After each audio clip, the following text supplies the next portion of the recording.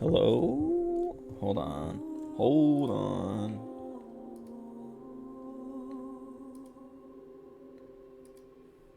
Okay.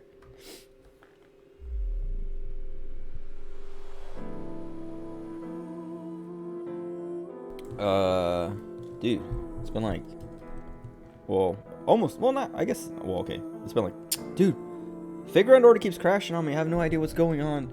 It's so annoying because it's the stupid lottery. Like, it wasn't happening until today. Uh, and it's happened to me like 5 times today. I go to play it and it just crashes. Hold on.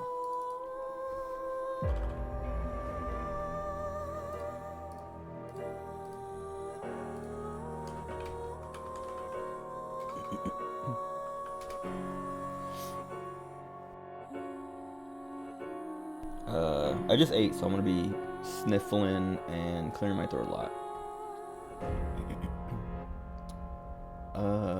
Yeah, I have no idea why it's crashing. Cause it was working. It's been working fine the last, like, since the event started at least. And then yeah, it like keeps crashing, and it's always like, well, I don't know what it is, cause like I just run the same setup. Like I'm using Space Ishtar and 2 Castorias, and nothing's changed. Like I was saying, I've been using the same setup for like the last few days, except for when I was like clearing, cause I have, well, I bought all the craft essences out of the shop, but I didn't clear out the shop yet. But I'm not worried about that yet. Especially since those last stages are like extremely annoying. Like hard to, well, I don't know. I just don't want to figure out how to 3-turn them. So I'm just like ignoring them. But the one that drops the lottery ticket currency or whatever, I can 3-turn easy with Space Ishtar. I haven't tried with anyone else. I mean, I'm sure I can come up with a better comp, but I don't need to. And now my game's frozen. Just crashed again. I don't know what it is, and I don't like. I don't like. I updated my phone a couple days ago, and I was afraid when I updated it. I was like, oh man, I hope this doesn't mess up Fate Grand Order and Blue Archive. And it worked fine. Fate Grand Order worked fine the day after, or like that day, the day of after I updated it. Oh, what? Oh, I forgot. Yeah, hold on.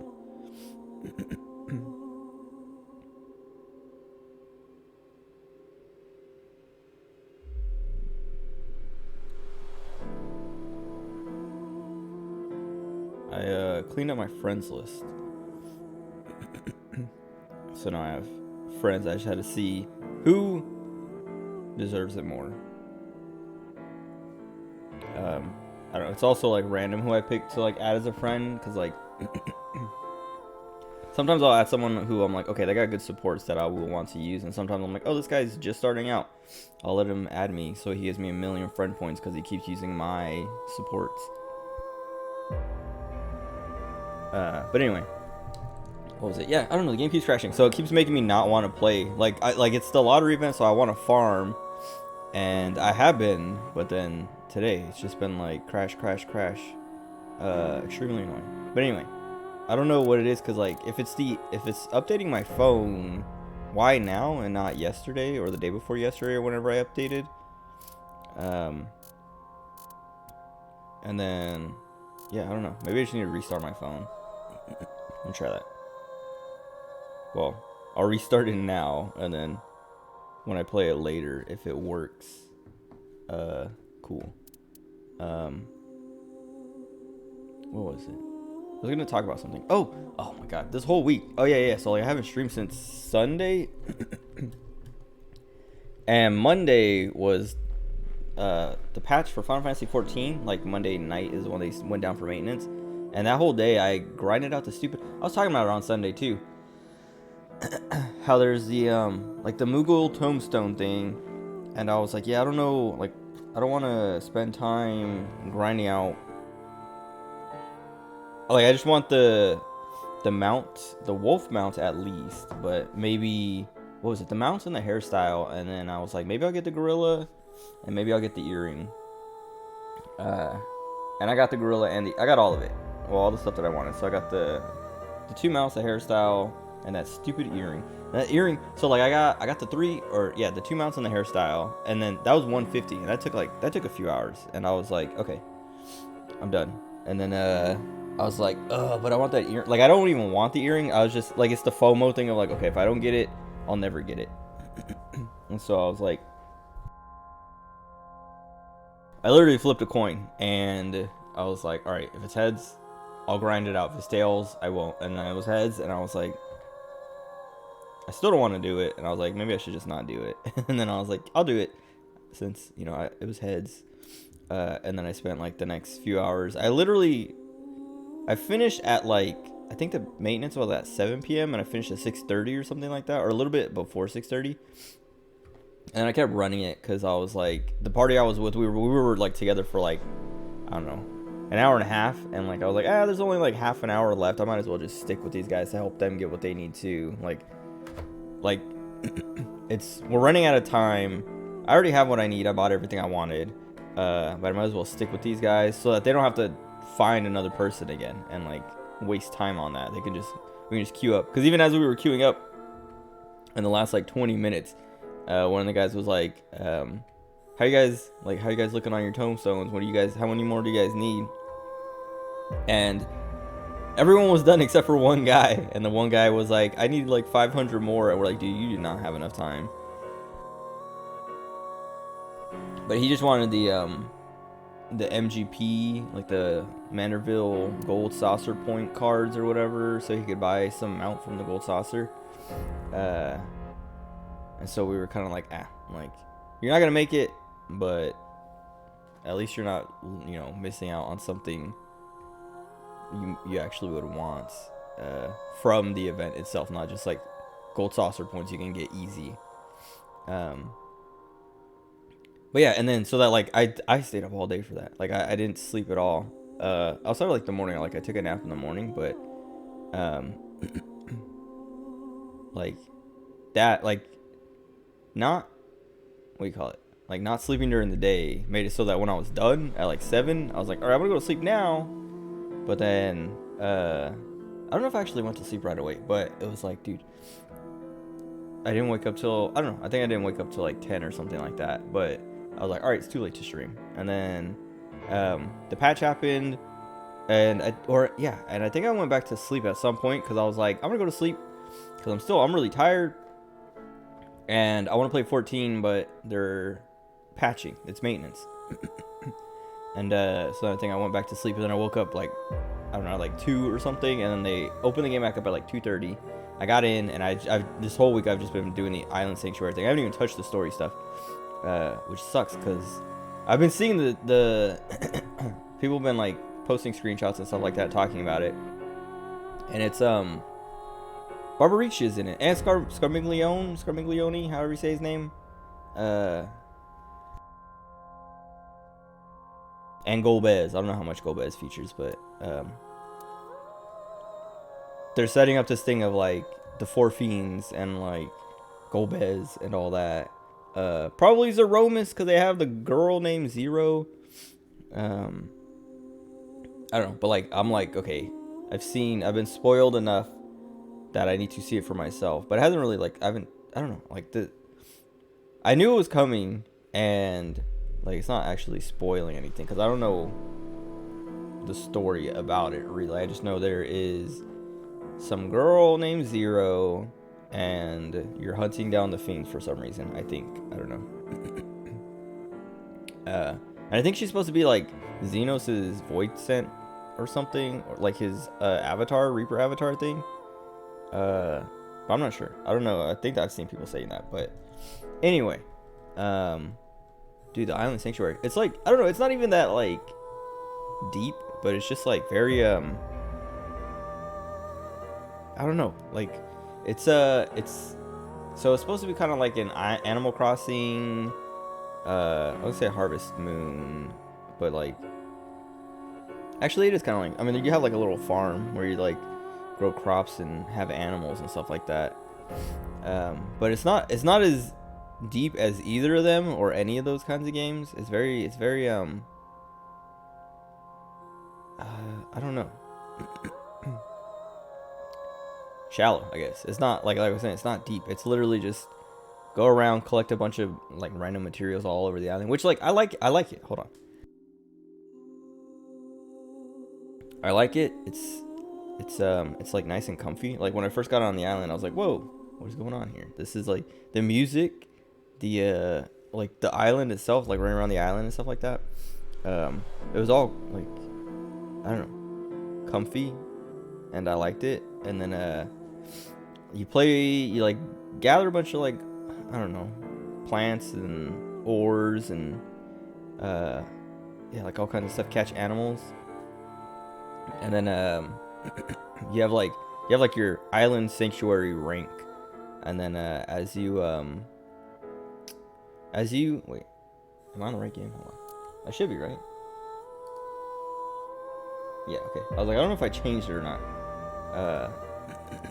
For whatever reason. Because tomorrow I'm going to be playing Splatoon 3. I'm going to do, I don't know when I'll start, but the Splatfest ends at 9 p.m. So I have to start early to get games in or whatever. I might start like right when the turf or Splatfest part opens up, because it's supposed to be like from 9 to 3, it's like Turf War only, and then from 3 to 9, it's the Splatfest. So I might just, like, I don't know, I might start at 3 and do 6 hours of Splatfest.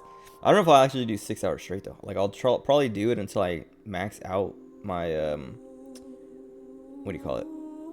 What's it? I know Clout is, like, the points or whatever. I can't remember. Like, I know you have, like, a rank, and as you're, like, ranking, as you earn Clout, you're ranking up, and then eventually you hit the cap.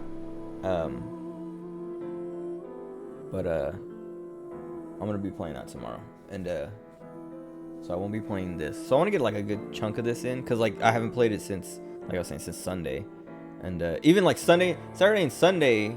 I think it was Saturday and Sunday. I know Sunday, but I don't remember what it might have been Friday. Whatever. The last 2 times I played, my neck was killing me. My neck's fine now. It pops. Like a few times I've been like checking it to make sure it's good and like rotating it, and then every time I come from this side over to this side, it would pop. Not every time, but like every time I would remember, like, or every time I'm like, all right, let me check my neck, stretch my neck, everything feels good, and then I would turn this way and it would pop, and I'm like, oh, but it wouldn't hurt. So, but anyway, what was it?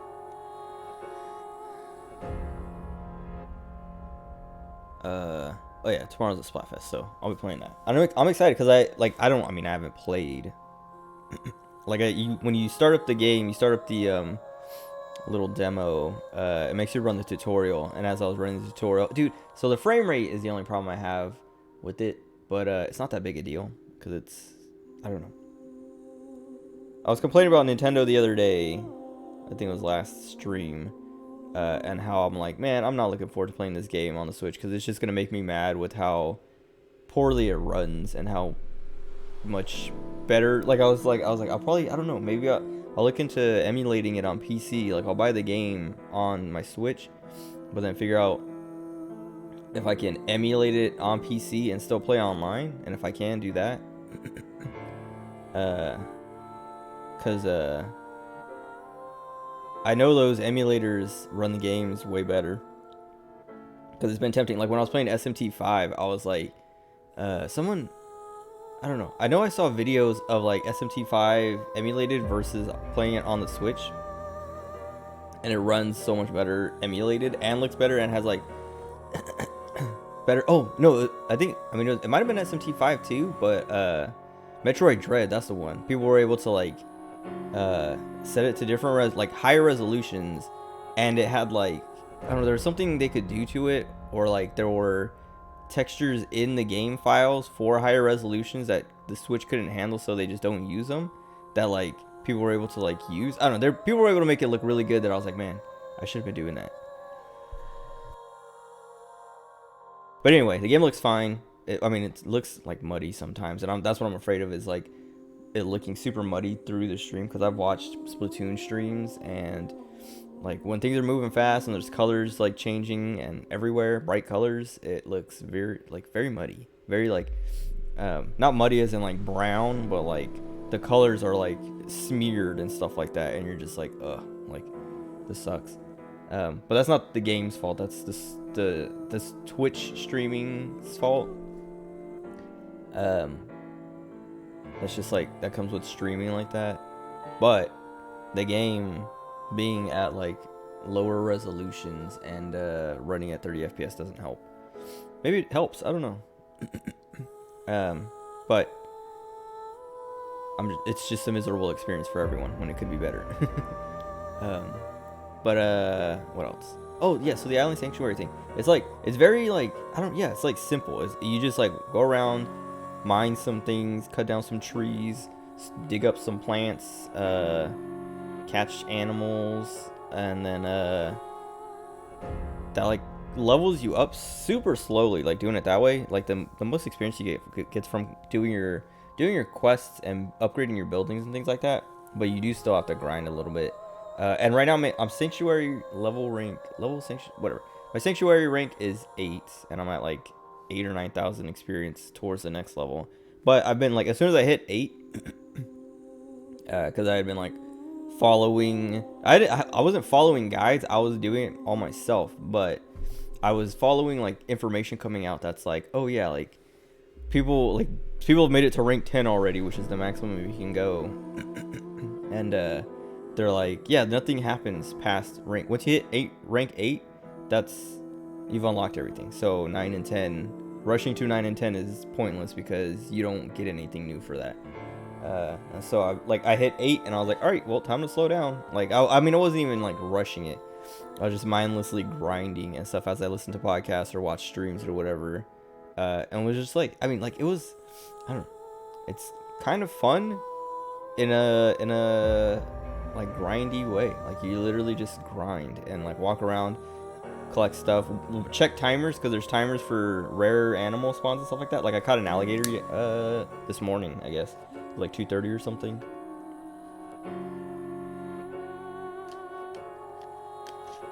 But yeah, I don't know, like I enjoy it. And then there's also, so yeah, once you have your workshops, so you go around gathering materials, and then you have these workshops that you have to you have mammoths, like the little like robot dudes, and they work for you. And so one of the things they'll do is craft handicrafts, is what it's called, and then sell them. And so you collect all these materials, and then you give them like, they have like, oh, what do they call it? I don't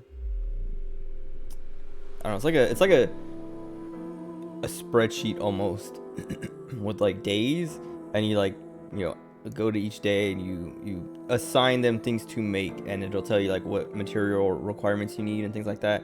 And then yeah, like they take 4 hours, 6 hours, or 8 hours. And so like once those are done, they sell them, and you make this currency, which you can use to buy. You need it for upgrading stuff, but you can also buy stuff with it, which is like the problem. I'm sure a lot of people messed up and did this even though the game kind of tells you not to, or like tells you need these for upgrading stuff. Because when I started it, it's like, oh, here's like, I think they're called blue cowries, but it's like, here's 2,000 blue cowrie shells, and you can go right over to the shop and buy stuff with it, but everything is like super expensive. Like the mounts are 12,000. The outfit, like the Island Sanctuary clothes, which are extremely cute, it's like also 12,000, or maybe like, I think it's like 12,000, and like I think there's 2 pants, or I'm pretty sure there's 2 pants. There's shorts and then pants, and they're 3,000 each, I think. So it's 6,000, and then I think the shirt is another 3,000, so 9,000, and then the head, gloves, and boots are 2,000 each, so 6,000. So it's 15,000 if you want all of it, 12,000 if you just want a set without like the extra pants. But yeah, like all this stuff is expensive, but the game, like, they give you the currency and they put you through the tutorial, and they're like, all right, to have the mammoth upgrade this thing, you have to pay him 1,000 calories. To build this thing, you need to pay, or I don't know if building costs money. I can't remember. Maybe building landmarks. I don't know. I feel like something costs money to build. But anyway, like also like unlocking the pasture, unlocking your like garden, and then also upgrading those costs. What's up, Honda? Talking about Island Sanctuary at Final Fantasy 14. It's like this like Animal Crossing kind of thing they added, which is like, I don't know. I've been like I was saying, I've been grinding it for like the last, since it unlocked on Tuesday, and it's been like taking up all my day in a way that I like. Is that what you call her? Hi, Gabby. But it's been like, I've been just grinding it mindlessly all day, listening to podcasts, watching streams and stuff like that. That by the time, like, I've messed up my sleep schedule. Well, today I kind of fixed it. Like, I woke up at like, I don't know, like 7:30, but I was hungry, but I didn't have an appetite until like 8:30 ish. You just did the first one. There's only one. But what do you call it? Yeah, like I've just been like staying up all day because it's a lot of like it's like a management thing. So it's like you go around collecting stuff, like collecting materials to make things to then sell, to then get a, like with that new currency, upgrade your farm and like all kinds of other stuff. Build buildings, unlock like areas to build buildings, and then yeah, like it becomes like a management thing where once like you spend a lot of time like running around just like grinding stuff as you're waiting for these timers for like things to sell or for things to build. And then once those timers are up, you go collect your money or like go unlock whatever it is and then start putting that thing to work. What am I talking about? The Island Sanctuary in Final Fantasy 14. Your audio VCU? What's that? Cut out. Or not Animal Crossing. Final Fantasy 14. Island Sanctuary. It's a new thing. Well, it came with a new patch on Tuesday. Which, like, I wasn't even, like, dude, I didn't think I was going to spend, like, I was like, okay, Monday night, I'm not streaming. Fate. Oh, I was talking about Fate Grand Order earlier, because my game keeps crashing. And it only started today. Like, I've been playing it the last few days, like, grinding it out hard. Which is, like, it was, what do you call it? It was easy to get, because, like, I bought the 4 craft essences. Well, I didn't even start until, like, day 2 or 3. Like, I think on day 1, I got 1 craft essence, and then, like, the next day or the day after, I think it was, like, Wednesday, when I finally actually started playing it, or grinding it, I grinded to buy the other craft essences. Wait, game hasn't run well for a few months. That's what, well, my game hasn't been lagging. I mean, it lags whenever someone does their Noble Phantasm. Like, it always, like, hitches for a second and then, like, goes into it. Like, it loads, like, it turns white to, like, cover the load, and then it shows them there, and it hitches for a second, and then it goes. But other than that, like, everything's run fine. And Akira was, like, when he was down, he was playing and showing me his, like, emulator and his phone and stuff like that, and his controller on his phone and things. And I was like, man, like, I should get a new phone, because, well, yeah, I was like, dude, my game, like, hitches every time I use a Noble Phantasm. And he's like, that's why you should get one of these. And I was like, dude, I'm not gonna buy a whole new phone just to play Fate Grand Order better. But I do, my phone is pretty old. It's unfair. Oh, wait, that reminds me. Well, okay, so, like, there's a thing, I haven't tried it yet, but I know there's a thing called Fate Grand Automata, which is like, it's like it runs scripts to automate this stuff, but like I haven't been able, I learned about it today, but I haven't touched it because my game keeps crashing. And so, like, I'm like, I can't even, like, I'm like, dude, I can't even, like, if I don't even, like, I don't know what it takes to set up, but because my game hasn't even been working, I'm like, I don't like it. I might have to just like I'm afraid, so I think I have to, so whatever. I was talking about this earlier, but I didn't even get to this point, but I think I might have to uninstall the game and reinstall it for it to stop crashing. Or, like, I don't know, I've been meaning to look in the Play Store to see if anyone else is having the problem and if they might update it. But I don't, like, I'm afraid to uninstall it because I don't want, like, I'm smarter than Akira, so I already have my like backup password and all that stuff, and my like friend code and things saved, so I can reconnect my account. Code thing didn't work. Okay, well now I'm scared. But Akira, well, I don't think, like you were saying, you're able to like do it through your Google Play account or something like that, or like use that. I don't think Akira's account is attached to, like, his Google account is attached to his game, because I remember when I was talking about using my Google Play points to buy, like, to get the guaranteed SSR or whatever. He was like, "Oh, I should do that. I haven't connected my account or whatever." Like, I didn't think about that. Um, but anyway. There's this fake Grand Automata. I've been seeing people tweet about it. Like, I was literally on Twitter earlier, and I was like I saw FGO trending, so I clicked on it, and it was just people talking about like, there's a few people talking about the event, but there's something else that people are talking about. I can't remember now. I don't know, but like, under a bunch of the farming tweets, people are like, "Oh man, if it wasn't for Fake Grand Automata, I would be like miserable or something." I don't know.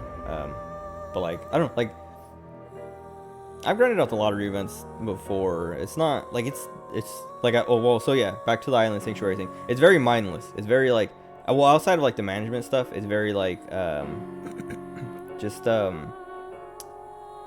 like run around clicking things, and then you come back and you schedule crafts, and that's it. And then like you let those timers run. So like today and yesterday, I haven't really been playing it that much, except for to like log in to be like, all right, let me see like how much I made and how to like adjust things and like what to build next, like what to make next, and like check my upgrades and stuff like that.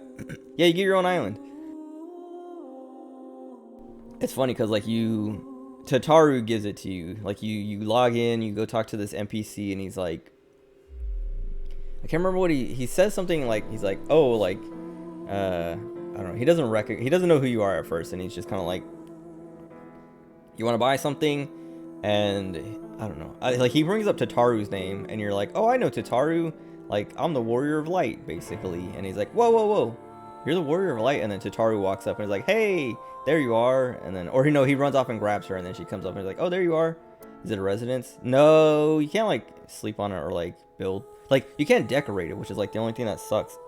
Well, it's not the only thing that sucks about it.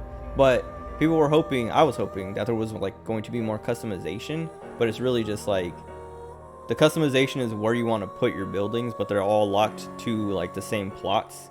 So like everyone gets the same locations. It's just, what do you want to build here, and that's it. And so like it's kind of underwhelming in that aspect. But the like, you can still upgrade. Hold on.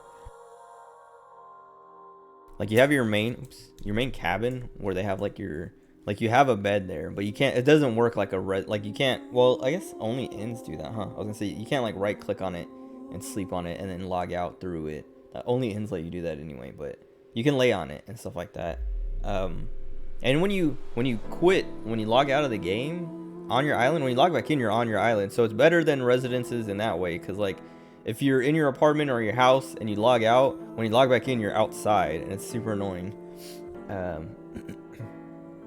But yeah, everyone has their own instance of the island, and people can go, like, you can visit friends' islands, but there's nothing to do. It's so kind of pointless. Like, if someone joins your island, they can't farm your, like, they can't collect anything, they can't catch any animals, they can't help you water your plants or anything like that. They can't, like, it's so like, it's literally just there for like hanging out, but it's not I don't know, it's not like you can be like, "Oh, come look at my island," because everyone's island looks the same. It's like, there's no customization. Like, you would come to look to see like, "Oh, you put your windmill over there and your hot tub over there." Yeah, erping, that's what people are like talking about using it for, and like making jokes about it, like, "Oh, I'm not gonna come over and erp on a rank 5 island. You must be rank 8 at least if you want me to come over and erp with you." But I like it. It's like the so like once you're done, like I'm kind of like past and grinding, like collecting materials. Like I've stockpiled up enough. Make an Epstein Island filled with lava fells. The you don't I mean I think you can have up to 16 people on your island. It's like 1 plus 15 people invited. So you could like yeah have just like 16 lava fells on your island or whatever. Stupid. But it's not like you can't put down like it's not like yeah you can't put down like there's not even like a summoning bell or like things like that that would make it so that you're like, oh, I can stay here forever, because like you still have to like, oh, I need to check my retainers, I gotta leave, or I don't know, like what else would you could, I don't know, like I need a mender for my gear or whatever. um yeah, you can't trap them there. Cause like you can put down merchants and stuff in housing and things like that. Like in my apartment, I have a materia melder and a mender. Even though I don't need a materia melder anymore. But like they're there so that I can like just like go by my apartment and have them repair all my gear or like attach materia to my armor and stuff like that. So I don't have to like do it in the middle of a bunch of people and like have to like, I don't know, listen to the crowd noises or like people spamming emotes, dude. I don't know, whatever. Anyway, uh yeah, the island sanctuary thing, it's like it's really like, I don't know, like starting out I was like, dude, this reminds me of playing Animal Crossing, like New Horizons in the beginning, of where I was just kind of like, I'm not really making any progress, I'm just like collecting stuff and killing time as these timers are running, like waiting for these timers to finish, like waiting for things to get built or whatever. Even in 14 I was asocial a little bit.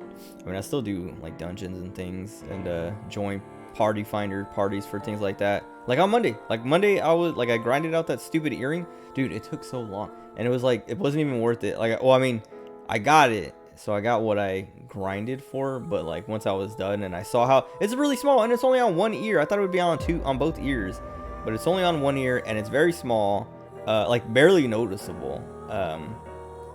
And I was like, I'm just gonna use my old earrings anyway. A sugar cube, kind of. It's supposed to be the demon brick or whatever, but yeah, it's just like, it's the sugar cube with wings. And I was like, I spent like 4 or 5 hours, like the whole like day. Well, not even like so yeah, I in the morning, because I also had to take the twins to school and pick them up. But like in the first, like after I dropped them off, I started grinding the blue mage stuff. I think maybe like after, I don't know, like an hour or two after I got home or something, because I was like still kind of like on the fence about whether or not I wanted to do it. But I needed the mount or 2 mounts and the hairstyle from it. So yeah, I was like, I joined like party finder groups and was just like spending like hours with random people, like the same people. Like it would be like, oh, I joined a party and we stuck together for an hour, and then I joined another party and we were stuck together for another an hour and a half or 45 minutes or whatever. Like just like I joined a few different parties. But once I got the 2 mounts and the hairstyle, I was like, all right, I'm done. And I was like, I still want that earring though. And like I was like doing the math, I'm like, it's gonna take like 2 more hours to get that. And so I was like, all right, I'm gonna flip a coin. Heads, I'll do it. Tails, I don't. And it was heads, and I was like, I don't want to do it. And I almost like, I was just like, I don't want to do it. And then I was like, all right, it was heads. I have to like honor the coin flip. And so I went and did it. And then yeah, like the last, like I started, and I like, dude, the first group I joined for that second session, like after I went to grab the twins, because they get out at like 3:15 or something. And I got back, got on, joined a group. We went for like half an hour, and like as soon as we did one run, I was like, oh my god, this group is gonna be miserable. I promised the coin. Yeah, I promised. Who's on George Washington? Who's on the quarter? But what was it? Yeah, like the first group, I was like, dude, these guys are so slow, because it like the groups I was in before, we could do like 4.5 minute runs, 4-minute runs. Is it George Washington? Okay. Yeah, I promised George Washington. But like we were doing like 4.5 runs, like 4.5 minutes per run, or like sometimes like 4:15 or whatever. But then this next group was like 5 minutes, 5.5 minutes. Sometimes we would die at the final boss because someone Like the first run with that group, one of the guys just didn't, because like with Blue Mage, the reason you farm Aurum Veil, and you farm it with Blue Mage because Blue Mage has like a bunch of really stupid spells that can one-shot bosses if you get lucky and things like that, which makes, like, even if you don't get lucky, it doesn't take more than like 20 seconds to kill each boss until the end, the final boss. You have to do like a bit of prep, like you have to get him down to like 60% health or lower, and then everyone does like this combo that ends with Final Sting. And Final Sting, I don't know if you remember, but in like Temple of Karn or whatever, there's an early dungeon where and like I guess the bees, they show up all over the like world and stuff like that, but the bees all have like a final move where it's called Final Sting, and they hit you with it and they kill themselves, but they do like a ton of damage, which probably will kill you. But you learn that as Blue Mage, and so you set like you breeze through the first two bosses and kill all these like random mobs and stuff until you get to the final boss. You just like do regular spells at him until he gets like 60%, and then everyone does this combo and ends with Final Sting. And Final Sting, each person should do about 20%, so it should kill him. And yeah, the first run, me and, because you do one tank and then 3 Blue Mages, because Blue Mages will die if they're trying to tank. I think you can, I mean, if you have one Blue Mage tanking, he can stay alive, but it's way easier and safer to just bring a tank.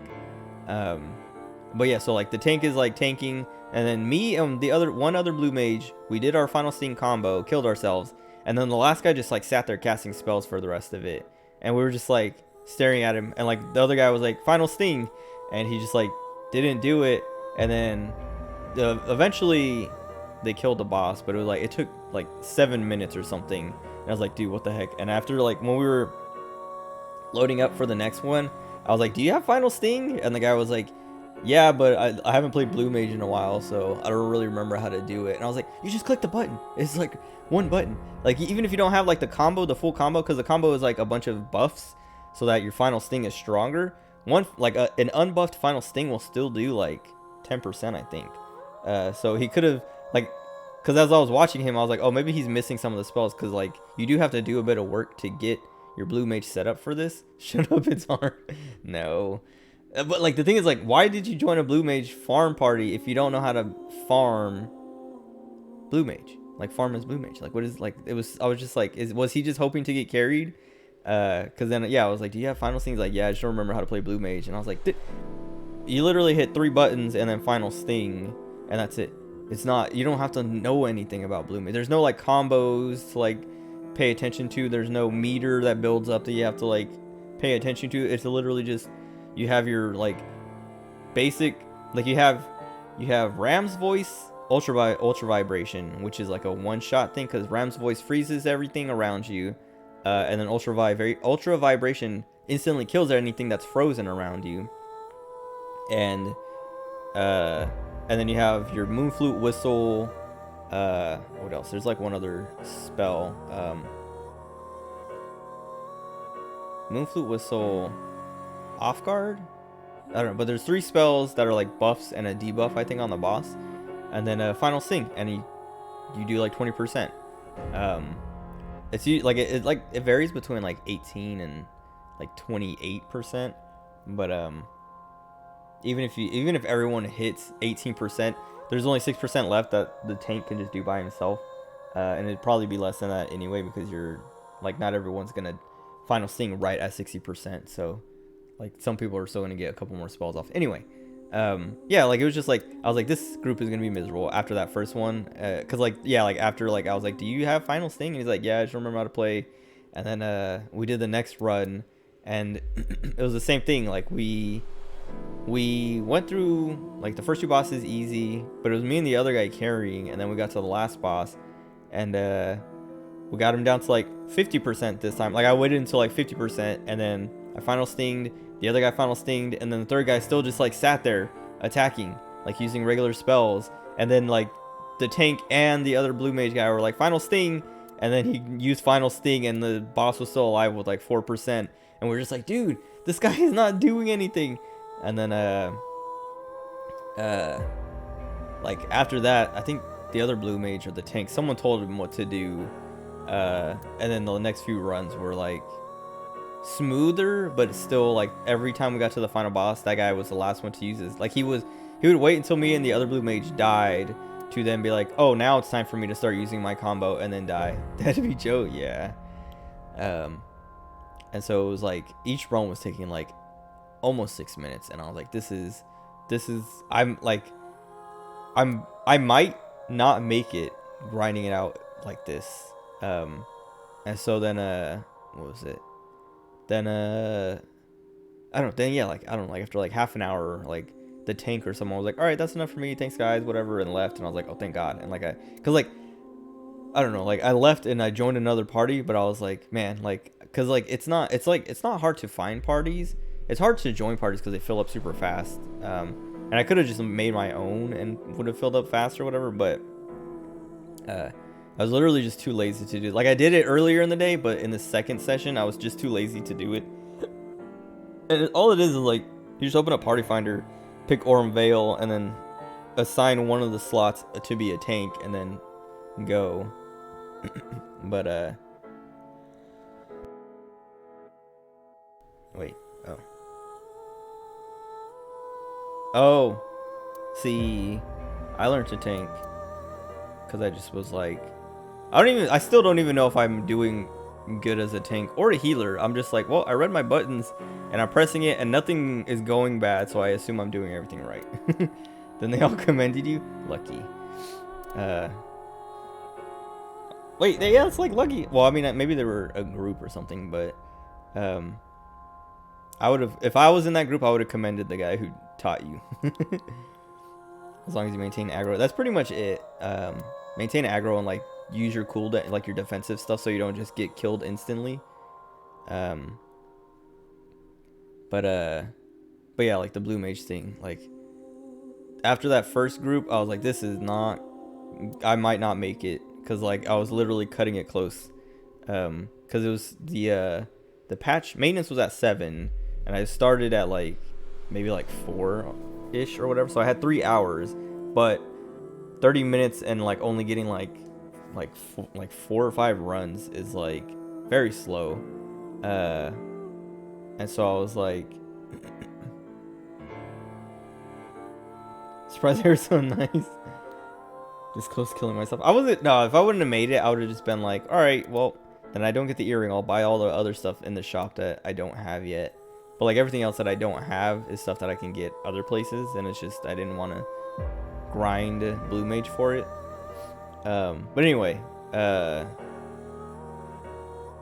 got out of that group and I joined another group, and this group was like super good, and we were like, one guy was like literally like just recording our times after every run and just posting it in the chat to be like, dude, like he was like excited about how fast we were going, because like the first run we did, we got like I don't know, like 4:15, and he's like, oh man, finally a sub 4:30 group. And I was like, oh, I had this earlier in the day. I was like running sub 4:30, and then we got one run under 4 minutes, and he's like, dude, we got 3:58, and I was like, oh, nice, dude.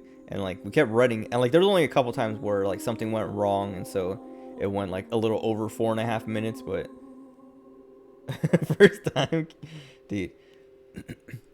Like I didn't say any of that, but I was just like, oh, like maybe this guy's just been getting unlucky groups all day, because like bunch of like even the first group I joined, when I was like I was like how I was making fun of that one guy for not knowing what to do and not final stinging right. The first group I joined for the day, I was that guy, but I wasn't nearly as bad as him. I was like, I literally just joined and was like, okay. Like we started going, and I got myself killed because part of the strat. Put on glasses just to push them up. No, I think my glasses are in my car. But what do you call it? The first run, I didn't know. Like, there's 2 strats to do, and one is called tank sacrifice, and the other one is just don't sacrifice the tank. And the first run I did, we were doing tank sacrifice, but I had never done tank sacrifice before, and so I didn't even know what we were doing. I just like joined, and someone, like, nobody said anything, and we just started, and I went in, and the tank was about to die, so I healed him. Tank sac, no, SAC. But what do you call it? Yeah, the tank was getting killed, and so I healed him, and then like everyone, the other two blue mages kept running, and so I like was like, oh, and like I followed them, and we went to the boss and killed the boss. But when the tank died, all the stuff that was aggroed on him was aggroed on me now, because I took like I joined the aggro list basically, and so they killed me, and I was like, oh, what the heck? And then someone was like, oh, we're doing tank sack, and I was like, what's tank sack? And they're like, sacrifice the tank, and I was like, oh, so I messed it up by healing? And they're like, yeah. And I was like, oh, okay. And then it was fine after that, but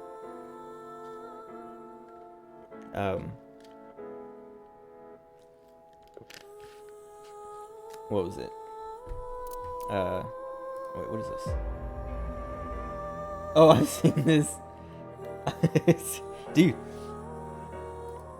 people get so salty. It's so funny. You never keep up in 14. It's not hard. Like the blue mage farming thing is like real easy. Like I was saying, all you need is Ram's voice, ultra vibration, and then like a basic spell like for damage dealing, and then moon flute, whistle, whatever the third thing is, and then final sting, which is like all you need. It's 7 spells. But it's really just for farming tomestones, Moogle tomestones when that comes around. Otherwise, yeah, you have to like learn so many little things to know. I mean, this is all side stuff. You don't need to know that. If you're just trying to do the main story, you just play your class. So anyway, the Island Sanctuary thing, it's fun, it's cool, but it is like underwhelming in some aspects. Customization, the grind, it's very grindy. Even I didn't know what Tank Scrud was. Yeah, I mean, I feel like I had heard the name before, but I never looked into it, and I didn't think about it at this like the last time I might have heard about it was the last time blue mage farming was a thing. But there was like a different, I think there was like one of the raids was available, so everyone was doing that instead of Orm Vale. But anyway, it doesn't take much to learn. Like, I didn't know what tank sack was, but I was like, wait, what's tank sack? And they're like, oh, you just let the tank die. And I was like, oh, okay. And that was it.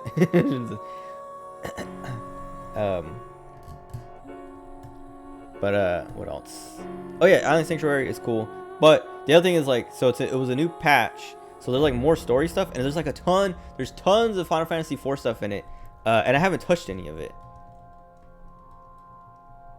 No, because the tank it makes it so that you can just you can ignore all the first room of mobs and stuff, because the tank gets all the aggro over them, so everyone else can run straight to the boss and kill the boss and keep going. So like the blue mages run straight to the boss. They all cast this move called Missile, which this is the one-shotting thing. It's actually, it only does half their health. Missile does 50% of an enemy's health, but it has a chance to miss. But if you have 3 people use it at the same time, it does a thing where if 2 people do it in the same server tick, so within like the same 3 seconds, they'll both do 50% on the 100%, so they'll one-shot the boss completely. And sometimes like it has a chance to miss, so sometimes people will miss, so you'll see the boss drop to like 50%, but then it's the same thing can keep happening. So like in that last 50%, you're gonna do 25% each. So if 2 people land it at the same time, it'll kill the boss. And like if you keep missing, it'll like go down to as low as like, actually I think sometimes the boss can survive with like 1 HP or like 0.1% of their health or something. Like the HP bar will say 0.1%. But even then, you just like whack them once and they die. But that, yeah, like the tank grabs everything so that nobody else grabs aggro, and you just run straight to the boss, do that, and then the tank dies. And so like the tank dies, but he waits until you kill the boss if you haven't killed the boss yet, and then respawns right there anyway. So he's able to keep up, so it's not like you leave him behind. And so then he runs with you to like grab the next group of enemies and things like that, and get to the next boss where you do the same thing. You don't let the tank die after that one, after that first room, but it's like it's so fast and so like easy. But anyway, Yeah, there's like new patch stuff. Like they have the 4 fiends, or at least they have the first 2 fiends, um, which are Scarmiglione or Scarmiglione or however you say his name, and then Barbaricia, and then they show Golbez, and then there's a character called Zero who everyone's like, oh, is she gonna be Zeromus? And it's like, why is her name Zero if she's not gonna be Zeromus? Obviously, or if she's not gonna be involved in Zeromus or something. But I haven't done the story stuff, and it's like I'm still in patch 6.1 story. Like I haven't finished the last patch's story, but like this Island Sanctuary thing has been taking up so much of my time because I just can't stop mindlessly grinding it out. That I don't know. Like I'm like I was saying earlier, I'm at a point now in Island Sanctuary where I have enough like material stockpile to like hold me over for like a long time because I just like kept running around grinding mindlessly. That all I have to do to on my island is like check on my farm animals, my plants, like my farmed, my vegetables and things, and then update my like workshop list and where I'm sending my mammoths to do stuff, and then wait until I rank up again and then see what happens after that. So like tomorrow, well actually not even tomorrow, like maybe, well tomorrow I'm playing. Oh, you should download the Splatoon demo, the Splatoon 3 demo, because I want to play that tomorrow. Because they're having the Splatfest. But you need Nintendo Online. But if you guys don't have it, it comes with a free 1-week trial, 7 days. So they're literally like, hey, everyone play the Splatoon demo tomorrow because it's free. It's free demo and you get free online for a week with it. It starts at 9 a.m. my time and ends at 9 p.m. So 6 a.m., 6 p.m. for you guys. But I was gonna say I might do the Final Fantasy 14 story stuff tomorrow, but I can't because the Splatoon thing. But yeah, I don't know. I'm like annoyed that like this Island Sanctuary thing took up, because like I was saying, the Blue Mage thing was Monday, so I was like, okay, I'm not gonna stream tonight because I've been up all day. Like I haven't slept today. I slept like a couple hours in the morning before I took the twins to school, but that was it. 12 to, oh yeah, 12 to 12. I don't know, I went backwards. Why did I literally even like in my brain, like, because like when I think about the time zones, I think like East Coast, and then I think go backwards, like go left and going back. So like it's like, okay, if it was 9 p.m. your time, or like it's 10 p.m. here, so if it like if someone, yeah, if it was like 1 a.m. I would be like, okay, 1 a.m. rewind 10 p.m. And then as I was like saying 9 to 6, in my head I was like 9 to 6, so I was like thinking West Coast, but I was like thinking East Coast and then West Coast. Whatever, 9 Pacific, 9 a.m. Pacific, 9 p.m. Pacific. But it's, so from 9 to 3, I think it's Turf War, and then from 3 to 9, it's the actual Splatfest, which is like I haven't seen or looked into it too much. Like I logged into the game to like make my Squid Kid, my Inkling, and dress her up, and then picked a team for the Splatfest, and that was it. Like I did the tutorial because it makes you do it to like let you get into pick a team on the Splatfest. But that's all they, like, you can't play the game. You can like run around the little like hub and go into the stores, but they don't let you buy anything. But other than that, like all I've seen about the Splatfest is that it's like 4v2v2 or something, or in the last half of it it's like 4v2v2 or something. I don't know, but I'm like excited to see how that works, because I know it's like one team versus the 2 other teams, because it's rock versus paper versus scissors. So one team is going to be like rock is like going to be like the 4 people, and then scissors and paper are going to be the 2s or something like that. But I mean, it's like, I don't know how they picked that. But or how they score that. I don't know, like I don't know, I'm looking forward to it though, because like Splatoon 2 is fun, or Splatoon is fun. Splatoon 2, like I went back into Splatoon 2 to like because I still have to do the story, because like, after I finish this, if I finish this before Splatoon 3 comes out, I'm gonna I should be able to, because it comes out on the 9th, so that's like 2 weeks.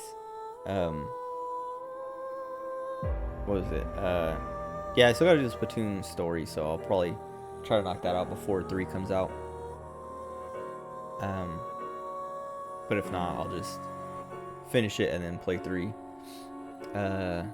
But like going through the tutorial in 3, I was like, man, I forgot how like fun it is to play Splatoon. How, cause like it's like so, I don't know.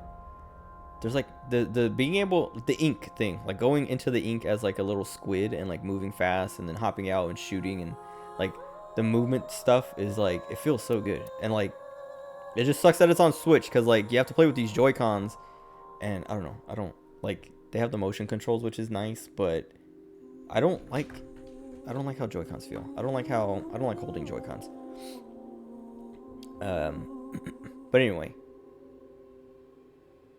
yeah, that Island Sanctuary thing, like every day this week I've just been like, fall asleep, wake up, go to Island Sanctuary, make sure everything's good, run around, grind out, like just gather stuff, put on a podcast, put on a stream, do it until I fall asleep, wake up, do it again. And then it's been like, yeah, it's just been taking up so much. Like I was saying, it's not even like particularly engaging, it's just like mindless wandering around and grinding that is like hitting a spot in my brain that I just like, I'm like, all right, this is what I've been waiting for. This is what I needed. This is what I've been missing with Animal Crossing. But now I'm at a point, like I was saying, where I'm over it. I'm done. Now I just need to like pop in every other day to make sure everything's running well. Cause there's like, at my rank, you unlock kind of like a bunch of automation stuff. So you can like have your mammoths feed your animals and water your plants for you. And then you can like schedule your handicrafts days ahead to like make. But like after tomorrow, like I had all of today scheduled and then tomorrow scheduled, and then I logged in earlier just to collect my money and to make sure my stuff was good to go. And I actually messed up one of my crafts because it was like I was making vegetable juice or something, and I needed 3 cabbages, but I went and took 2 of my cabbages to make food for my animals.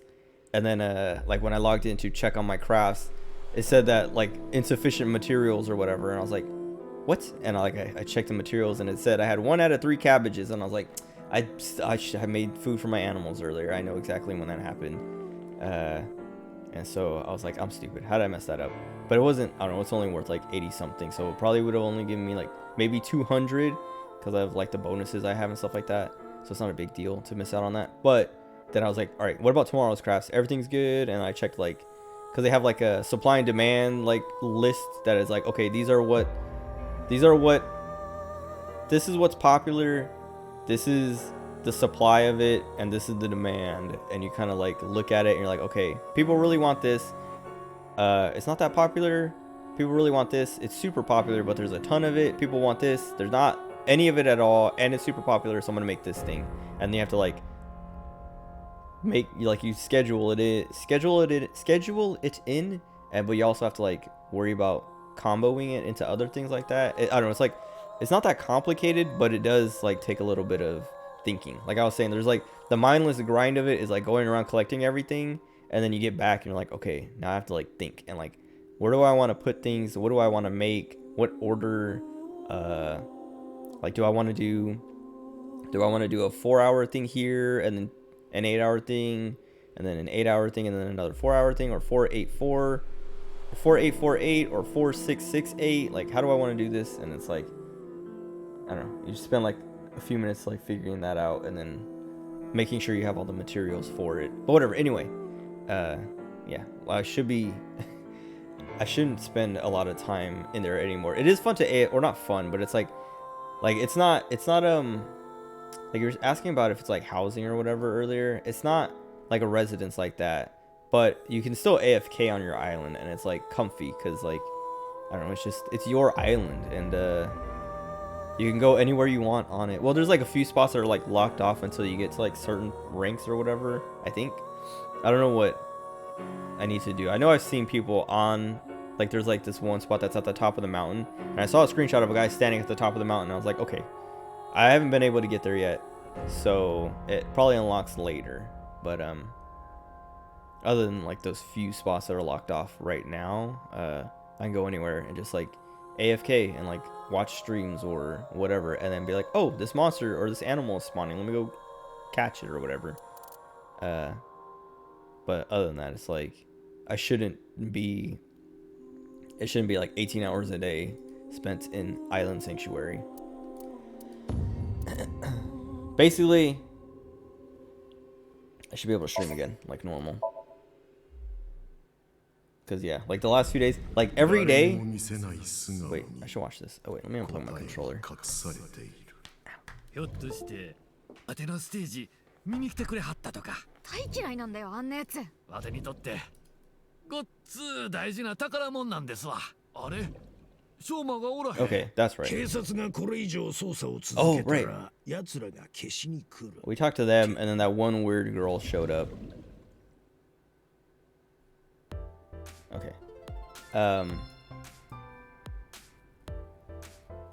Oh yeah, so like yeah, every day this like after Monday, like Tuesday, I was kind of like like I feel okay missing streaming tonight because this Island Sanctuary thing is brand new, and like I spent a lot of time playing it, and I like it's not like I wasted my time today and was like, oh, now I'm like tired. Like I stayed up too late, too long for no reason. Oh, what is? Oh, the stool. Cause like sometimes when I when I miss streams, it's literally just cause like I didn't sleep, so I go to sleep and then I wake up at like 10 or 11. I'm like, okay, it's too late to stream now. Like I don't go to sleep until like 7 or 8, and it's like, yeah, I'm not streaming tonight because I haven't slept today, or I haven't slept enough. Like I'm still tired or whatever. Like, it was Tuesday. Tuesday, I literally, I almost, like I stayed up, I was awake for like 22 hours. Cause like the patch came out at 3, or it unlocked, like the game unlocked at like 2:30 a.m. I played until I took the twins to school. Then I came back and I was like, all right, I should go to sleep. But I stayed up and played more, and then it got close to time to pick them up from school. And I was like, all right, well, I'll take a nap here. And I took like a nap for like an hour. And then I woke up, went pick them up. And then when I got home, I played more, and I was like, as I was playing, like, because I was like, okay, I have to take them to football practice later. I was like, so I need to, like, I want to sleep. But I was like, as I was playing, I was like, okay, well, I could just stay up and then take them to practice and then sleep when I get back, and sleep while they're at practice, and then go pick them up and then come back and then play some more and then go to sleep.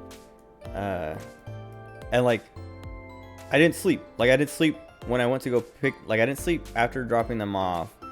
I didn't sleep leading up to dropping them off. So then I dropped them off at football practice. Then I came back and I played some more, and then I was like, all right, I'll sleep for like 45 minutes here, like take a 45-minute nap.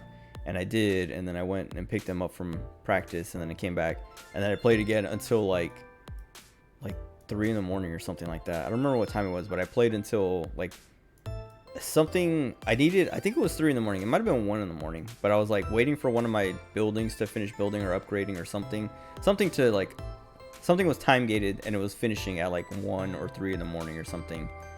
And so I was like, I need to stay up for this so I can do that. And then I think it was 1 in the morning, because I think it finished. I made it, like finalized it or whatever, because you have to like, if something finishes building, I don't think it activates until you go over and like click on the thing to make the cutscene play and like finalize it or whatever. But I did that, and I remember like doing that and be like, oh, now I have new stuff or like access to new things. And so I spent more time messing with that until I was like, okay, I actually have to go to sleep now. I'm so tired. And then I went to sleep, and then I woke up, took the twins to the orthodontist, which, dude, okay, I shouldn't even start. I mean, I guess like starting the game puts me in here, so it's a little bit nicer than just staring at the title screen. But okay, so there's a few things that I want to talk about that I forgot, because it's been days. So much, well, not so much has happened, but like stuff that I want to talk about has happened over the last few days. So there was that thing I tweeted about where that one girl like was trying to cross the street. It was so funny because it was literally like a Nichijou thing of just like this stupid like awkward situation, and then the kid gives up and like realizes they're like embarrassing themselves or dumb or whatever. It was a Yuko moment. But it was funny because like, yeah, like I pulled up to the stop sign and I was turning left, and this girl was at that corner going to cross in front of me, but there was another girl crossing the other way. And so like as I was pulling up, the girl at the corner who saw me, because the other girl didn't even look, dude, kids, all these kids around the school and like at this school just do not know. They I don't know, they act like cars aren't driving around all over the place. Like they don't look when they cross, or they cross in between.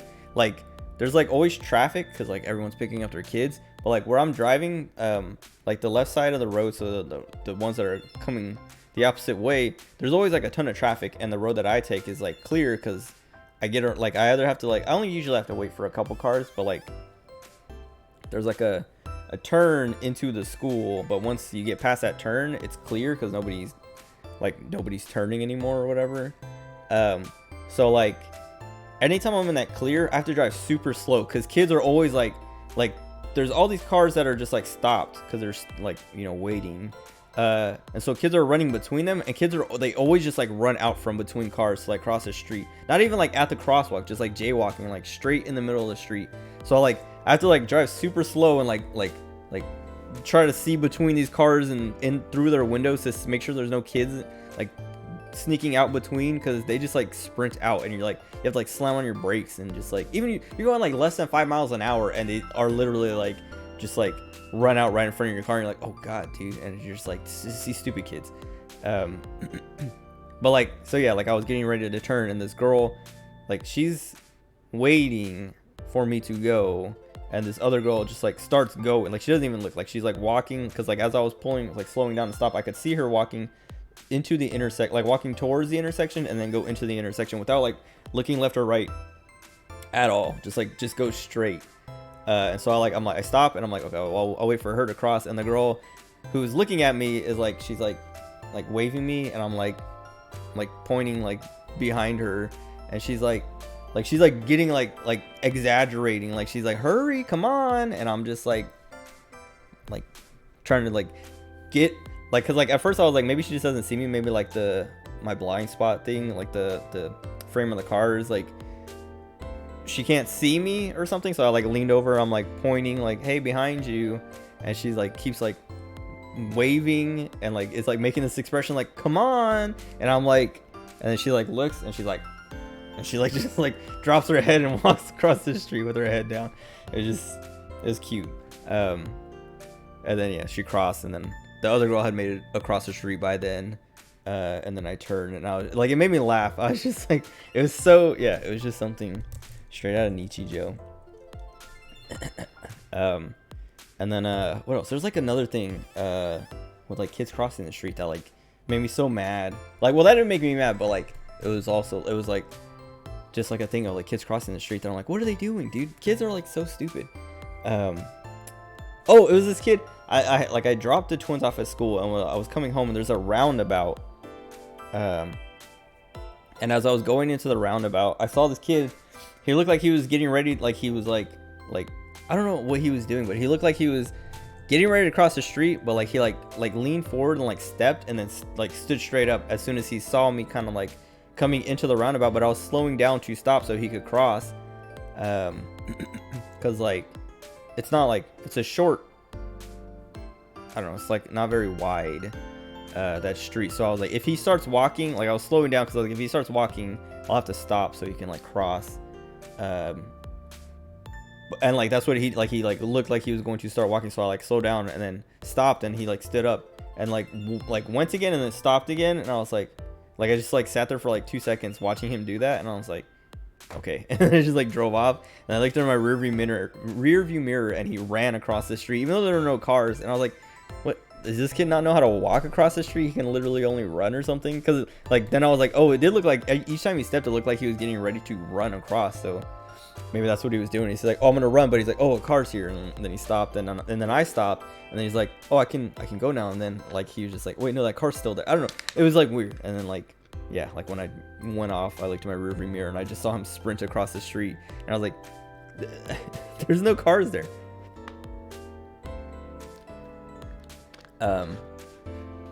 What else was it? There's one other thing I feel like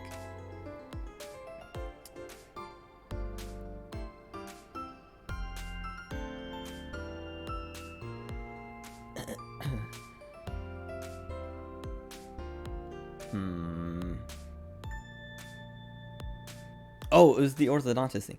So I had to take Lucas to the orthodontist on Wednesday, and it was annoying. I mean, it wasn't annoying to have to do it, but it was annoying because I told my mom, like, she was like, hey, Lucas has an orthodontist appointment at like 7:45 or whatever, so make sure you guys, like, make sure you take him to that. And I was like, okay, yeah, no problem, got it. And I was like, kind of like doing the math and stuff like that.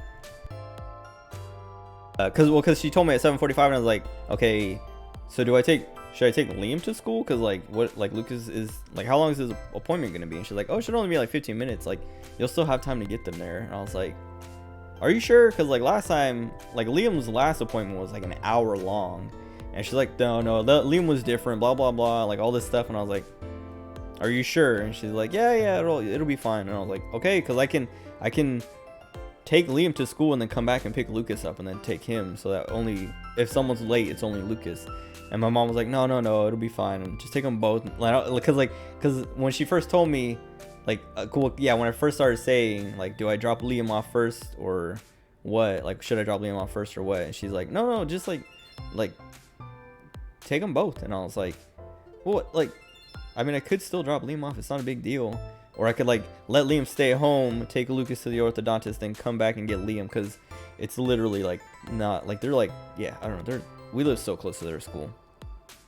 Like it would take like 2 minutes. And she's like, nah, make him wait. And I was like, what? Okay, fine, whatever.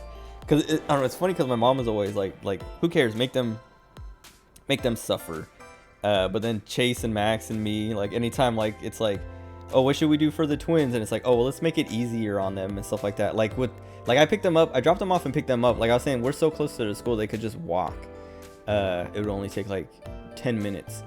But I picked them up and dropped them off so that they don't have to, because it's like, and like I was going to do it anyway, and like I was like, I don't know, like I don't mind. But like one day Chase was like my mom was talking about, like, they should just walk, they can walk. And Chase was like, Rigo, what would you want if you were them? And I was like, I would want to be picked up and dropped off. And then he's like, exactly. And I was like, that's why, like, yeah, exactly, mom. And she's like, all right, fine. And it's just like, why does my mom keep making them, like, trying to make them suffer? But oh yeah, so the orthodontist thing, yeah. So like anyway, like I was like telling my mom, because like it's funny, because like my mom, like I do like a lot of like, I don't know, like running around for my mom, like for the twins especially. And so like I know a lot how like a lot of things work that she asks me to do, like taking the twins to the orthodontist, taking them to school, football practice, like wherever, home or to their dad's house, like whatever, all this stuff. And so like she'll tell me to do something or ask me to do something, and I'm like, yeah, sure, I can do that, easy. And then she'll try to tell me how to do it, and I'm like, Mom, do you know what you're talking about? It's just like, I think I should do this, or I'm gonna do this, or I was going to do that. And she's like, no, just do this, and blah blah blah. I'm like, okay, whatever. Like I would do it my way, but if you want me to do it your way, I'll do it your way. And then things go wrong, or things don't go as smoothly as if I did it my way. And then I'm always like, see, I told you, Mom. Like, this is why I should have, like the orthodontist thing. So I took them. I took them to their dad's house to drop their football gear stuff off, because like they were going to their dad's after school. And then I took them to their dad's. They dropped all their stuff off, and I was like, I could even just like leave Liam here and then come pick him up here after Lucas is done. But I was like, nah, whatever. I'll just take them both to the orthodontist, because my mom was telling me, yeah, no, it's only gonna be 15 minutes, and I trusted her. So then dropped them off, and then went to the orthodontist. The other thing that was annoying is Lucas takes forever to get ready. Like, and it's like, it doesn't even make sense, because I think I've complained about this before, but they like every time I go to tell them like, hey, I'm gonna go start my car, so like get your stuff and come out or whatever, they're just like sitting on their beds. They're always just sitting on their beds, or like sitting in the living room on the couch, like on their phones, all dressed and stuff. And so it's like, okay, like they're ready, they're just waiting for me. And so then like I go start my car, and I sit there, and like within like a minute or two, Liam comes out and like gets in the car, and then like at least 5 minutes every single day, like Lucas doesn't come out for at least 5 minutes, and then he comes out, and then gets in, and I'm just like, what is he doing? I don't know. Because I've asked him before, like, oh, like one time I asked him, he's like, oh, I was using the bathroom, and I'm like, oh, okay. And then like another time he was like, oh, I was like doing my face stuff or whatever, like something else, and I was like, okay. And then like it's just like since then I've just assumed like, oh, he waits until the last minute to do his face thing, so it's like as fresh as possible or whatever, maybe. But like the orthodontist day, I was like, okay, like we should leave at this time to make it there at this time, so we're there like 10 minutes before the appointment or whatever. And then like I was like, all right, like I literally told them at 6:30, hey, we're leaving at like 7:10, and then they're like, okay. And then I went back to my room, played more of that Island Sanctuary thing, and then was like, all right, like at 7:05 I was like, all right, I'm starting my car. And then I got in my car, and Liam came out like within a couple minutes, and then Lucas didn't come out for like literally at least like it was like 13 minutes. And I was just like, but like at like the 10-minute mark, I was like, what the heck? Like I literally I was like, because I was just on Twitter, and then like I realized so much time had passed, and I was like I looked over, I was like, what is going on? Like what the heck is happening? And Liam, like I didn't even like I said it out loud, but I wasn't really like thinking about it. I was just like kind of like talking out loud. And then Liam got out of my car and was like, oh, Liam must have forgot something. And like went inside, and then Liam came out with football gear, and I was like, oh, Liam forgot his football gear. Lucky. Like he's lucky Lucas was taking so long that he didn't forget his football gear. And Lucas came out like right behind him, and like Liam got in the car. I was like, you're lucky Lucas took forever. And Liam was like, oh no, that was Lucas's stuff, I was just trying to make it go faster. And I was like, oh, well, thank you. And then Lucas didn't say anything, and I was like too annoyed to say anything. Like I was too annoyed to ask him like what the heck took so long, because like if I would have said it in a way that probably would have made him feel bad. And so I was like, all right, I'll ask him tomorrow or something, or the next time they come over, or Monday when I take him to school again. But it's just like we have an appointment to make, and I told you we were leaving at 7:10. Like if this was a normal school day, I would have left. I would have just left him and had him walk to school. But because I had to take him to his appointment, I literally had to wait for him. Because that's what I was saying. Like I talked about it before they started school. I was like, all right, like I'll take you guys to school, but if you're taking too long, I'm just gonna leave without you. And my mom was like, that's what my dad used to do to me all the time.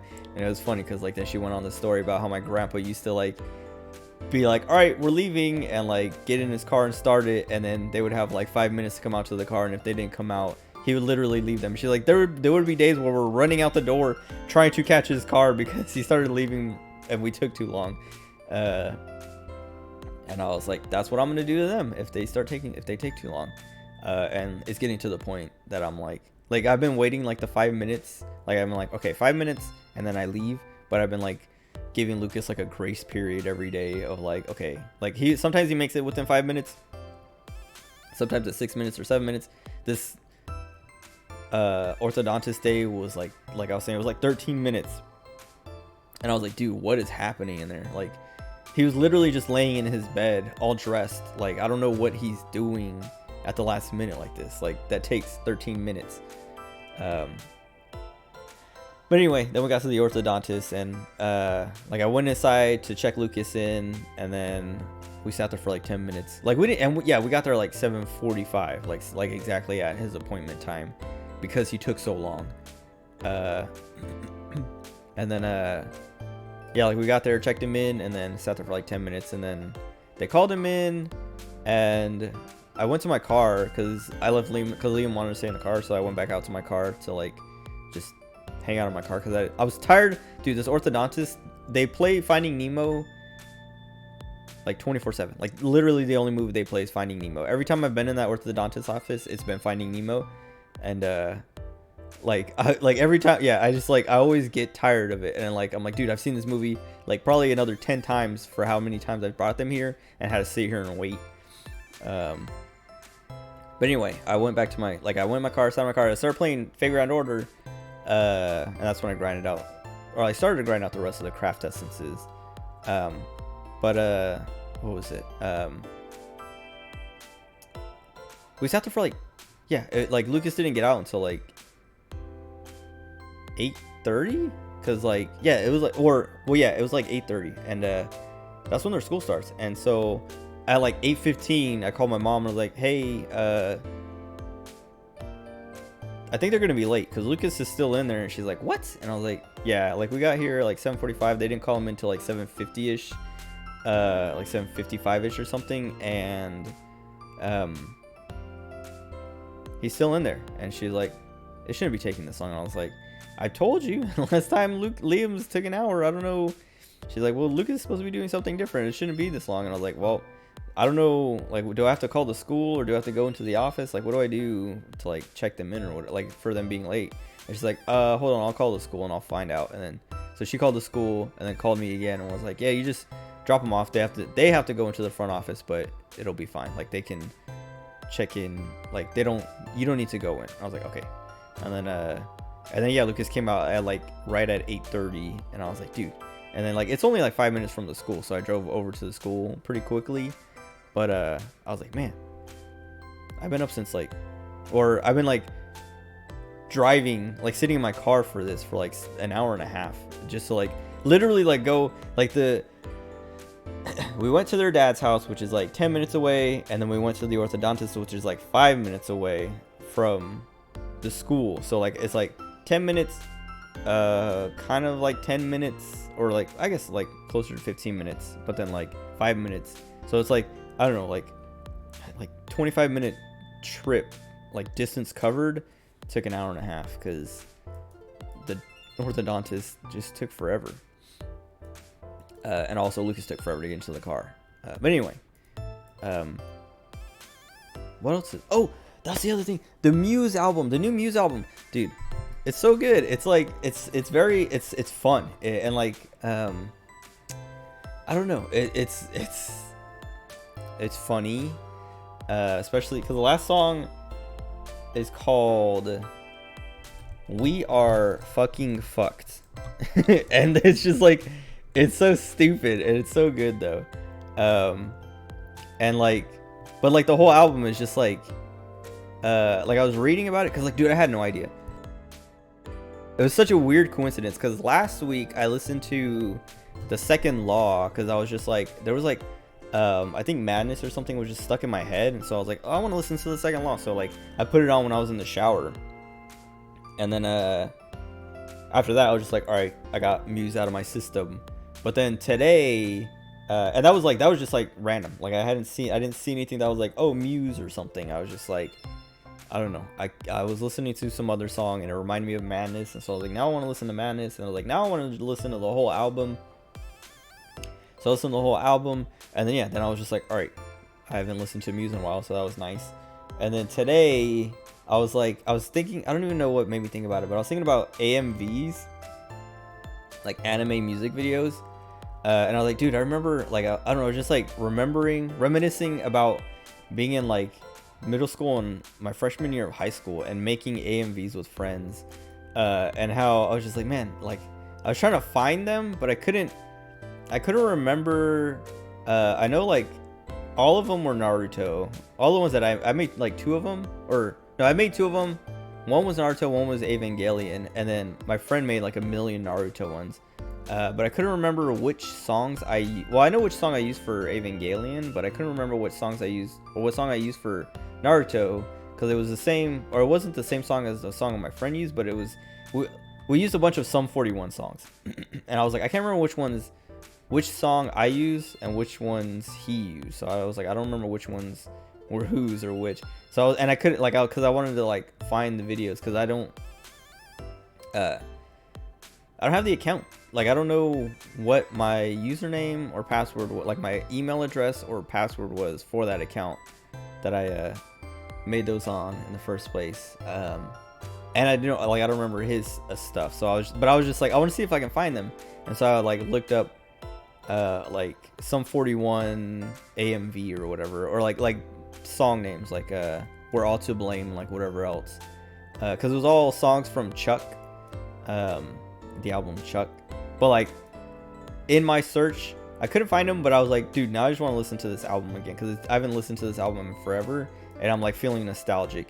And so I listened to it, and then I was like, all right, well now I want to listen to I brought you my bullets, you brought me your love for my Chemical Romance because I'm feeling nostalgic. And so I listened to that, and I was like, now I want to listen to Muse because I'm feeling nostalgic, and I haven't listened to Muse in a while. And like listening to the Second Law, like I'm like, I want to listen to more Muse right now. And so then I listened to Showbiz, Origin of Symmetry, Absolution, and then I was in Black Holes and Revelations. So I listened to like their first 3 and was on the 4th when I was just kind of like, I wonder what else, like what they've done in like recently, because I haven't kept up since the Second Law. Like once the Second Law was the last time I listened to like a full Muse album, and I really liked it. And that's when I went to like it was like right after that album came out, when I went to the Summer Sonic, or what is, yeah, Summer Sonic, there's a Japanese music festival, I think it's Summer Sonic, and saw, yeah, Summer Sonic Festival. I saw Muse at that, and because I remember the Second Law was like, it was the newest album, and they had like for like the end of the show, or like near the end of the show, they were playing like they were playing one of the songs. It was like I think it was just the Second Law, or one of the songs of the Second Law. Hold on. But it has a music video, and they were playing the music video up on the screen as they were playing the song. Unsustainable, that's the one. But anyway, whatever. But I was like, yeah, I was just like feeling nostalgic and listening to Muse, and I was like, what have they done since the Second Law? Because I haven't been keeping up. I know they put out like an album called Drones or something. Hold on, let me see. But I didn't, like, I listened to, because that came out when I was in Tampa. Because when it came out, I listened to, or not when it came out, but when they released their first single, which I think is called Drones. Hold on. No, what's the first single? Dead Inside, I guess, is the first single. But I listened to their first single when it came out, because I remember being in the airport, listening to it, and like being like, I don't know if I like it. I don't know if I want to listen to this new album. And then when the new album came out, I listened to it, or I started to listen to it, and like stopped, because I was just like, I'm not in the mood for this. And then I haven't listened, like I haven't kept up with Muse since that. And so like it's been 8 years since I listened to new Muse stuff. But like I was saying, like once, like I was like, what have they been doing? Like I wonder if they've been still putting stuff out. And I went to the Wikipedia, and it was like Drones. Hold on, let me look at it. I just had it up. After the Second Law was Drones, and it says from 2014 to 2016. Then Simulation Theory from 2017 to 2021. And then Will of the People 2022 to present. And I was like, oh, what's this 2022? Like, it looks like, because of the way it's listed, I was like, oh, they must have just started to work on it or something. So I was like, let me see what this is about, and like read about it. And then like I clicked on the title, and it took me to the album page. And I looked over at the right side where it has all the information and stuff, like the record label, the release date, and things like that. And it said release date 26 August 2022. And for a second I was like, isn't that today? And I was like, wait, that's today. And I was like, hold on. And then I went to Twitter and was like, Will of the People Muse. And then it's just like people talking about the new album. And then like I found the Muse official Twitter, and like it was like there was a tweet that's like, it's out now, like go stream it at whatever. And I was like scrolling back, because I was like, wait, what? And it was like they have like countdowns going, stuff like that, and like retweeting different like outlets who are like reviewing it and things like that. And I was like, dude, what? And I was just like, what the heck? And like I listened to like on their pinned tweet, I think it is, it was like the top tweet when I looked. They have like a little like video under the tweet, and I clicked on it to like let it play and like activate the audio, and was listening to it, and I was like, wait, I kind of like this. I kind of want to hold on. And then I went to YouTube and like listened to the whole album, and was like, wait, like it was just like, it was so good. It was like it's fun. It's reading about the album. So like I was saying, I saw when I like went to the wiki page, I saw the date, and like I went and like was like, what, like, is that real? Is that today? Like actually? And then as I was listening to it, I was reading about the album, and like kind of like what went into it and all that. And I think like hold on, I'll read it. Because one of the things is they said like, let's see.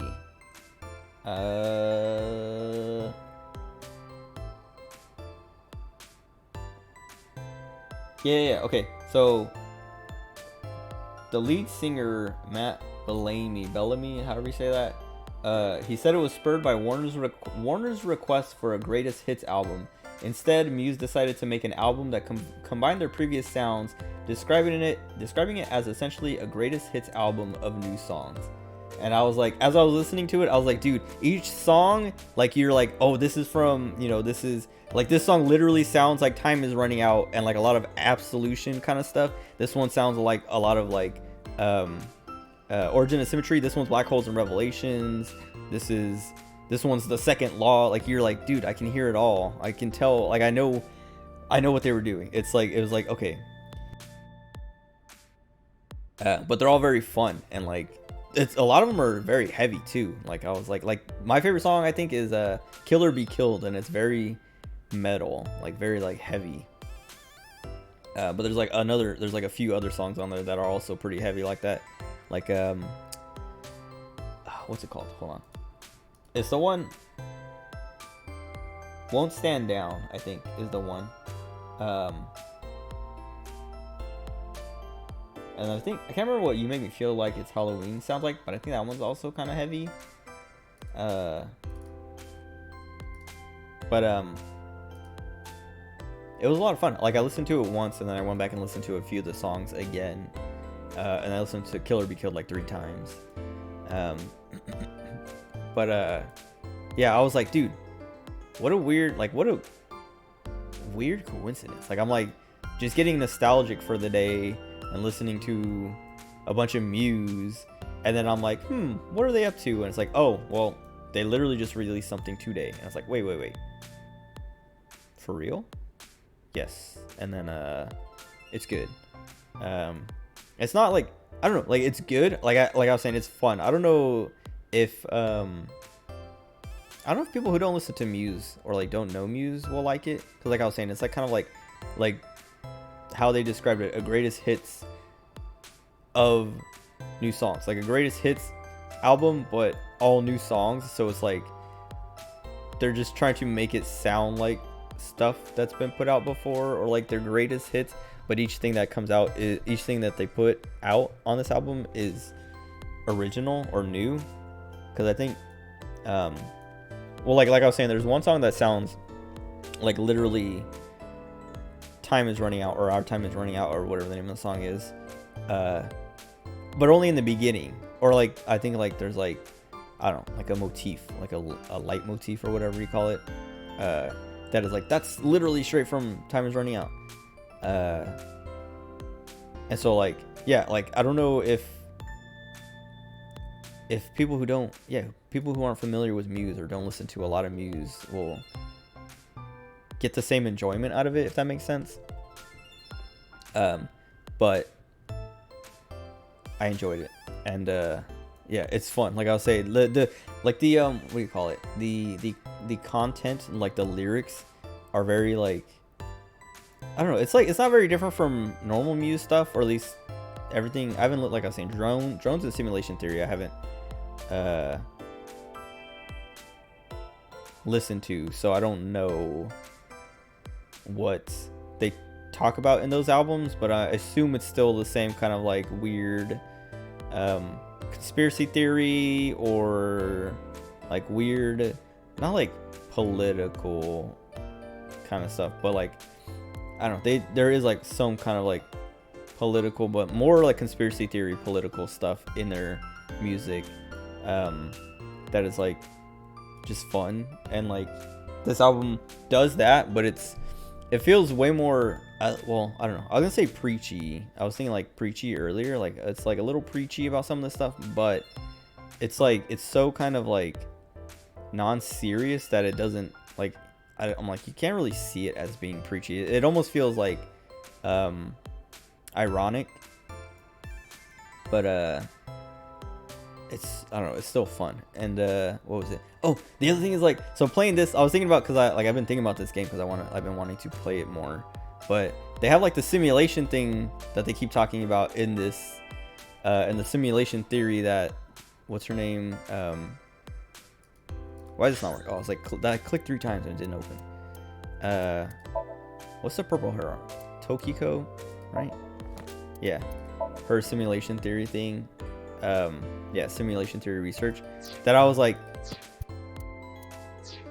maybe I'm in a simulation, and they're like, this guy's listening to a bunch of Muse, put out a new Muse album, and then that's why the new Muse album came out today. And then, like I was saying, looking at the albums that have come out or like the last few albums that I haven't listened to, one of them is called Simulation Theory, and I was like, okay, wait a second.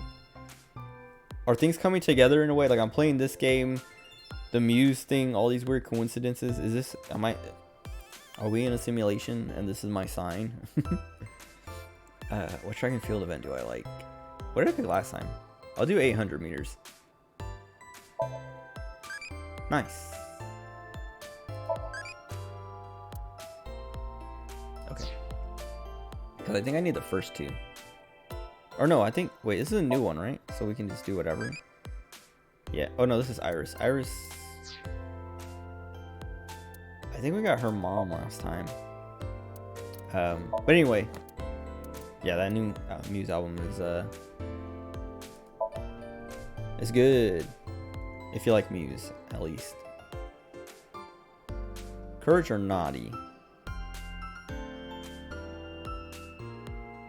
For boss, because we got Hitomi already. Courage, Naughty, which is brave and whatever else.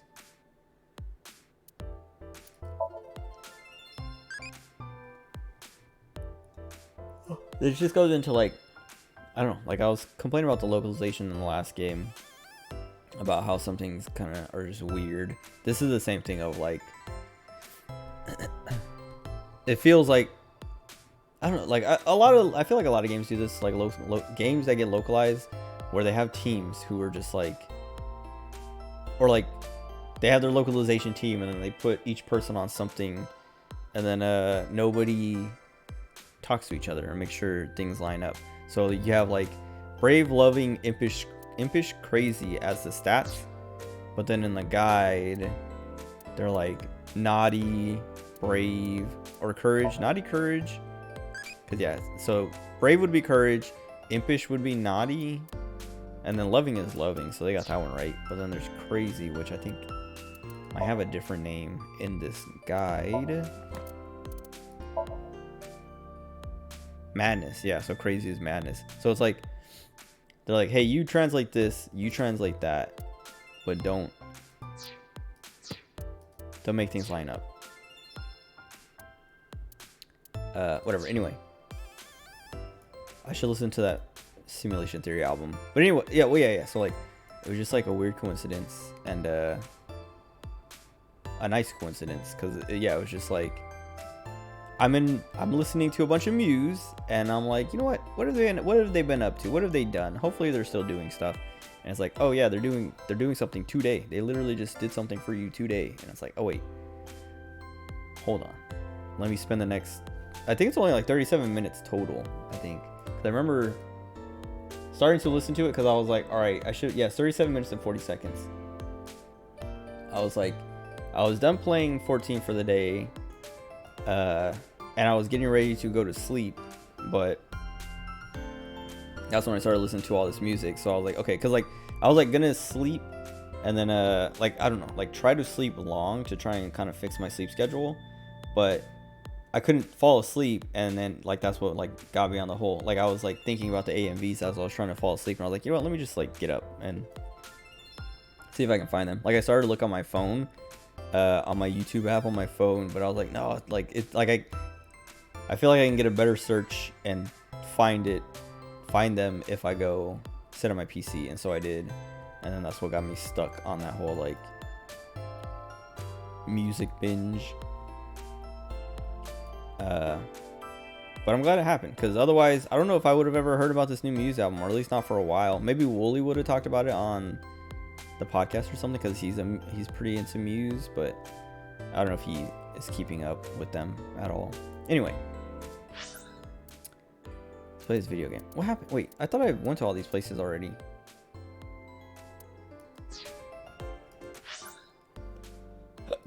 Oh, excuse me.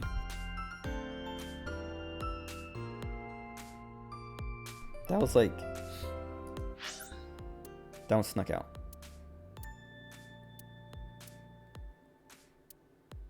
I don't remember what they were saying that I have these unlocked again, but let's go here because I've been there before. Been to both of those places. We haven't been here yet. あれ龍騎さんなんでここになんでって捜査の聞き込みだよ。水木ちゃんたちこそどうして？キズナッチ時々ここで子供たちの遊び相手になってあげてるんだよ。子供が好きなんだよねキズナッチは。 I think her parents are supposed to be super rich or something. We learned that last time, or like they're like the head of some kind of corporation or something. はい子供たちと一緒にいると心が安らいでおまけに元気までもらえるのですよ。今日は私もその付き添いで来たってわけ。なるほど。水木ちゃんなら子供と I was 同じレ gonna ベル say で遊んであ she げ said られる she's もん just ね。 tagging along, but she wanted to play too. 今悪口言われた気がするんだけどぶっ飛ばしていい？お姉様はここの子供たちに大人気なんですよ。以前伊達氏と一緒にいらした時もみんなと楽しく遊んでください Wait. ました。 Oh yeah, she doesn't live with Date anymore. She lives with... Or no. Does she? I thought she... What? I know like Boss is her adoptive mother or something like that.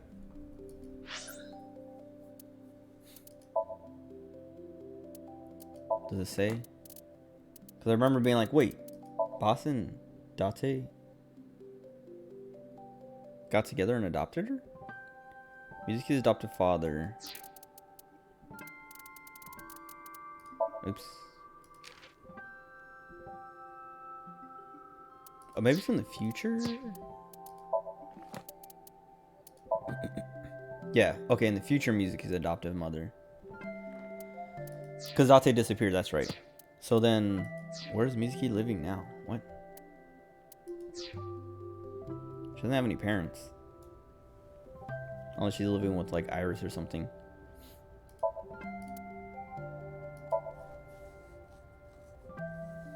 Why does it remind me of something? I feel like I played a game that had like... Maybe it was a dream. Oh, that was another thing I want to talk about. I had this weird dream yesterday. It was like... I meant to tweet about it so I could remember it better. But I didn't. But I remember... So like, it started out... I was sneaking into my house for some reason. And I didn't know why. I just remember like, I remember in my dream being like, I gotta sneak in, but I couldn't figure, like I was like, I don't know why I'm sneaking in, but I know I can't get seen going into my house for some reason. And I didn't know why until I got into my house. And then I snuck into my room, climbed in through the window, got into my room, and then like sat here for a few minutes and was like, okay, let me go out into the living room and like see, like let me look around the house and see like what is going on and why I couldn't be seen going in through the front door or something. And so like I walked out into the living room, and then there was this mom and her kid, and she's like, oh hey, like I don't know, she's like, thank you for babysitting, blah blah blah, this and that. And like I was just like, in my head I was like, oh, I think I was supposed to be babysitting that whole time and I wasn't. And so I snuck in because the mom, like I think I was like, oh, I must have seen the mom's car here and was like, oh god, if she knows I wasn't here, like I'm gonna get fired or something or whatever. So I snuck into my room and then walked out of my room and was just like she was like, oh hey, there you are, like I don't know, or maybe I don't know, like I don't know, yeah, I don't know, maybe she thought I was just like locked in my room or in the bathroom or something. I don't know. I would like, it didn't make sense because it's a dream, but she's like, oh there you are, like you know, thanks for babysitting, you know, here's your money, here's your pay, or something like that. And I was like, well, I know it was like, she was like, thank you for babysitting, and I can't remember if she paid me or if, I got my money later or something, because I did get money later. I can't remember where it came. Oh no, well, okay, so yeah, she's like, thanks for babysitting, you know, I like you helped out a lot and blah blah blah. And I was like, yeah, no problem, don't worry about it. And then she left with her kid, and I was like, I didn't babysit. But okay. And then after she left, I was like, I think I was like hungry or something, something was like, I wanted to leave for some reason. And as I was like getting ready to leave, my mom was like, hey, wait, here, take this. And she gave me like a big old pile of money and was like, and like do the, like, go here and like drop this off, or like do this and that, blah blah blah. And I was like, this seems illegal, or something shady is going on, but okay, mother. And so then I like went and did it. Well, so like, yeah, like I went to where she told me to go, and as I was getting closer, like there was like, it was like a subway, or like it looked like, she told me like, oh, you'll see like a subway station, like go down the stairs into the subway. But once I got there, well, so before I got there, so like yeah, whatever, I was like, it was like a lot of walking with nothing happening, and then eventually I got close and I could see it, but I was waiting at the cross, like at the corner to cross the street, waiting for the light. And these guys like started walking up on me, and they're like, hey, what do you got in that bag? And I was like, you know, just gym clothes, like don't worry about it. And they're like, you know, well, why don't you let us see? And I was like, I mean, why do you guys want to see my gym? Like I was like playing it off pretty like I'm not holding money, you know, like I wasn't like acting like, oh no, you can't see. I was just like, what do you guys like, why do you want to look at my gym clothes? What, are you guys perverts, creeps? And they're like, no man, we just want to see you, we just want to make sure. And I was like, okay. And then like the light changed, and I just like ran for it, and I ran down, like they started chasing me, and I ran down the stairs and got into like, it was like super dark, and like when I got inside, like someone closed the door behind me, and I fell over. Like I remember like falling and like getting up out of like a bunch of boxes. Like I must have like fallen into a pile of boxes or something, or I fell, and then my dream changed, and I was climbing, like I was getting out of box, like climbing out from between boxes, and I could see like lights were on, and I could see, and I was like, oh, okay, like this is like a bunker thing, like some kind of like underground, what do you call it, like shelter thing.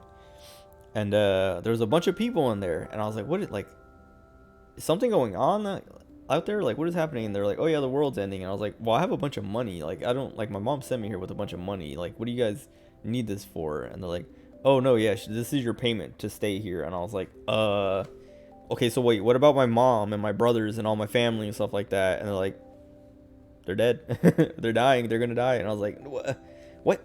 And I was like super sad, because I was like, dude, what the heck? My mom literally was like, take this money and go save yourself. But she didn't tell me what it was for, because she knew, like, if I would have known, I would have been like, no, mom, you take the money and go. I'll die. And like, yeah, I was just like, it was like sad, because then yeah, like it was like, okay, everyone I know and love is dead. Like, what the heck? And then as I was in there, like meeting all the new people that I was going to be living with, I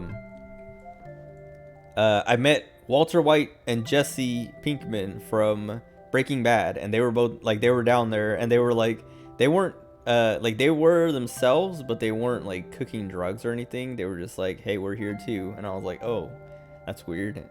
Because I was like, I even like in my head I was like, it's not the actors, it's not like Bryan Cranston and what's Jesse Pinkman's actor's name? Aaron Paul, right?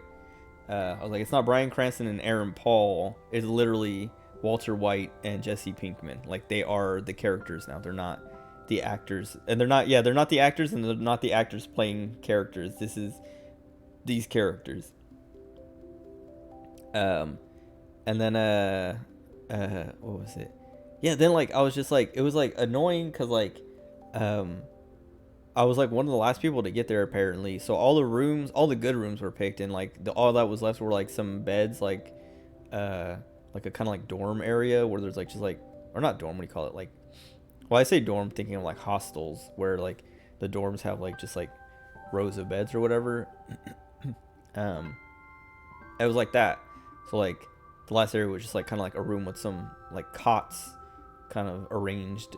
And I was like, man, this sucks. But like they were saying like, oh yeah, no, we'll like rotate who gets rooms and stuff like that. So like for the first few months, you know, these people have them, and then you guys will move into the rooms, and they'll move over to the cots and stuff just to keep it fair. And I was like, okay, that's not too bad.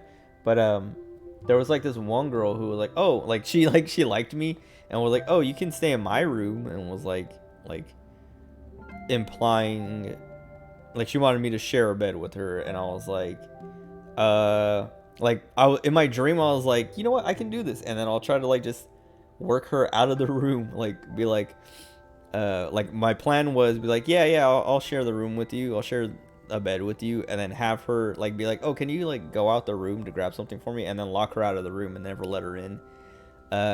But something happened where like I was hanging out in her room with her, like waiting for a moment for that, but I had to pee, and so I was like, all right, I'm gonna go to the bathroom. And she's like, oh, like you can just, you know, use my bathroom. And I was like, no, because like she was weird. I didn't like her. Like she was weird, and I was like, I know there's gonna be something like if I go to use the bathroom, she can do something creepy. So I was like, I want to use a bathroom that's like public out of here, so she won't do anything weird. And so I left the room, or no, I think I did. No, I think I tried to use her bathroom because I remember trying to pee, and I couldn't pee. Like I was like I literally like went to go pee, and something was like, it was like one of those like, I think I felt like she was watching me, so I couldn't pee because I was like, okay, someone's watching me, and I'm just like, I'm not normally a nervous peer like that, but in this dream, well, also it's because I'm in a dream, so like I had to pee in real life, but like I've talked about before, anytime I have to pee in real life and I start dreaming about it, I either can't pee, or when I go pee, when I'm done peeing, I still have to pee, or I get like interrupted as I'm peeing, and then like eventually I realize like I have a few attempts, and then I'm like, oh, I'm dreaming, I have to pee in real life, and then I wake up and I just go to the bathroom in real life because it's like, oh yeah, I had to pee in real life, so then I just get up and go. But what do you call it, yeah, like so like I remember trying to pee at first and be like, I can't pee in here, I have to go like use somewhere public. My body's saving my sheets. Yeah, my body's like it's trying to tell me in my dream like, wake up dude, you gotta pee. But so like yeah, I like left the girl's room to like go find a bathroom, but all the bathrooms were taken up, I think. And then I was just like, you know what, I'm just gonna pee in this corner. And so like I stood in a corner and started peeing in the corner, but like something like the world shifted, so like it was like I was like standing up, but then like the floor was like kind of like starting to tilt towards me, so like the pee was like, instead of like being like a puddle in the corner of the room, it was starting to run down like between my legs and behind me, that I was like, oh god, like it's gonna like cover, like it's gonna streak down the floor and people are gonna see it and be like, whoa, what's going on over there, and follow the trail and see me peeing in the corner. And so I stopped peeing, and then I was like cleaning it up because I was like, great, now I have to clean this up because like I can't, like if someone sees this, they're gonna know it was me, or like they're gonna be like, who peed in the corner? And then like I don't know, I'll probably end up admitting it so that like, I don't know, if someone did see me, they don't snitch or whatever, and then it looks even worse. But then I woke up and I had to pee, and so I went pee. But it was weird, the whole dream, like just like all the stuff that happened, and for it to just end up as a pee dream of like, oh yeah, we set all this up so that we could put you in the situation where you have to pee because you have to pee in real life, and then maybe you'll wake up and go pee in real life. It's just like, it was weird. I feel like there was more. Oh no, maybe this was a separate dream. I can't remember, because like this is part of why I wanted to tweet it, so I could remember this part. But I think it was a separate dream. But I had this dream. This one was weird too, because like I think this one was before. I think this dream took place beforehand. But anyway, I don't remember where it fits in the timeline. But what was it? Where was I? I don't like. I went to a friend's house, but I was like young again, like in elementary school or something. And I went to a friend's house, but it wasn't anybody I ever knew. Like I didn't recognize the kid in my dream. Like in my dream I knew he was my friend, but when I woke up I was like, I don't know who that was.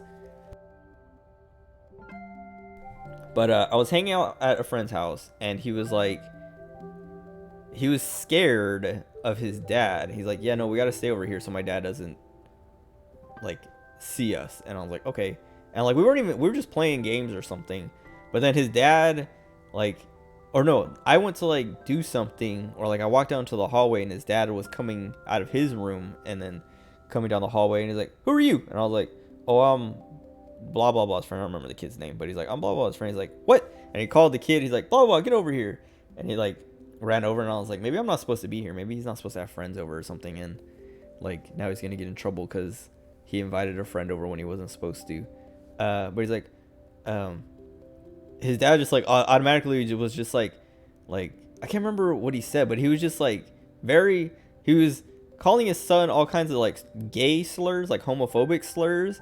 And he's like, cause I was there, and I was like, what the heck? Like, I'm just a kid. We're just friends. Like, what is going on? But he was like treating his son as if I was his boyfriend and his son was gay or something.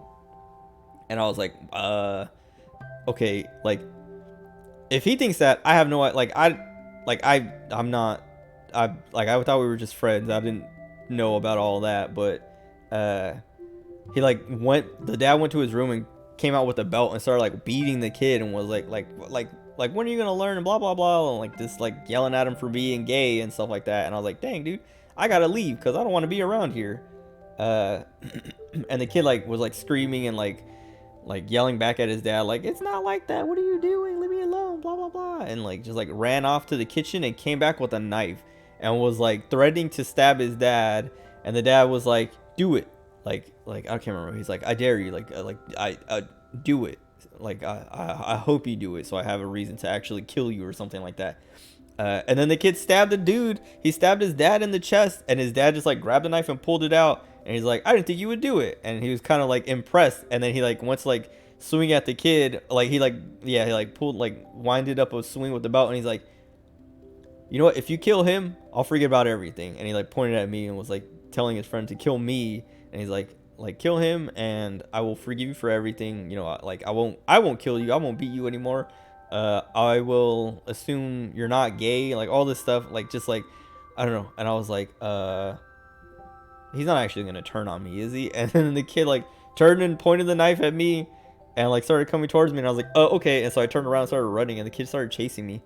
And then like I just like ran. Eventually I ended up at like I lost the kid, and I was at like a river, and it was like a super like wide river, and it was like rushing, and it was really cold, like in my dream. Like I didn't get into the water yet, but it was like cold air. And then there was a waterfall. So like I was like, I need to cross this river, and like there were like big rocks sticking out that I could like jump to and stuff like that, and like jump around to like get across. But I was like, dude, this is not cool, because like these rocks are gonna be slippery, and there's a waterfall right there, and so like if I slip, I'm gonna fall into the river and get dragged right over that waterfall. But I think I made it across. I can't remember if I like made it across because I was jumping across the rocks, or if like the dream changed. Because I remember also like crossing a bridge. So I think I started jumping on the rocks, and then like a bridge appeared. Like my dream just shifted so that there was a bridge next to me. Like it was like taller than me, like above me, but I like climbed up to it and like just like finished crossing on that bridge. And then I was in like I was on like a school campus. Like I finished crossing the bridge, and there was like buildings around it, and it looked like a school campus, like a college campus or something. And like I went into like the first building, and it was like a library or something. And like I just like went to the back and like sat down on like a chair because I was like exhausted, and I was just like, dude, what the heck? And then like they made like an announcement over like the intercom, describing me, and they're like, oh yeah, is someone here who like looks like this and has, you know, is wearing these clothes? And I was like, wait, that's me. And then they're like, yeah, we need you to come to the front desk. And I like looked at the front desk, and there was 2 police officers, and I was like, what's happening? And I was just like, I didn't want to go up there because I didn't know what was going on, and I didn't want to get in trouble.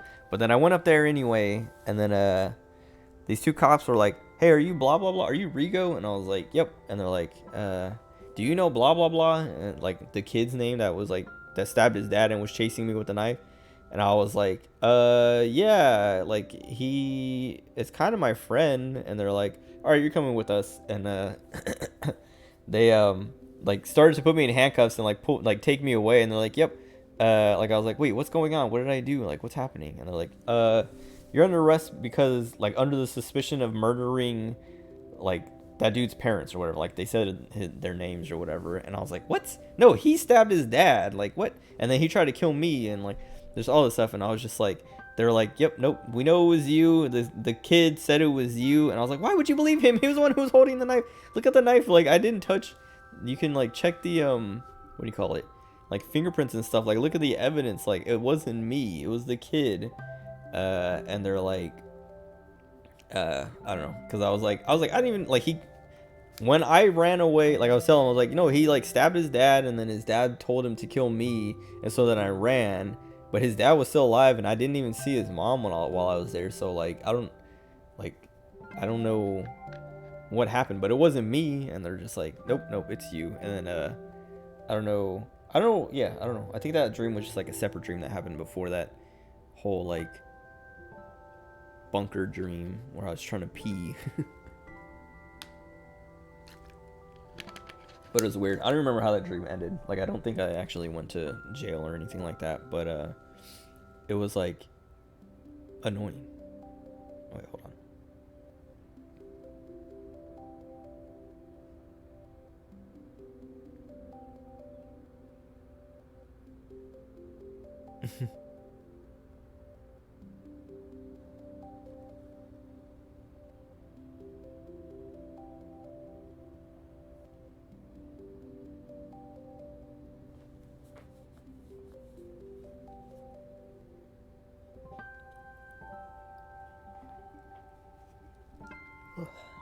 Anyway, there's like more to both of those streams that I can't remember, which is like I was saying, that's why I wanted to tweet about them, but I just forgot to, or like didn't do it, because I wanted to like put some of the details just so, like it's like, okay, I can remember, like run away from my gay feelings. No, it's me running away from people trying to trick me into being in their relationships. It's less, the gay part doesn't matter. It's the overall picture of people trying to get me involved in their stuff. It's like, no thank you. Which is you and Akira.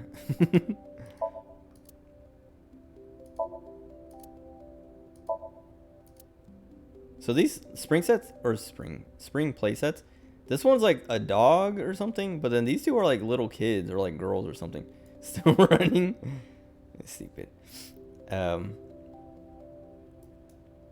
like the thing about the first dream I was talking about, the one that I like was trying to pee in, like the whole Walt and Jesse thing, I don't even know, because like I was saying, like they were just there, and like I was like, dude, I haven't watched Breaking Bad in months, and like Better Call Saul has been over for a few weeks now, that I was just like, why, like they weren't even, like I was saying, they weren't even making meth or doing anything, they were just there, and I was just like, what? It was so weird. Like when I woke up, I was like, why were they there? They didn't, like, I literally just like what like I met, like shook hands with them, I was like, oh, okay, yeah, I know you guys, and then like went off, and they never showed up again, and nothing ever, like they didn't do anything. It was just so random.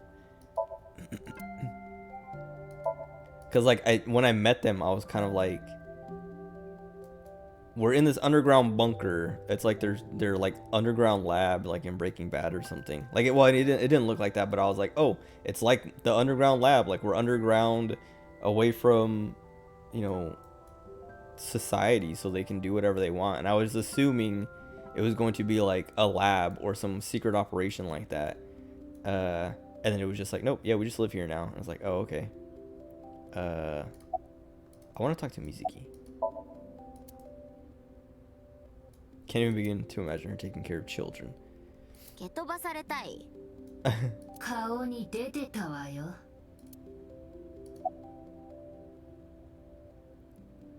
Well, yeah. Wait. What are you looking at? ちょっとね、ここに来ると、なんだか懐かしい感じがして。I thought she was looking at Kizuna. Or maybe she is? Oops. How are you? 元気 Oh, 32 all right. Good night. パンパン Thanks for hanging out. Sleep tight. Don't forget to download Splatoon 3 demo so we can play it tomorrow. 何 Why does he do that? テンシ He ョン does that so 低か much. ったから具合でも Kizuna 悪 I. いかなと Her name's Kizuna something. I had never heard the name Kizuna until, well, yeah, I didn't know it was like a name. I thought it was just Kizuna I's name. Kizuna Chieda. Maybe Kizuna I voices her. She doesn't sound like it. I think I actually looked up her voice actor and the person hasn't done that much or something like that. Or I didn't recognize any of the characters. Or wasn't familiar with them. 私いつもこんな感じじゃん。まあ強いて言えば今日はちょっと足の古傷がうずいたりはする。 Oops. Her old leg wound. What's she talking about? チェどこ見てんのよ What? 変態。だって自分から言い出したんじゃないか Yeah. ところでそれって重装だよね Well, wait, Oh, right. Yeah, she's the one who got 言った shot. ない That was like the first question, or one of the first questions. That was the one that you were like, oh, I think it was Mizuki. And I was like, I don't remember. I remember Momo got shot in the gut, but they did say, like, who got shot in the leg? And it was Mizuki. そうだね。この傷は第二サイクロ事件の犯人に撃たれてできたものだから。とはいえ心の傷 The は pain 痛 I むけど felt inside. あんなやつに一生残る傷を負わされたって考えるとね。インフルエンザで学校閉鎖なんだよ。 School's closed because of the flu. だからしばらく授業はなくてさ。 She did say influenza.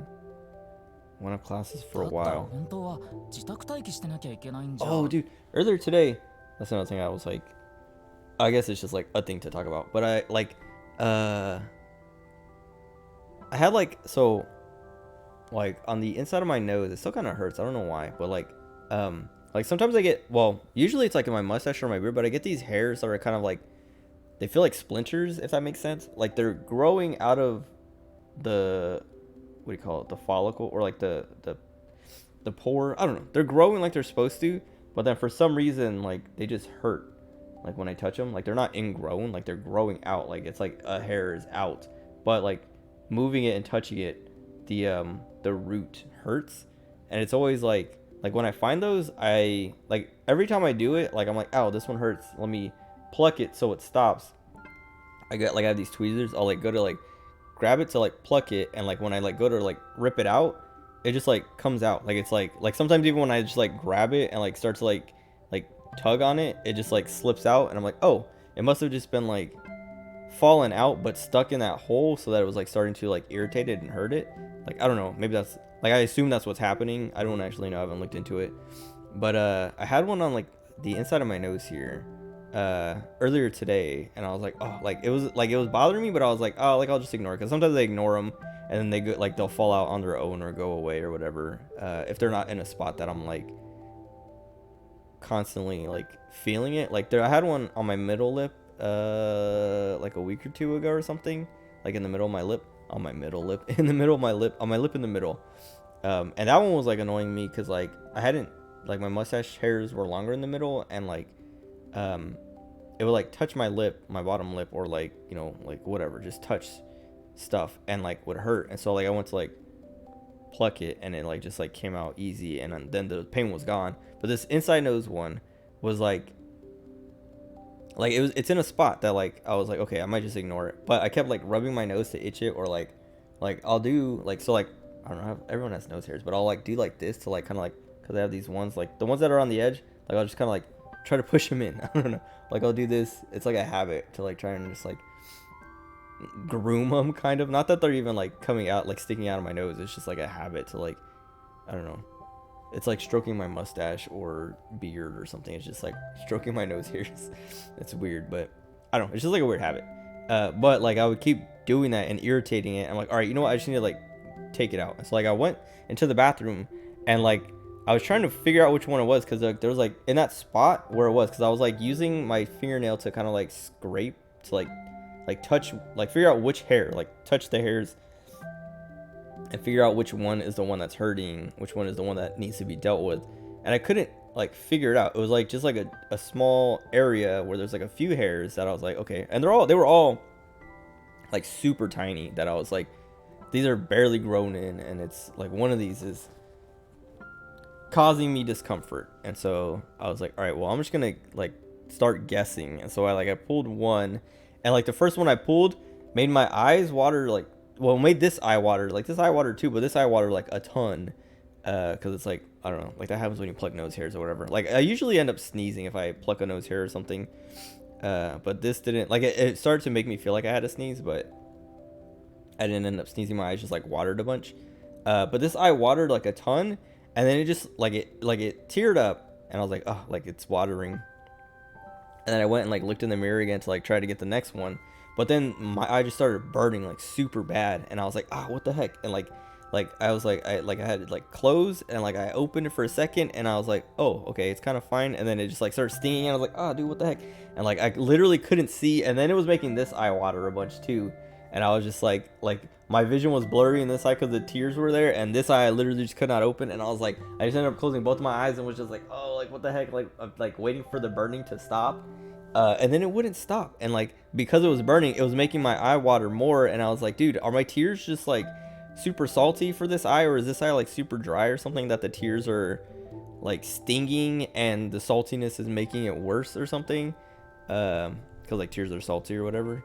And I was just like, dude, what the heck? And like I couldn't, I could barely open this eye. And so then like and like I came into my room because I was like I sat down in my chair to just be like, what the heck, like to like try and wait out the tears, and they wouldn't stop. And so then I went back into the mirror because I was like, maybe there's something in my eye or something, like what the heck. Like I was literally like I didn't do anything to put anything in my eye. It was just literally like pluck the nose hair and then my eye water, and then all of a sudden it started stinging. And I was like, dude, I wonder, like, yeah, like I was like, is something in my eye? Did something like get in my eye as I was doing that? And then like I went to the mirror and like opened my eye to like try and look, and it was super red, and like I couldn't even like I couldn't keep it open long enough to try and look to see if like an eyelash or something was in my eye. And then eventually I just like yanked it open, and then I saw that like there was like a big eyelash like on my like curled, like it was, well, it wasn't, it was like laying like parallel to my eyelid, but like underneath, like the end of it, because like my eyelashes are kind of curled, the like the ends were like barely peeking out from under my eyelid, and then I could see like I rolled it back more, like up more, and I could see the full eyelash was like tucked under. And I was like, man, what the heck? And like I like slipped it out and then like closed my eye, and then it stopped burning. And I was like, I hate my eyelashes so much. Like literally like tearing up and blinking, the tears like loosened up an eyelash or like whatever, and it rolled into my eye and just like made my eye burn and sting and made me tear up even more. And like just like I was just like I hate my eyelashes so much. And then yeah, then I was fine after that, and then I like continued trying to figure out which hair it was. And like I was saying, it still kind of hurts, but like I plucked out all the hairs that are in that area, so I don't know if it's just like left over like irritation, or if there's a hair that's actually like invisible, like a clear hair, because like I grabbed all the ones I could see, but I was also like, I wonder if there's like because like the ones that like a lot of times the ones that, like I was saying, the ones that grow on my beard and mustache that hurt like that, sometimes they are clear, or they're clear at that end in a way that I'm like, oh, I wonder if something happened to this hair and like this follicle that changed the like something in my diet or whatever changed the way this hair grew, and now it's like the way it grew out, it's not normal, and my body's like, yo, this isn't supposed to be here. Because it's literally like the hair will be like dark, and then right at the part like right outside of like my skin, and then the part that is under my skin is just like clear, not even like white, just like clear, that it's like, oh, it's weird, it looks like plastic. Anyway, Certain Freelater is at home all the time because he's on vacation. Date? She loves Date. So she still lives there then. What did...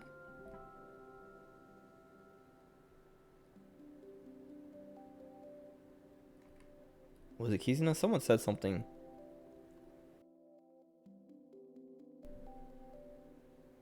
Yeah, she played with him often when she was still living with Mr. Date. But she is still living with him.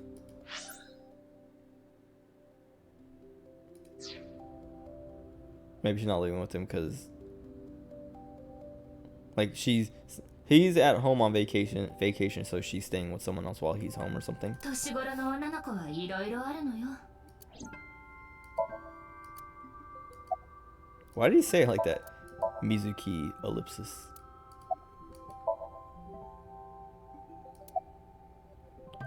Why do you call her big sis? そういえば先日は I know I ちゃん asked と her お this 話 already. ししていませんでしたね。私、9歳の時から諸事情あって、あ Living る with 女の子 another と暮 girl らしてい since た I was ので 9 す。 years old. So yeah, we asked her this before, and I remember she said something like, "Oh, she just gives off this like aura of a big sister." It's like, what? I mean, I guess Mizuki is kind of like, what's the word? Mizuki does have an aura. ある女の子。はい、血縁関係はありませんでした。年は同じでしたが、私はその子のことをお姉様と呼んでいて、お綺麗で落ち着いていて、頼りがいがあって。Does Mizuki just remind her of her? まさにお姉様っぽい風情を醸し出しており、水木さんは Oh そ yeah. のお姉様にどこか似ている気がするのです。なるほど。綺麗で落ち着いていて、Mhm. ね Is he gonna say Mizuki is neither of those things? なんかすごーく失礼な目で見られてる気がするんですけど。そのお姉様は今は一緒じゃないの？はい、15歳になった時、 Wait a second. 別の家の養子に。 When she turned 15, she was adopted. Hold on.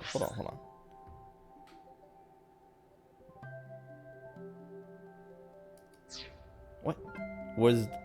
Okay, is Kizuna adopted, or was Kizuna's family fostering this kid? ですから今は一緒には暮らしておりません。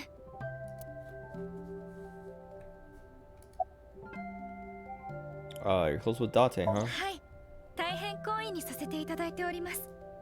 以前、町で不良少年に絡まれそうになった時、伊達氏に助けていただいたことがありまして、私はその恩返しに手 Home 料 cooked 理をご meals. 馳走したり、なぜかお家へ帰れない日があった時には、 What?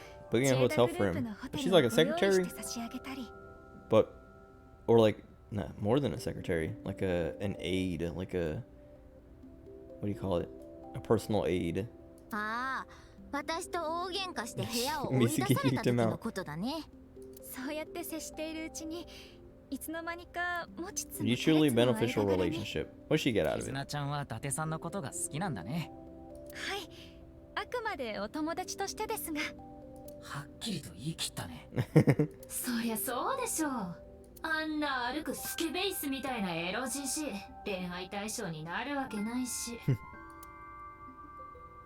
I didn't get asked her the other question. こんなところで立ち話とは何事かね。 Isn't this her dad? I guess we'll talk to her. It's been forever. 健康についての悩み？ Fine. That doesn't even make sense. They say that too. 保険にはちゃんと Am I 入ってる？ insured? There's like, let's not talk about this now. なら安心ね。まあ保険に入ってるからって病気が良くなるわけじゃないけど。 Oh, the Gamescom thing happened on Tuesday. That's another thing I want to talk と about. にかくお医者さんの言うことをきっち I り didn't 守 see って。 anything I cared about except for. と Wait, hold は on. いえ、お医者さんでも間違うことはあるし、中には悪徳なやつもいるから注意が必要よ。面倒でもセカンドオピニオンを聞くのをおすすめるわ。American Samoa Smash. It's another All Might 大大金 Hero Academia thing. Okay, I don't know what that was referenced to. Also, yeah, I think this is done.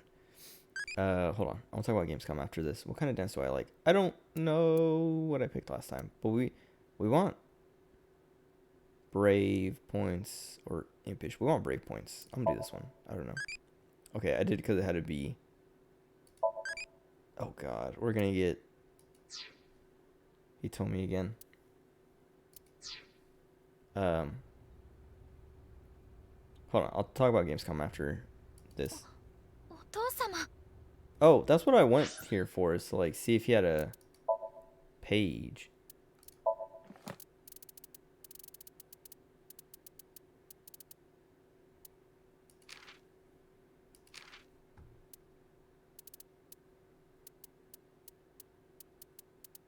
None of these names. Oh, is this one? Who's Mamoru? No, that's this guy. Likes Tokiko, dislikes manliness, testosterone.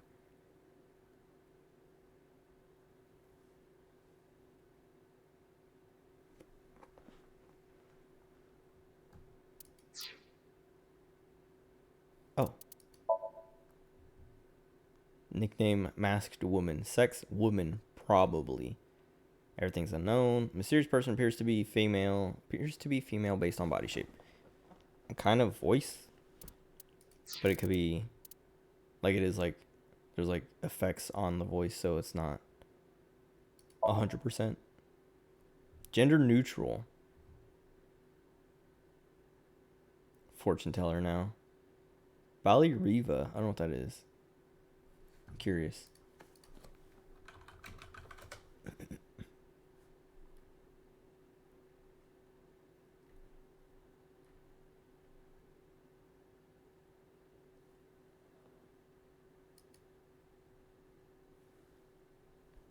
I'm not getting anything.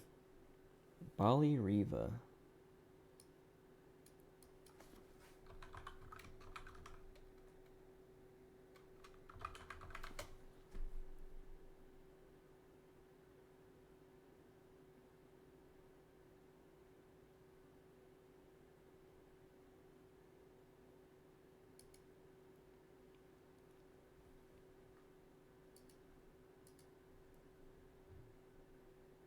Watching Hiraoka's promotional video. Who's that?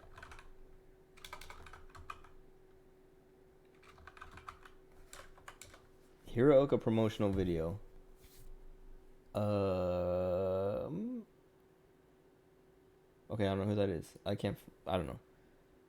Like, I want to attach Somnium Files to the name, but I'm afraid of getting spoiled on stuff. It's like hate crimes, customers who puke in the bar. I've never puked in a bar. What's up, Risky Rice? Welcome. I'm playing this game again. It's been a while. I've been playing Final Fantasy 14. Thank you for subscribing. I appreciate it. Now you have a bunch of cute emotes. They're very cute. I love them so much. But yeah, I've been playing like the new Final Fantasy 14 patch. I haven't done the story stuff, but spent a lot of time on that island sanctuary, and so like I missed like 5 days because I have been just like grinding that out and not sleeping. And when I do sleep, I sleep into the time I usually stream or play into when I would usually stream and then sleep right after. But anyway, we're back. Back to this game. Oh wait. Oh yeah, okay.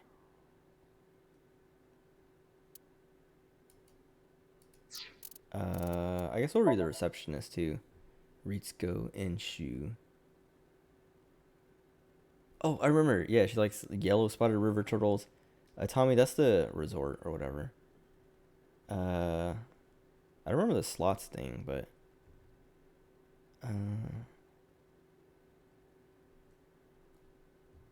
kind of has an upset stomach lately, which sucks. I wonder if that's gonna be relevant at any point. Okay. So this guy doesn't have a file yet. But I remember seeing him in something that they're like, oh, like this guy, he's like a philanthropist or something. Like he's rich, and his last name's like Chieda or something. That I was like, wait, that's Kizuna's name. 彼は警察の龍騎さん例の HB 事件を捜査していらっしゃる方で。ほう。はじめまして。警視庁アビスの捜査官、龍騎ク I ル don't ート know です。 if I've ever seen his, like I remember seeing his name as Kuruto like that, his last name or first name, whatever. But I don't think he's ever said it in game or anyone said it. They've always just called him Ryuki. 少しお話を伺えますか？ That's it. So that emote, so it's called PNT, which is Peace and Tranquility. I don't know if you've ever played A Hat in Time, but I made that one like that because like the Peace and Tranquility is like that. That's the video. Like you might have seen the Hat Kid like dance where she like waves her arms around or whatever and has a smug face. The literal, I didn't even remember. So when I got these emotes, I got the smug emote, and like the artist, Kieran Echo. I have like a link in my like stuff at the bottom, but she like I gave her all these, like I was like, okay, I want these emotes, and then here's like the references. And for the smug emote, it was Hat Kid, like her smug face. But I hadn't played A Hat in Time. I was just like, I like the smug face, and I want a smug face emote like that. And so when I played A Hat in Time, and like I was like, oh man, now I know like all, like I know where the smug comes from. Like I knew where it came from, but it's like now I've seen it, and now I've done it myself, and I've done the dance, the Peace and Tranquility song, and like all that stuff. I was like, wait, now I gotta make this emote, like the smug emote, because I had forgotten that I used her smug face as a reference for that emote. Because I was like, as I was playing through it, I was like, I was talking to one of my friends, and I was like, the smug face, the Hat Kid smug face, I was like, dude, I love her smug face in this game, it's so good. And I was like, it reminds me of the smug face emote that I have, and I was like, wait a second, I think I got the smug face based on Hat Kid's smug face. And then I went and looked at it because I have like the folder where I have all my emotes and stuff, and then I have all like the references still there. And I was like, let me check my references, because I might have literally just used Hat Kid as the reference for the smug emote, and it was a picture of Hat Kid. It was like it's here, I'll pull it up, but it's like, it's official, or not official art. Well, it's oh, thanks for the gift sub to Code Reed or Code Red. Welcome. You have emotes, cute emotes. What's up, Code? Is it Code Red or Code Reed? Because it could be READ, it could be like a pun. But what's up? You like literally typed as I pulled up OBS, so I was like, almost missed it. Very good timing. No, hold on, let me find this picture. Because it's like, so the picture is yeah, it's Hat Kid making a smug face. And I was like, what's the source on this? And so like I looked it up, and it's literally the official, like the artist who what do you call it? Wait, Team Reader? Oh, Code Reader. Oh, you lost your OG user. Dude.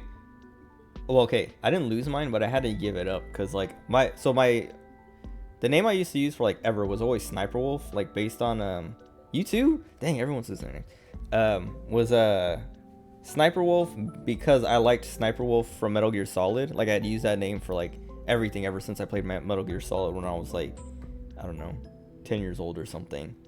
And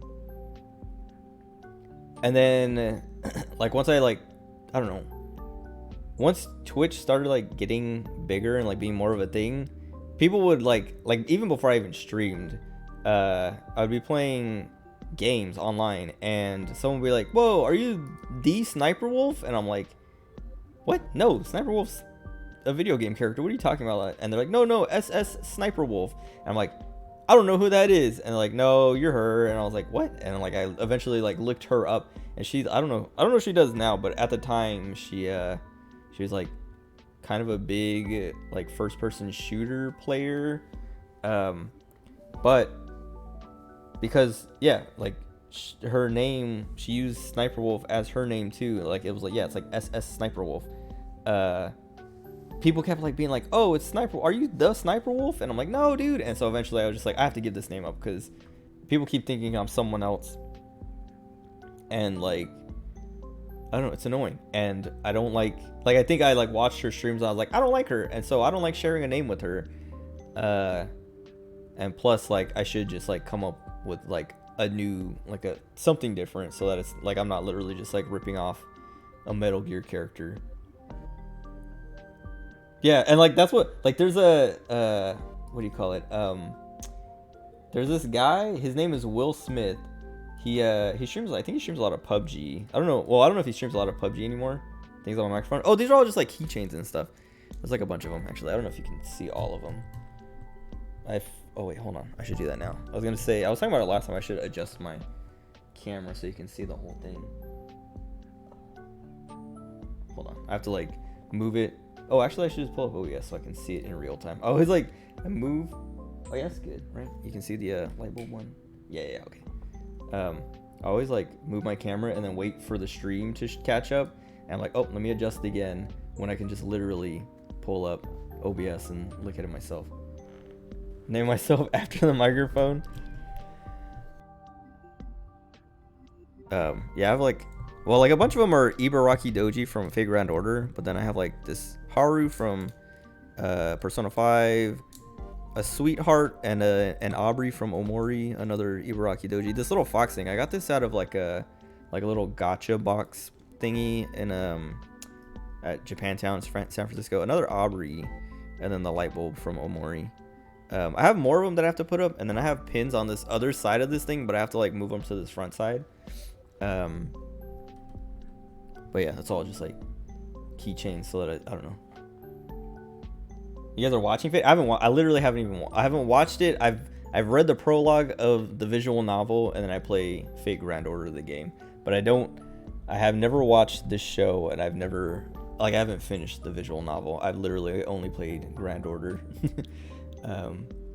which is weird because there's no reason for me to be into the game if I don't have any connection to the stuff outside of it. But I like it. I started it because I was like, I don't know, it was just like a gacha game that I was like, oh, let me see what this is about. It's very popular. And then I was like, wait a second, this is kind of cool. I like it. And then the story is like, I haven't read the Lost Belts, but I read up to the end of I read the end of the first, what do they call it? The like the end of Babylon and like Solomon and all that stuff. And then what do you call it? A bunch of the pseudo singularities, but some of them I haven't finished. But like, you don't have, they're not like in order. I mean, they're in order, but you don't have to like, I don't know, you can do them out of order. Heavy into Fate. Okay, you love Fate Grand Order. Do you play JP or NA? Like, do you play the Japanese or North American? Because I'm on North America, but I do like kind of, I mean, I don't keep up with the story as it releases in Japan, but I'm like tracking which characters are coming out, so I know who to save for and stuff like that, and when to save.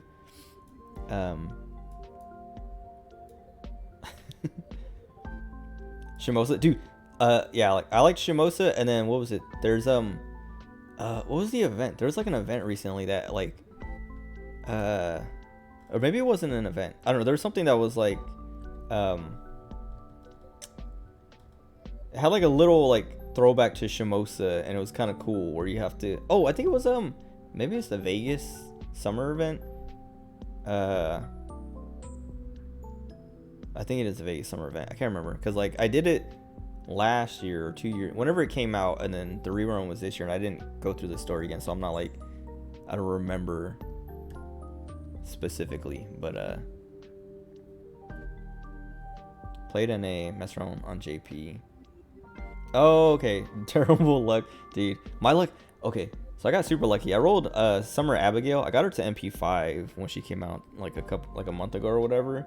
But my luck is so bad, and like I had like 500 and something rolls saved up, and I was like, I didn't get my first Abigail until like 150 or something like that, and then like I don't know, I got all 5 before I ran out, but I was like like getting that high, I was just like, I'm so mad. I hate this game so much because like I didn't even get a single 5-star, and that's the same thing that happened when I rolled for regular base Abigail. Yeah, Vegas with Berserker Musashi, who I also have. I got her. I don't know if I rolled on her banner. I don't remember how I got her. I don't know. No, I got Berserker Arjuna from the guaranteed SSR summon. When did I get Musashi? Oh no, I think I was going for. There's like another I was going for the 4-star Osaka Behime, the Archer version, like during that Vegas event, because I didn't get her last year, and so I was trying to get her this year, but I didn't want to like throw too much because I was still saving up for Abigail. But I got Berserker Musashi as I was rolling for Osaka Behime, which like I was like, okay, that's lucky, but I didn't want her. I'm not going for, yeah, God Juna. Or I guess like less God, because isn't the thing he's like giving up, or do they call him God Juna because he's like because I haven't done like the lost, like I played through the lost belts. I played through the lost belt, but I skipped a story because I was gonna read it later. Yeah, I was waifu rolling for Osaka Behime, but I got Musashi in, like, I was like, I'm gonna do like 20 rolls or something, and then like within like the first like 10 or something, I got Berserker Musashi, and then in the last, like, I think number 18 was finally Osaka Behime, and I was like, man, like, I had to roll an extra 8. Like, I would have swapped them if I could and just stopped at, like, I would have traded Osaka Behime for Musashi. This last spell's pretty wacky. I just remember because I skipped a story because I was like, I haven't read the other lost belts yet, so I don't want to like just like read them out of order. But I remember like the last, like, I don't know, like, I remember there's like a lot of crazy like tough boss fights that I like just had to use my command spell or whatever, the one that costs 3 points or whatever that revives everyone, because I was like, I can't do this. I can't beat this guy, or I can't beat this fight. But there's like a few fights that were hard like that I was like, dude, I have to just like wait until my like spells fill up or whatever, because I just don't want to like keep trying and get lucky or like come up with a better comp and stuff like that. But yeah, my luck kind of sucks where that like I'll get servants, like I was saying, like last year I rolled for Osaka Behime, and I got like, I don't know, I got a bunch of other servants. I think I might have even got a 5-star in there somewhere, but I didn't get Osaka Behime. And then this year, like, it was the same thing. Like, I was like, okay, I'm saving up for Abigail, but I'm gonna allot this much to try and get Osaka Behime. And then I got Musashi, and it's like, oh, just give me the girl. Wait. Team setup for everything. I literally, like, I have like one team that I just try to brute force everything with until I get stuck. Then it's like, all right, let me try to like figure out a comp or look up what other people use to get through this. And if I have what they have, just try to like copy that. Yeah, and like yeah, because I've played through all the lost belts except for the most recent one, but I haven't read the stories. Like I was saying, once I got through like the first lost belt, I didn't I read like the prologue, like, because when they first came out they had like a short little like, here's like an intro like prologue leading into the lost belts, and I read that, and then I started to read the first lost belt. But like I keep doing this, I do this thing a lot where, like, especially with events too, where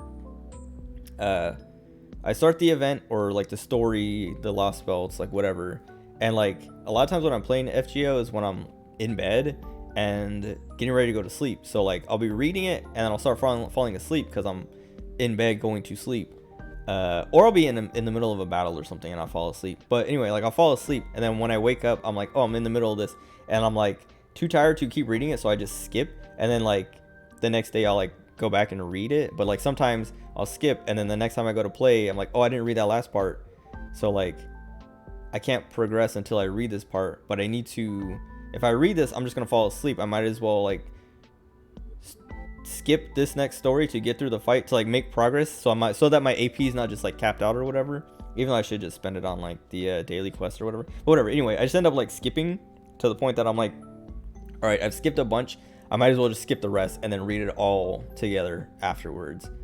But I just haven't done that with the Lost Belt, because I did that with a bunch of this, like some of the pseudo singularities. But I think I did it with all of them except for Salem. But Avalon LaFay, one of the most interesting stories. How far is that? Isn't that? Well, I don't know if that's supposed to be soon, but I know isn't like I know Morgan Le Fay,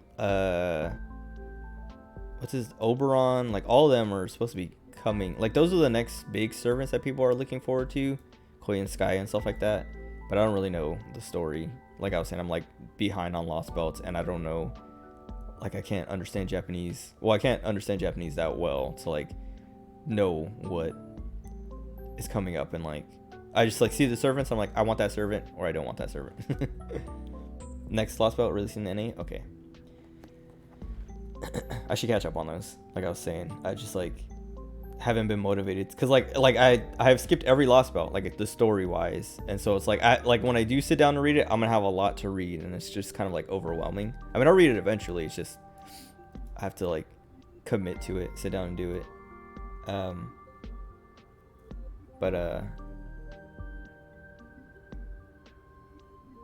Read a lot of early translation stuff. Oh, maybe I should do that, because like the most I do is like read who this servant is and what their kind of role is in the story, and then that's it. Like I don't know, like I know Koi and Sky is like a beast or something like that, or becomes a beast or something, but I don't know why or how that fits in or what makes her stop or like any of that.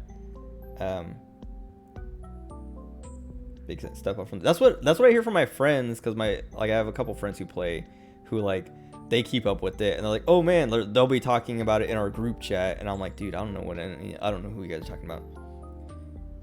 Basically the villains. Wait, that's sick. Hold on, because I know like the Lost Belt, isn't the whole thing with the Lost Belt is that they're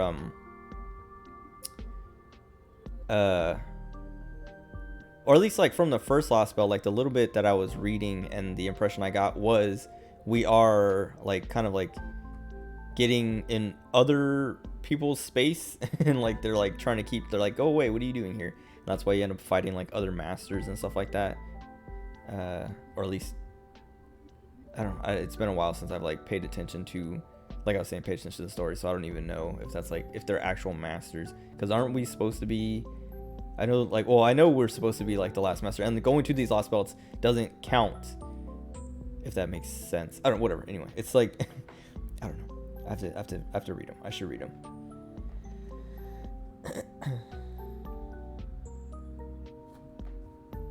Last Lost Belt, she revealed that she's a beast. Okay. Failed worlds and never resist because they failed in the first place. Something recent. Okay. Go in and erase them. Okay. Because that's like also what like a lot of the singularities and stuff like that are anyway. So like it's kind of the same, but they failed in the first place. So yeah, they're like, because I remember that being like they're all like kind of like alternate timelines. So it's not even like or not even like alternate. Well, yeah, like I mean like all of them are alternate timelines or whatever. But it's like these ones are like real far off track or something like that. Like you're saying, there's like flaws to their systems when we go in and erase them. So like, because I remember something about that. I don't know. It's like I was saying, I haven't kept up with the Lost Belts. So like the last story thing I've done was like Solomon, and then the preview, like the prelude to the Lost Belts, and then like a little bit of the first one, and was like, all right, I'll catch up on this later. And then it's like years later, and it's like, okay, I still need to catch up. Something fundamentally changed at a certain point in time. Okay. I don't know. Like that's the other thing is like I was saying, I started reading the visual novel, the Fig Stay Night visual novel, and I got through the prologue, and I was like, man, like I see why people like this, like this, or I see why this is as big as it is. Like this, just the prologue was like really engaging and like kind of like exciting, and so like yeah, like I was like looking forward to getting into it, but then I just got like distracted with other stuff. And then like anytime I look into Fate Grand Order, like the Lost Belts and stuff, like even like talking to you right now, like this stuff, like I'm just like, man, I just want to like sit and read it, but I don't know, I just don't. There's like, cause I just need a break. Like I need Fate Grand Order to like have like a window where there's like no events and stuff like that, so that I can just like not have to worry about doing something else too.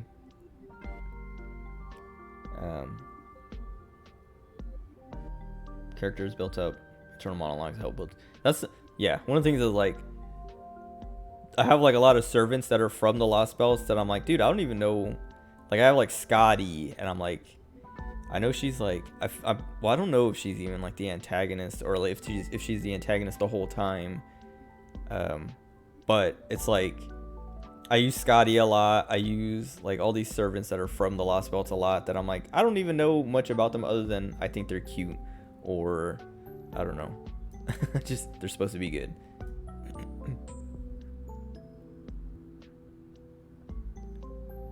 One of the first times fully committed himself to writing and felt the most inspired since the original Face 8 night visual novel. Cool. I know it's like this, yeah, the next Lost Belt is a big one. Like I know, cause like people really like all the characters from like Morgan Le Fay and Oberyn and all that stuff in a way that I'm like, okay, this isn't just like, oh, they're like a waifu design or something. Like these people have like an attachment to these characters more than that I'm like, okay, they must do something really good in there.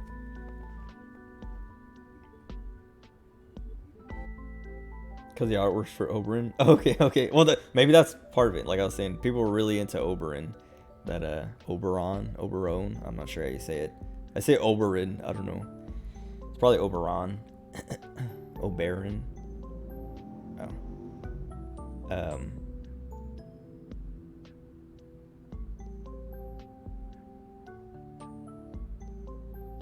It hit him? Huh. I like his design. But like, I don't know. It's never, I don't know, maybe, Nasu, like, I don't know. Maybe he had an idea for what the character should look like and then saw it and was like, this is perfect. This is literally what I needed. Like, I'll probably roll for him anyway. Sweebs. I lived in Okinawa for a couple years. But like, I don't watch much anime anymore. I just like read visual novels and play Japanese games for the most part. Read a little bit of manga. I've been reading Chainsaw Man. I'm at like chapter 60 or something like that recently. Ties back into the story. Oh, the Final Ascension. Oh yeah, isn't that the one that's like, he looks like I know people call him a moth, and that's the one where he looks the most like a moth or something like that. I don't know if he's supposed to be Mothman or something. Weaving out hard. That's fine. I don't mind. I get distracted playing games all the time. Like, we've been sitting on this question. May I ask you some questions here for like a while, but I do this on my own anyway. It's like, if I have an excuse, it's even better. If I have someone to like blame it on. Cause like I started the game, well, like almost 3 hours ago, and like for the first hour and a half, I was just talking about this past week and playing Final Fantasy 14 and stuff like that. So I was just like rambling. What's it called? Like nobody said anything that put me on this track. I just like did it myself. But this time, it's like, okay, at least I'm talking. I was talking to someone. My friend was here, but he wasn't like really engaging me. Like he was just listening mostly. Like at the beginning, he was asking questions about, cause whatever. Anyway, I was talking about like the Blue Mage farm party stuff, and he was like, "Wait, how does that work?" And I was just like explaining it, and then the Island Sanctuary stuff, and he's like, "What is that? What's in that?" And I was explaining it, but this is more of a conversation. So we got like way distracted. Well, yeah, whatever. Anyway, I guess I showed that Hat Kid smug picture. That's like drawn by the official artist for A Hat in Time, and I was like, I want my smug emote to look like that. And then, yeah, so that's why PNT is the rainbowy smug face because it's like both things in one. Haven't kept up with it. How far did you get? Do you know what expansion you finished at? Or the last expansion you played, or the last patch? Because I love 14 a lot. The what do you call it? I don't know. Playing like I started during Heaven's Word and then have played like on and off since then. And like the only expansion that was kind of like I've loved every expansion except for Stormblood. Stormblood was okay, but they just did like a lot of stuff I didn't like with a lot of the characters. And then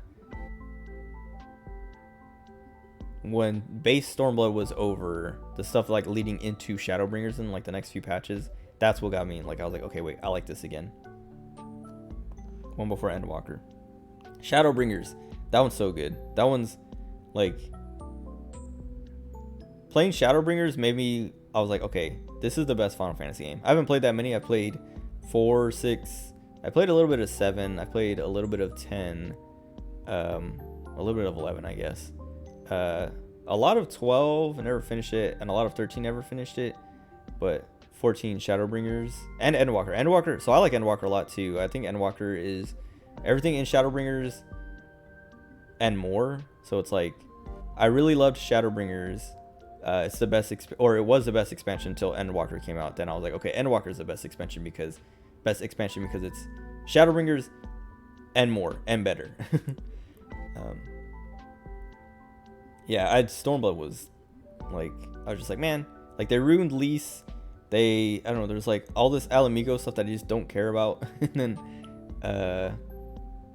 that's like, I didn't like what's her, Yotsuyu, the girl who gets amnesia, the like main villain, one of the main villains of Stormblood. And then yeah, there's like so much stuff in Stormblood. I was like, dude, I don't like it. But then once it was over and they started setting up for Shadowbringers, I was like, okay, wait, we're doing some cool stuff here. And then Shadowbringers was like, whoa, this is amazing. 10 is your first. 12 is your favorite. 13 backwards. Oh, okay, so you played through all of them, or all the old ones. So you haven't played. Have you played 15? I don't know. I haven't played 15. And I don't really have any interest in playing 15. I do want to play 10 next. Because like I was saying, I played a little bit of 10, but it was like my friend had the game on his PS2 and brought it over once or a couple of times, and I would play. I started a new save, and then every time he brought it over, I would like continue, but I didn't get more than like 5 hours into the game or something. Yeah, Yotsuyu, like they try to do like this weird redemption thing where they like have her get amnesia and then like have her snap out of the amnesia and try to kind of be like, oh, I realize that I was wrong the whole time, so I'm gonna sacrifice myself or whatever. But then it's like, or not sacrifice herself, she kills her brother or whatever, but it's after you've killed her, after she becomes Tsukuyomi. But anyway, it was just like none of it landed for me. I was like, dude, I don't like her at all. Never played 9. Okay. Love the spectacle of 15 and getting lost around the world. One of my friends played it and he likes it a lot too. But I'm just like, I don't know. I don't know. It's just like, I don't really like I don't dig Noctis's style and like personality, but I don't really know his personality other than what's kind of like shown in promotional stuff. And then also like his friends and stuff, I'm just kind of like, like, I don't know. Nothing in this game is doing it. Like, I'm not even like I'm not big into Final Fantasy. I just really like 14. And then like the Final Fantasies that I like Final Fantasy 4 a lot, and 6. I played 6 recently, like a few months ago. Mommy Shiva, second best part of 15.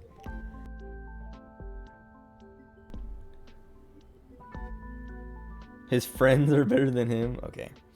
Cause well, they had a crossover event with 14, and like you hang out with Noctis during it, and then like even during that, I was like, dude, this guy's like, he's kind of like mopey and like, I don't know.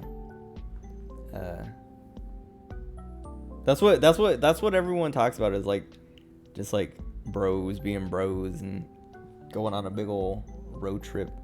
But then like I don't know, like hearing my friend talk about it, I'm like, okay, it sounds like I know, I see what makes it good. It's just like not appealing to me. And then all the stuff about like all the like DLC and story stuff that they kind of like just abandoned and all that stuff for, I don't even know why. Like I think it's like budget reasons, or they claimed budget reasons, but it just seems weird when they committed so much to like 13 and have committed so much to 7, where it's just like constant remakes and re-releases and spin-offs and stuff. It's like, wait a second, you can't just give them a couple DLCs to this game you've already invested so much in? Only it's gonna post time skip. Okay. Only for a short time.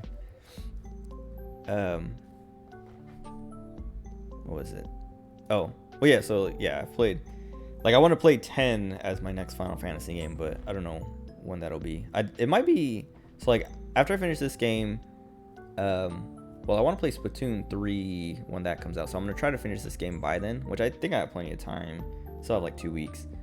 But I also want to. I haven't finished the Splatoon 2 story, and I'll probably just start over because the last time I played it was like a few years ago. So I want to finish this before Splatoon 3, but also have enough time to play Splatoon 2 in between, and then play Splatoon 3, and I think I might play Final Fantasy X after that. Because I liked it. Like, it was like, I played it, and I liked it, and I just never had it myself, and then I never, like, went back to play through it. But I played through FF6 a couple months ago, and that was like, that game's so good. Like, FF4 was my favorite because it was like one of the few, it was the only Final Fantasy like mainline game that I had finished. And then I played FF6 and I was like, wait, I think I like this more than FF4. And then after that I was like, okay, what do I play next? Like, I want to play all the ones that, like, I know I want to play all the ones that everyone talks about. FF7, I don't know, like, so like 7, oh, thank you. I mean, I liked, like I was saying, I played FF10 on my friend's PS2 and I liked what I played. I just never got to finish it because then I moved, and then whenever, like, we stopped hanging out. Like I moved away that it was like hard to keep, like, this was in elementary school, so it was hard to like stay being friends.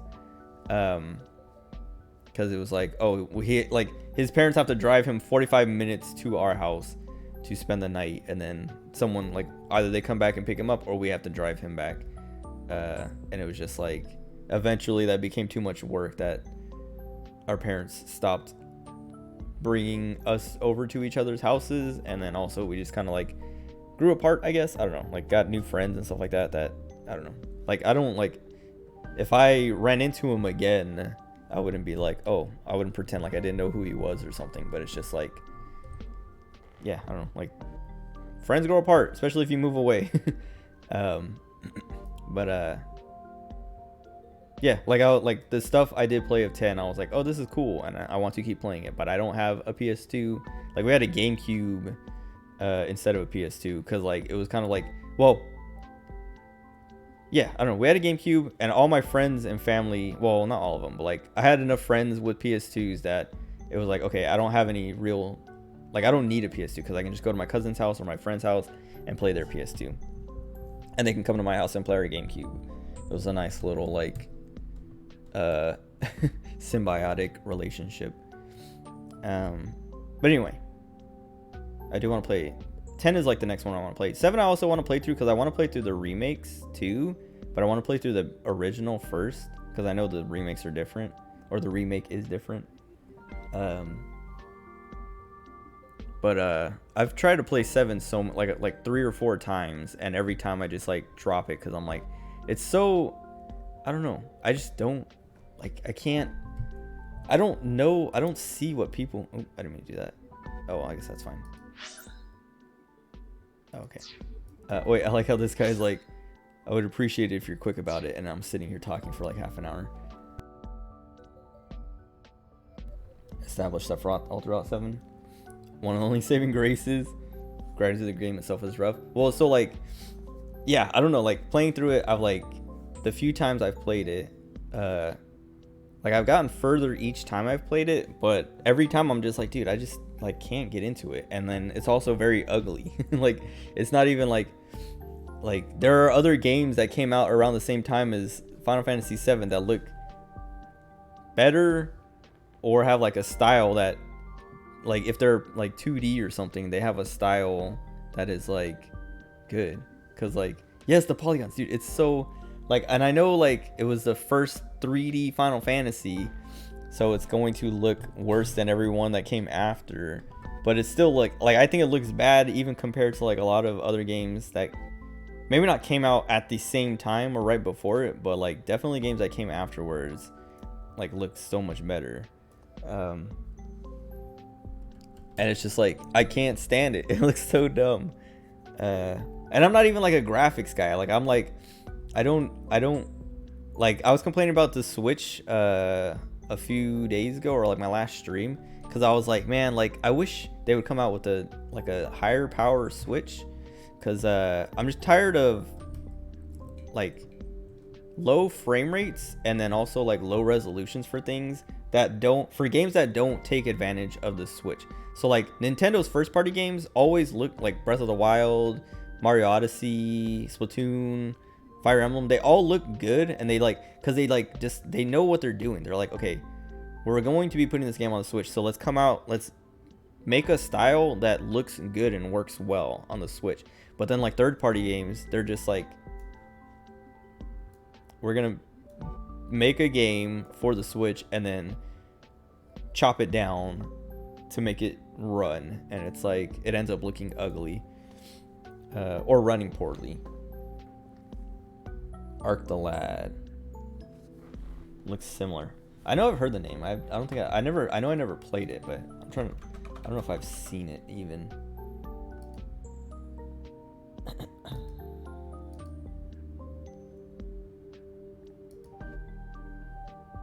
Oh, this looks, oh yeah, well, okay, wait, what is this? Twilight of the Spirits. Hold on. This reminds me of Musashi. I can't remember. I think there's a subtitle there. Musashi. Samurai Legend. Oh, Brave Fencer Musashi. Oh, that's a PlayStation game. But also Brave Fencer Musashi. Well, I guess it doesn't even really look much like it. What kind of? Like the overworld stuff? I don't know. But Brave Fencer Musashi is like older than FF7, and I think it like has a better style and like looks better than FF7. Like it's kind of like the same round body part, like polygon kind of thing, like round, blocky, like chunky look, but it looks better. Yeah, exactly. See, it looks great. Twilight came after 7. Okay. But that's what I'm saying. That's what, like, FF7 is so ugly. I don't know how people, I mean, I know people, I was gonna say, I don't know how people can stand it, but it's like the people who played it at the time didn't know better. Like there wasn't better stuff or like that much to compete with, like nowadays, where there's like, oh yeah, look at all these newer games that look so much better. But what do you call it? Like even the story stuff, like every time I've played it, I'm just like, I don't like Cloud, and like none of the other characters are making up for him in a way that keeps me engaged or keeps me wanting to play. And then so that I'm just like, all right, like I'll drop it here, and then I try again in a few years, and it's like, all right, I got past the last part, or got further than last time, and then I drop it. At the time it was mind-blowing, probably mind-blowing. That's what it seems like. It feels like a lot of nostalgia, if that makes sense. Is like, and I feel like I've heard someone talking about it recently on like a podcast or something, and they were talking about like, yeah, you know, like at the time it was impressive. It was like a lot of people's first Final Fantasy game, and a lot of people's first like it was the first 3D Final Fantasy, and then yeah, also being a lot of people's intro to Final Fantasy. So people who hadn't like experienced Final Fantasy yet, because I played FF4. I think, yeah, FF4 was my first Final Fantasy. And like I was saying, it's the only Final Fantasy. Well, it was the only Final Fantasy I had finished for a while. Because I liked it a lot, and I liked the story, and like I liked what, like, it was like this cool cool fantasy. I was gonna say Final Fantasy, this cool fantasy RPG experience that I was like, dude, I haven't played a game like this before. It's like kind of like big as this, like, if that makes sense. And then yeah, trying out Final Fantasy 7 after that was like, okay, I kind of like the setting, but I don't like this main character dude, and all these other characters are just like okay for now, but like nothing is making me want to stay in this game. And then yeah, just trying every couple years, every few years, and being like, nope, I still don't like this game, but like I want to at least finish it, because like I want to know, I want to understand.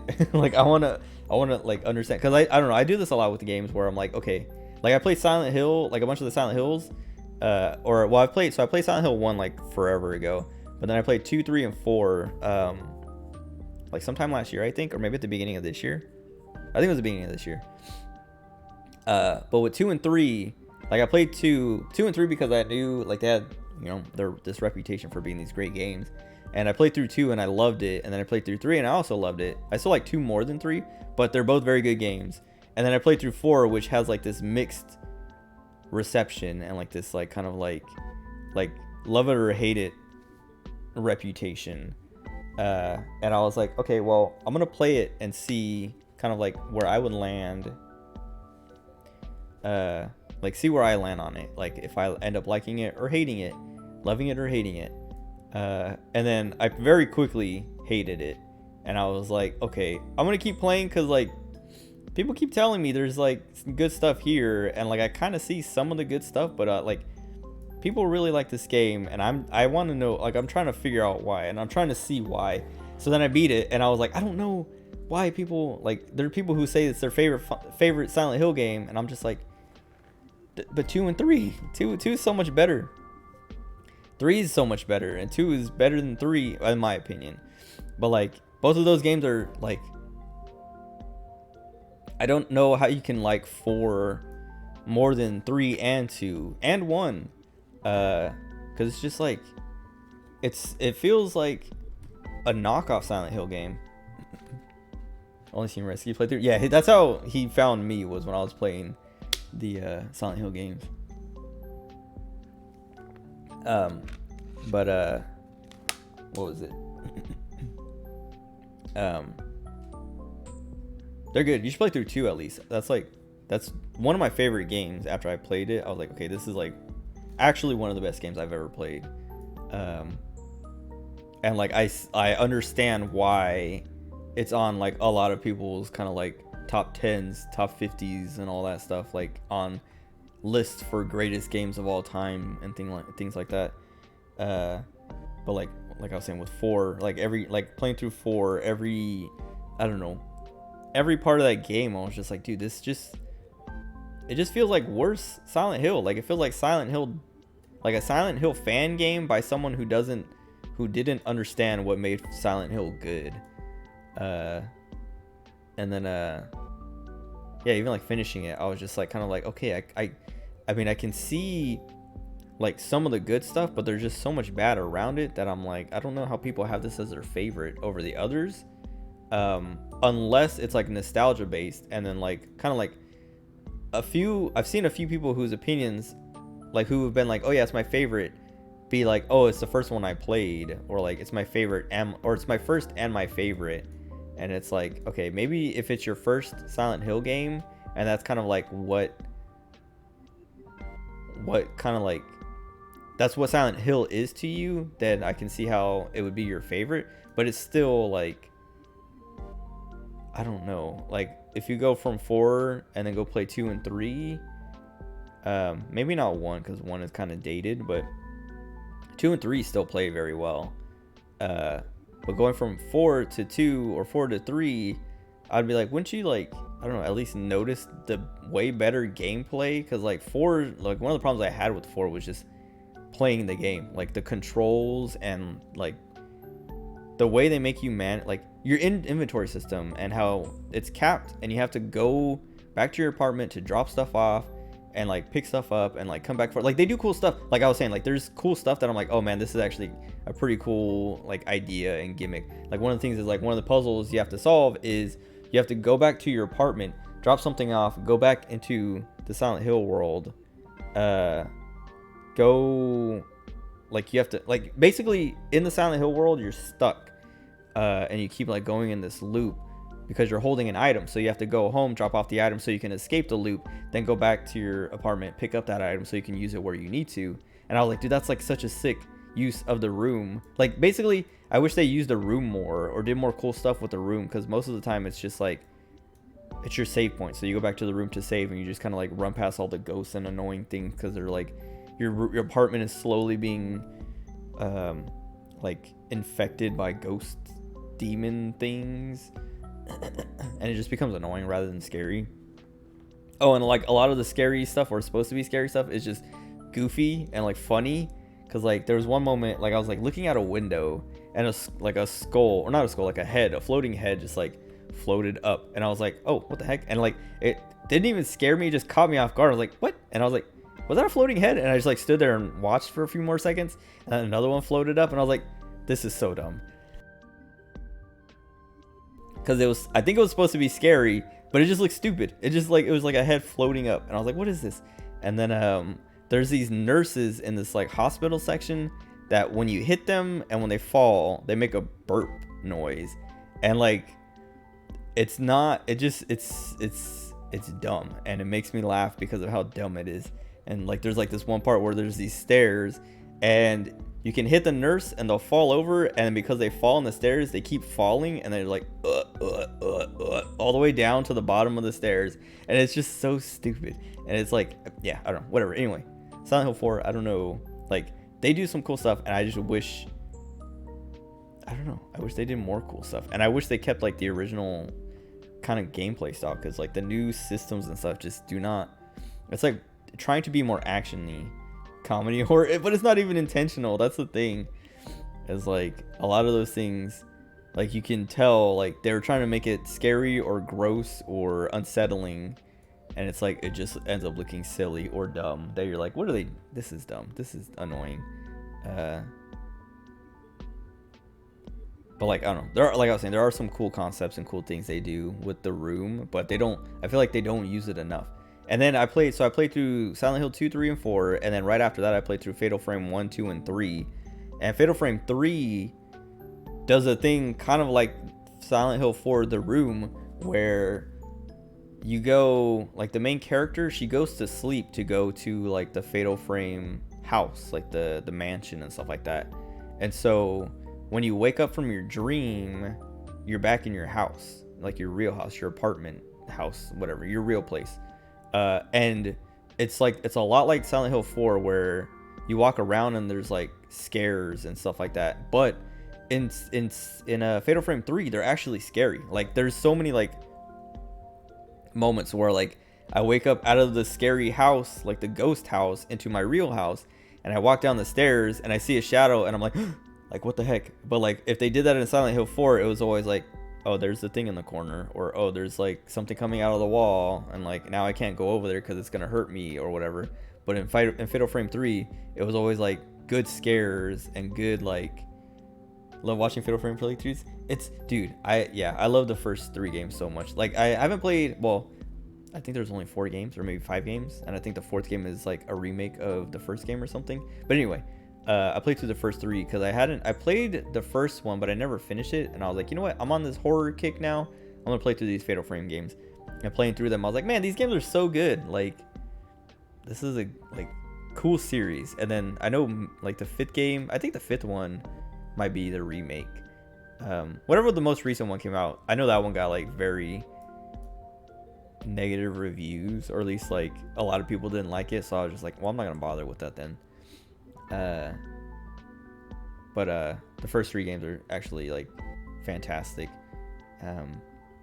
because they're like super scary, and then also like have, because I feel like a thing with horror games is like they're either scary or they have a good story. It's very rare that you have like a good scary game with a good story.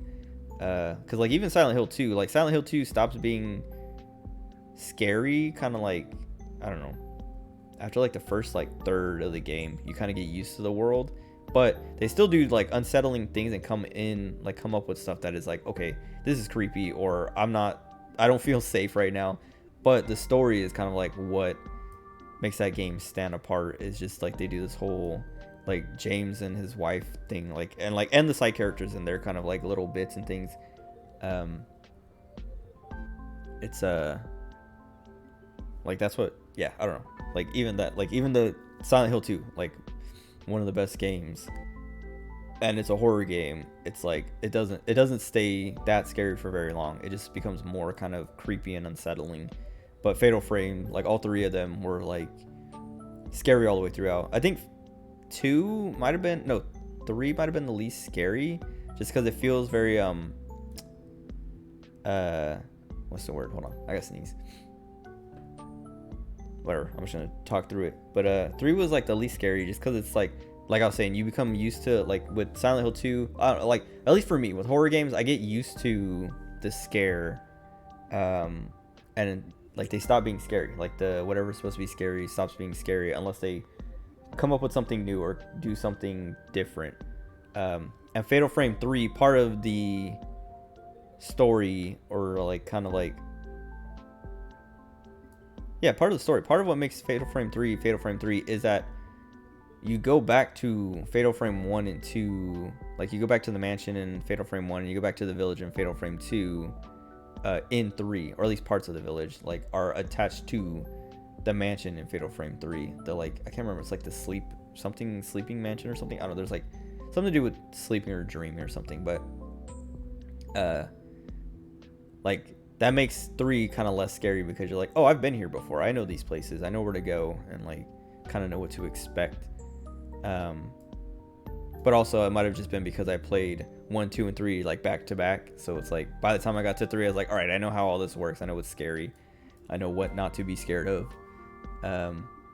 But they're still scary. Like I was saying, in 3, when you leave the dream and you're in real life, the ghosts and like the main ghost appears in your house in places, or like does things that you're like, and it makes you like second guess sometimes too, where you're like, was this TV always on? Like, did I turn this on? I don't remember. Like, it just like creepy stuff. Oh, there's like a lot of really good scares in Fatal Frame 3. I think my favorite one is when you like go down the stairs and you see these legs like standing under, like there's like this like little like kind of like nook. It's like kind of like a closet without a door, but it has like a curtain hanging down, but it stops about like knee length, like knee height, so you can see like if someone was standing behind it, you would see like their legs and feet. And there's a part where you're coming down the stairs and the camera changes to show you coming down the stairs like from the side, and you can see that like little nook, and you see feet, just like you see someone standing there, and you're like, what the heck? And then you come down the stairs and the camera angle changes, and then you go to like look, and when you turn to look at what's there, it's gone, and you're like, it's creepy. And then there's like another one where you like walk by the bathroom and you can see someone standing in the mirror, like you see someone standing in the bathroom through the reflection in the mirror, but when you go into the bathroom there's no one there, and then when you look back at the mirror they're gone. They just like keep doing like a lot of stuff like that. And there's like another one that's like, I don't know, there's like a lot of like good bits like that in 3 that were scary every time, whereas 4, when you go back to the room, they never do anything like that, and it's like, it's always just kind of like, oh, there's like, it's like, oh, the floating heads, or I don't know, oh, this thing's crawling out of the wall, but it's like, it's not that scary because it takes forever to come out of the wall, and then it's like annoying because it does damage to you as you're trying to get by and like just do your thing, like drop some stuff off and save or whatever.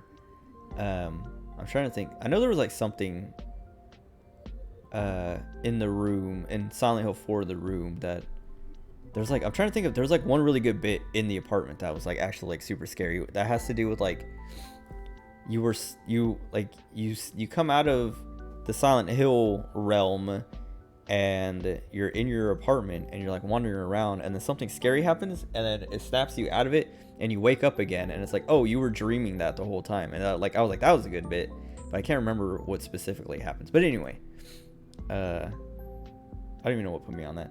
Just I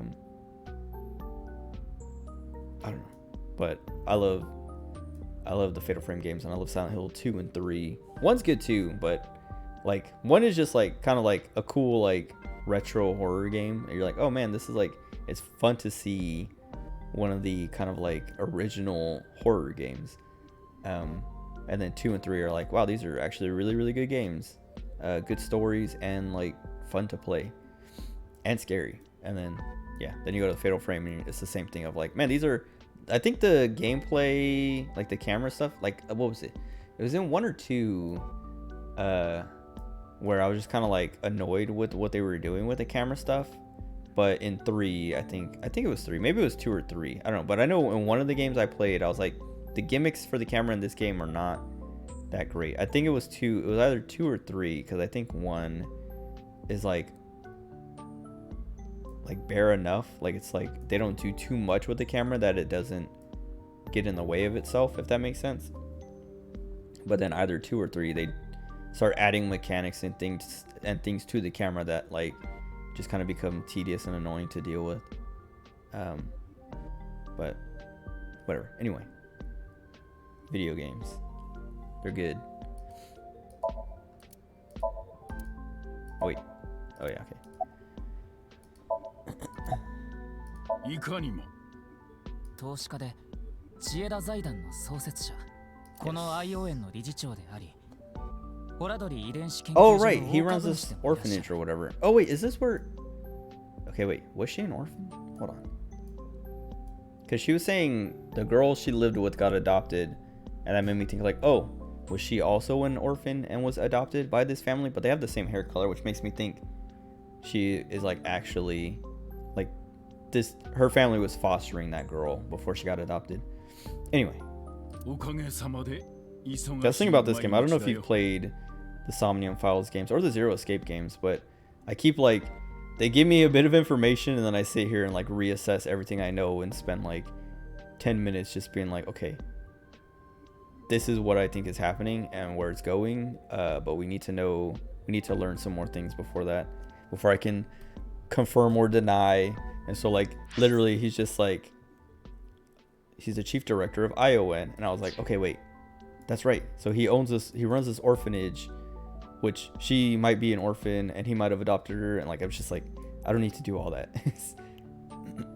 Never looked into it. It's you should play well, okay, there's the Zero Escape games. There's 9 hours, 9 persons, 9 doors. Have you played Danganronpa, or do you know Danganronpa? They're kind of similar, if you know anything about the Danganronpa games. But the Zero Escape games, like, they're visual novels like this, but they get like really, like, they have like puzzles, and they get really trippy and weird about like conspiracy theories and weird like paranormal and supernatural kind of like concepts. And it's like, it's a wild ride, and it's really cool. A little familiar? Wait. What game was part of the series? Well, the Danganronpa games aren't like part of the series, and the Zero Escape games aren't either. But so like the Zero Escape games and this game are written and directed by the same guy, and then Danganronpa and the guy who wrote this game, the like the writer for that game. Hold on. Oh, 999. Okay. Yeah, it's like, well, so it's not, they're not like connected like story wise, but like I was saying, the writer and director is the same guy, and so he's like, and they're very like, they play and do kind of like the same thing of like, it's less puzzly when you get to like the gameplay parts, but like the visual novel parts are very much the same, of like visual novel-y, where you go down a route and you learn a bunch of stuff, and then you go back with the new information you have. Like learning stuff in a route unlocks a different route that is in kind of like a parallel timeline or something, that you're like, oh, now I can like do all this, and it all makes sense at the end. A chance, Snowball Man? Wait, why? because the games. What was it? So yeah, they do like a lot of love concept, dude. You should play. Yeah, I would recommend 999 and Virtue's Last Reward, and if you like both of those, because Virtue's Last Reward is a sequel to 999, and then there's a third sequel called Zero Time Dilemma, which comes after Virtue's Last Reward. But that one's like, I liked it when I played it when it came out forever ago, but like looking back, I'm like, man, I don't know if I would like it, because it's a lot of people didn't like it, or it's definitely the weakest of the Zero Escape trilogy. But like I was saying, at the time I didn't think it was bad, and like I definitely didn't like it as much as the other two, but I didn't think it a manlier version of you. It's because of the beard. If I shave off my beard, I'll look very young. Like I think I might even look like a girl. Maybe not like a girl, but you might have to do a double take, because I've been mistaken, like back when the pandemic was like at the height, showed up all dude, that's literally it. Like I'll look like a because the last time, so when I first started growing out my hair, like I also had a beard, but I shaved my beard for something like my brother's wedding or a friend's wedding or some kind of event. I shaved my beard, and like looking in the mirror, like my hair being long, I was like, dude, I look like I don't look like a girl, but I look like not like a little boy, but I look like I'm like 16 again or something. Like I look like the long hair made me made me look younger on top of looking younger from shaving my face. Yeah, like it's kind of crazy how much like a beard adds. And like, so what I was gonna say is like, people have mistaken me for a girl like a million times, not a million times, but it's happened enough that I'm like, oh man, this is like, I should keep my beard, so that when people like call me ma'am, I can turn, and then they just know automatically. They don't have to like think about it. Because if I shave my beard and someone calls me ma'am and I like turn, they'll probably like still be like, oh, she is just like, either she is a girl, like this is a woman I'm looking at, or they're like, not that I look particularly masculine, but they might be like, oh, this is maybe just a masculine looking woman, or a trans woman or something. Like they might be like, they might just like, yeah, I don't know, like they will assume my gender because I have long hair. Because like I was starting to say, like when COVID's like the pandemic first started, wearing masks, like you couldn't see you could see my beard coming out the bottom, but I wear like right now I'm wearing a white shirt, but I wear a lot of black shirts, so my beard blends in with my shirt. So I would be wearing a mask, and then my beard, like you can't like distinguish my beard from my mask and my shirt, and so all you see is my eyes and long hair. And so like a lot of people will be like, here you go ma'am, or like whatever ma'am, until I say something, and they're like, oh sorry sir, and it's just like, don't worry about it, I don't care. It doesn't actually bother me or annoy me. I think it's funny most of the time.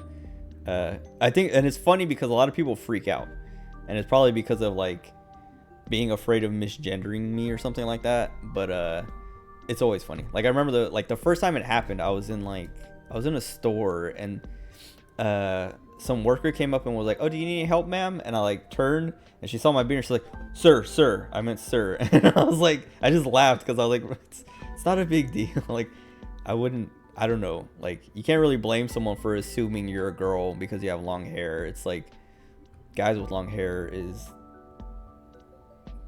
pretty rare, or at least a hair as long as mine. Like you'll have guys like my brothers, two of my brothers have longer hair, like, but it like goes down to like just above their shoulders, but that's where they keep it. Like they keep cutting it to keep it that short because they don't want like longer hair than that.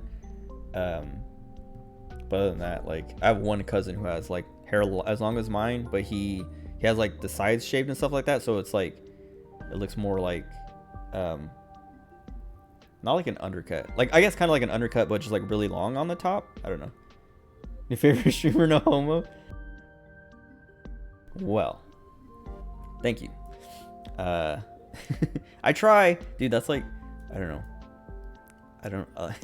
I like streaming, and like it's, we've made like a little bit of progress in this game because I keep talking, but that's what, like, I don't know, like I I like streaming because I like talking, if that makes sense. Like I like playing video games and I like talking, so I like engaging with people when they show up. And it's like, it's nice when people engage back. Like I don't mind when people lurk, but it's always nice when someone's like, you know, there's someone to talk with, even if it's like making me go off topic with the game. I don't mind. Like I'm pretty good at re-immersing myself in a game, because when I first started out, I used to like kind of get annoyed, not get annoyed with people showing up and talking, but just be like, oh, like I'm getting distracted and I feel like I'm getting like I'm losing my immersion in the game.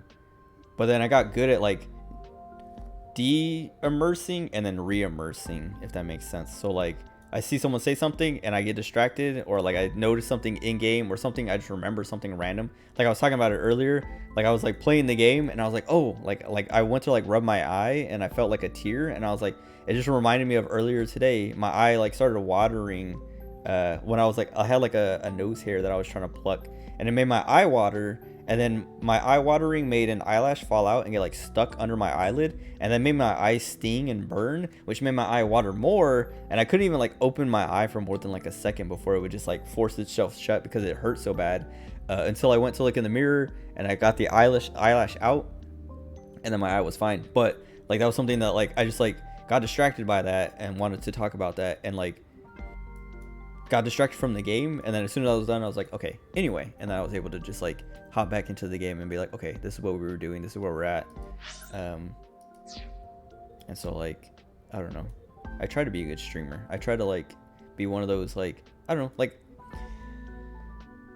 I try to be like the streamers that I like, the ones that are like engaging, like they talk to their chat, or like at least talk.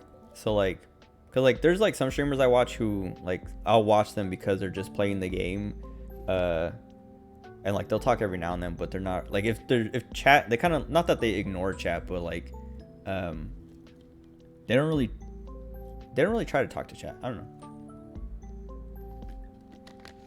like they'll acknowledge the chat but they won't really like engage, if that makes sense. But like, I don't know, that's like a way to stream. I don't know, I just like talking. I like talking a lot. I just like talking a lot, and it's like, it always happens where like I don't know, I get distracted and then I go on tangents, and then I go on tangents from the tangents, but I feel like I can always bring it back. Like I always, like I literally, like, it's not like I'm literally keeping a track in my brain, but I will be like, as I'm talking to someone, like this happens when I'm like, I don't know, like talking to someone, I guess, because they're not really, it's my turn to just tell a story forever, but I'll be like, oh yeah, this one time, and I'll like go, and like in my brain I'm consciously like, or like subconsciously like, okay, like here's the storyline, and then I'm like, okay, wait, hold on, let me explain this, and then I go off to the side and I'm like, okay, wait, let me explain this, and I go here and I just like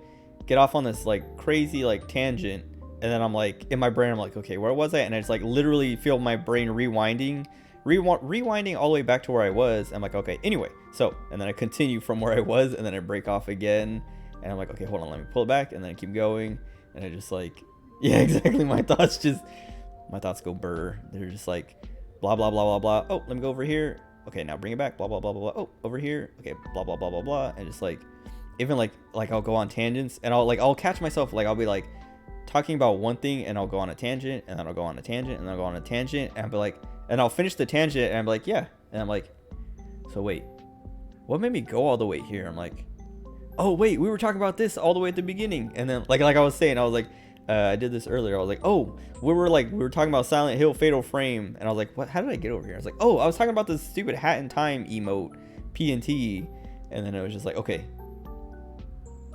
brought it back. I just explained that real quick, and was like, okay, that's it, and then went back to whatever.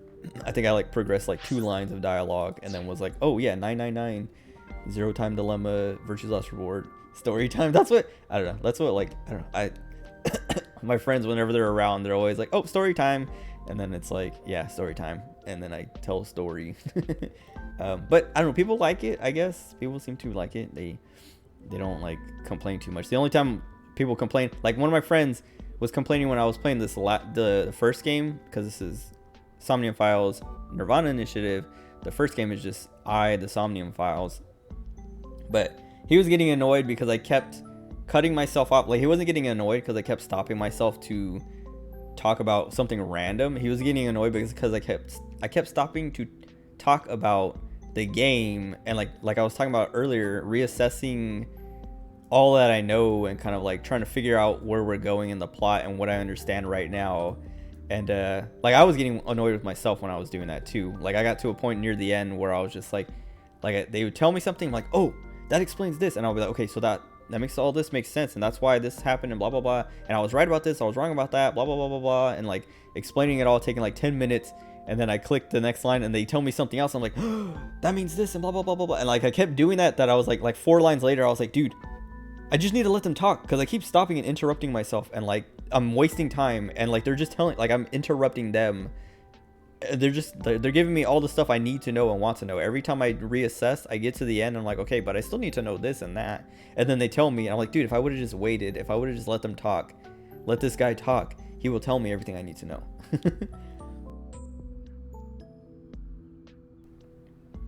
Well, and he is interested in that, and like I don't know, I feel like I've had people come in who have been like, oh, I love this game, and like, oh my god, I love just hearing you like come up with your own like theories and what do you call it, like predictions and stuff like that.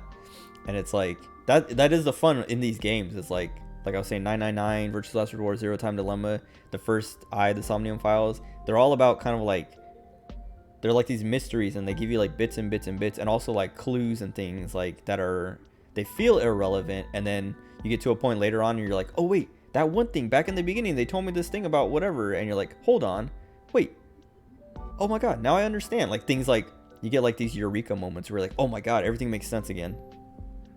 And that's like I've watched people play the first nirvanA Initiative, and like the Zero Time, or the Zero Escape games, like a while ago though. But like watching people like figure things out and like put things together, and the conclusions that they come to, even if they're wrong, it's like, okay, I see, that's interesting. And like I was saying, my friend, he was like okay with it until like I started doing it too much, like where I was like I was saying, I was even getting annoyed with myself that I was doing it too much. Derail with channel points. Yeah, that's kind of like story time. You literally can just like spend the points and put in like a topic to be like discuss, and I will be like, oh, you know what, yeah, because like I have a friend, she likes to use those a lot, and just like have me, like one of them was like comparing a friend of mine and my brother, and being like, all right, who's better at arguing, or who would win in an argument, because they're both kind of like, they like to argue a lot, but they also refuse to like give up even if they're like kind of losing. But it's like, yeah, that thing is just kind of like an excuse to distract me from the game without like having to, like, I don't know, it's like if you're just like, I want to force it instead of, you know, having to try and relate it to the game, if that makes sense.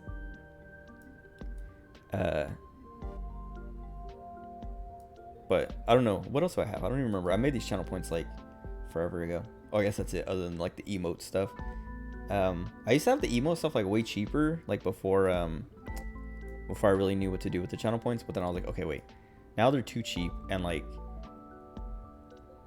I want, not that I'm like trying to incentivize subscribing, but it's like, it's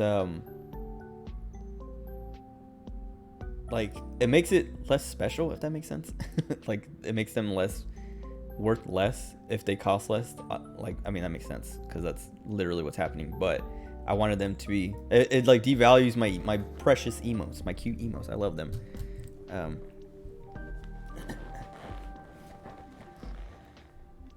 But I don't know if, like, I think it costs 5,000 for the derail thing. Yeah, so I don't know if that's like even like a good price. Like, I don't know if that's too expensive or too cheap. Part of me feels like it's too cheap because, like I was saying, my friend has used it like 2 or 3 times where she's just like, derail, and I'm like, oh, okay, like I don't mind, but I'm like, oh, like already again? I thought it'd be a while before the next one, but okay. So I might increase the price. I don't know. Like, I can't see how fast. They tell me, like, there's a number of, like, oh, points accumulate at this speed, but, like, it's hard to gauge that, like, in reality. Because I have infinite points on my own channel, so I can't even see, like, how many points I've earned over time.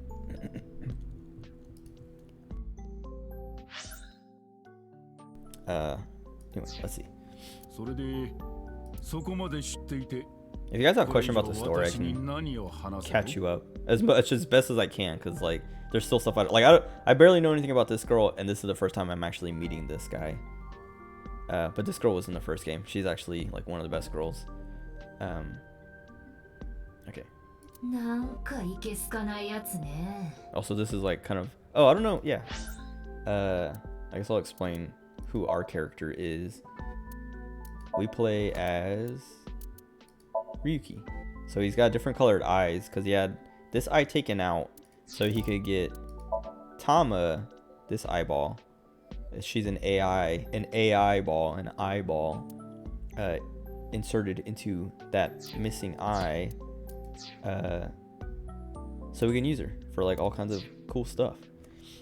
But she talks to us, and this is her, like, out of my brain form, because when she's, like, when she projects herself, she looks like a dominatrix. Where is it? Like this. I guess I can just show her here. So yeah, that's what she looks like normal. She's also very, like, perverted, and it's kind of creepy. It's actually really creepy. But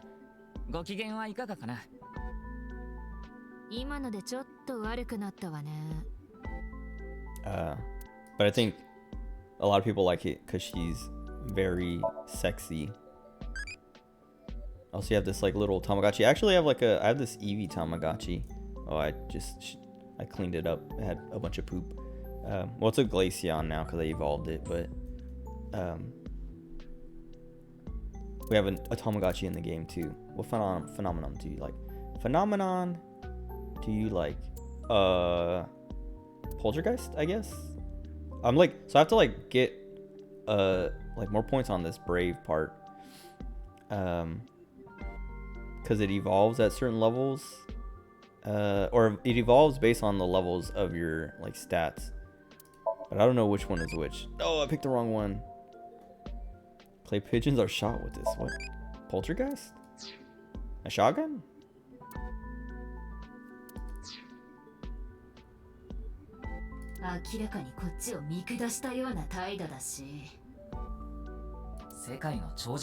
Yeah, I was gonna say, she's like, he doesn't respect us, but it's because he's, like, this smug rich guy.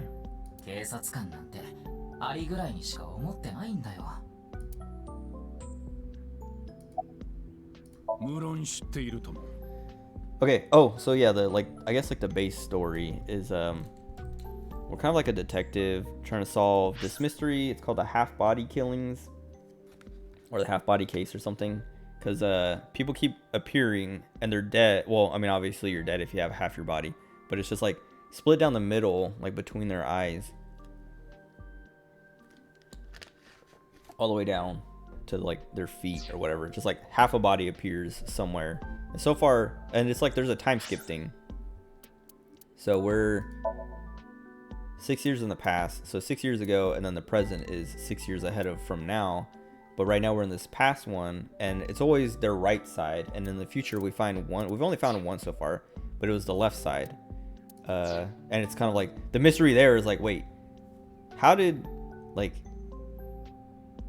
6 years ago the right sides of people's bodies were appearing, and then 6 years later the left sides were appearing, but they're, like, the same, like, the time of death. So, like, in the future, in, like, 6 years from now, we find the left side of a guy who we found the right side in this timeline, and the left side, checking the time of date, was, like, 7 hours ago. But it's like, wait a second, he had to have died 6 years ago, though. Like, this half is from 6 years ago. How is it still, like, 7 hours freshly dead, if that makes sense? And so that's kind of, like, one of the mysteries, but also we really have, like, no idea how that happened, other than to be, like, I don't know, teleportation or something, time travel. But these games do this weird thing, at least. So like the Zero Escape games, they do like weird things like that, like time travel kind of concepts and things. Not necessarily time travel, but like weird concepts like that, and they're real in the game. But in this game, like in the first game, they had things like that where it was like, oh, it's like some weird cult or like time travel stuff or whatever, like all these weird concepts.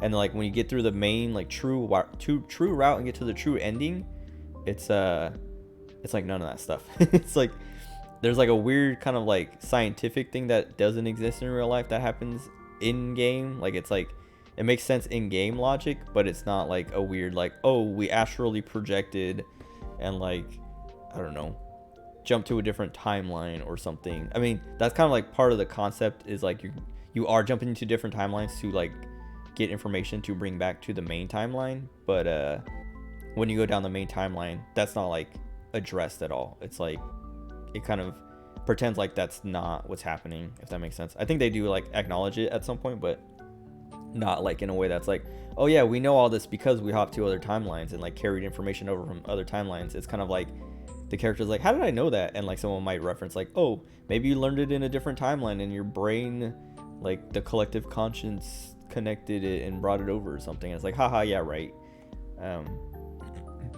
But this game is weirder because like in the last game it was just like a serial killer who would kill people and then take out their left eyeball or their right eyeball. I think it's left. I don't remember. So it was like very like just kind of natural, like, oh yeah, this guy's just killing people and taking their eyeball, like a serial killer. He has like his kind of signature. But in this game it's like, okay, wait, how is this person splitting them down the middle so perfectly? Because like they're like analyzing the bodies and they're like, yeah, no, it's not, it wasn't like they were cut, it was like they were like split like at the molecular level. So like it's so perfectly cleanly cut that it couldn't be just like a normal tool or even like a laser. It has to be something weird.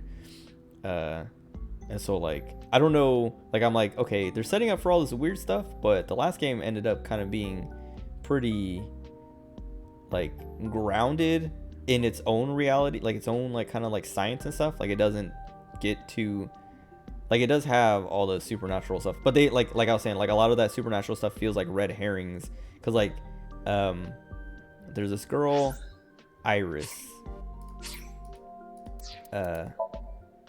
who she's in this game, but she was in the last game too. Where's she? Iris. So she was in the last game. So it says she likes the occult, because there's a moment in the last game, like a big chunk actually, where you're sitting down with her and she's just talking about like all kinds of like conspiracy theories and weird urban legends and like all these like mysteries and things that you're like, huh, like that all sounds very like it could explain a lot of the stuff that's going on right now. And then you start thinking like, oh man, maybe she's right. Maybe there is like a weird cult behind all this, and like they're able to like jump timelines or push people to other timelines and bring people over from other timelines and all this stuff. And like that, like I'm like, that she's right. She's like that everything makes sense if you think about it like that. And then the game turns out to be like, no, she's crazy. Like that's all, like she just likes all that stuff and she brought it all up, and it sounds legit, but no, this is actually what happened. And you're like, oh, that was all like kind of like red herrings, like stuff to just throw you off. But it's still fun to like think about it like that. But this game is like presenting some of that stuff. Like I was saying, like they start talking about teleportation, and like Iris is in this game. She talks about a little bit of that stuff. Iris and this other guy, Oda, they both kind of do the same thing of like, oh yeah, remember, you know, there's all these weird things that could happen. Like, oh, there's this other girl, Tokiko. She talks about simulation theory too. She's actually one of the people who turns up dead. And she believes we're in a simulation in this game, which is kind of like fourth wall breaking, but not really, not yet at least. But she's like, we're in a simulation and blah blah blah. And like thinking about it, it's like, okay, wait, maybe we are in a simulation, because like there's even stuff that happens to my character where like the world kind of glitches and everyone turns into like blue NPCs, and it's like, what's happening? And then like the character like starts freaking out and like speaking in gibberish, and it's like, wait, is this actually a simulation and we're breaking down and like things are broken?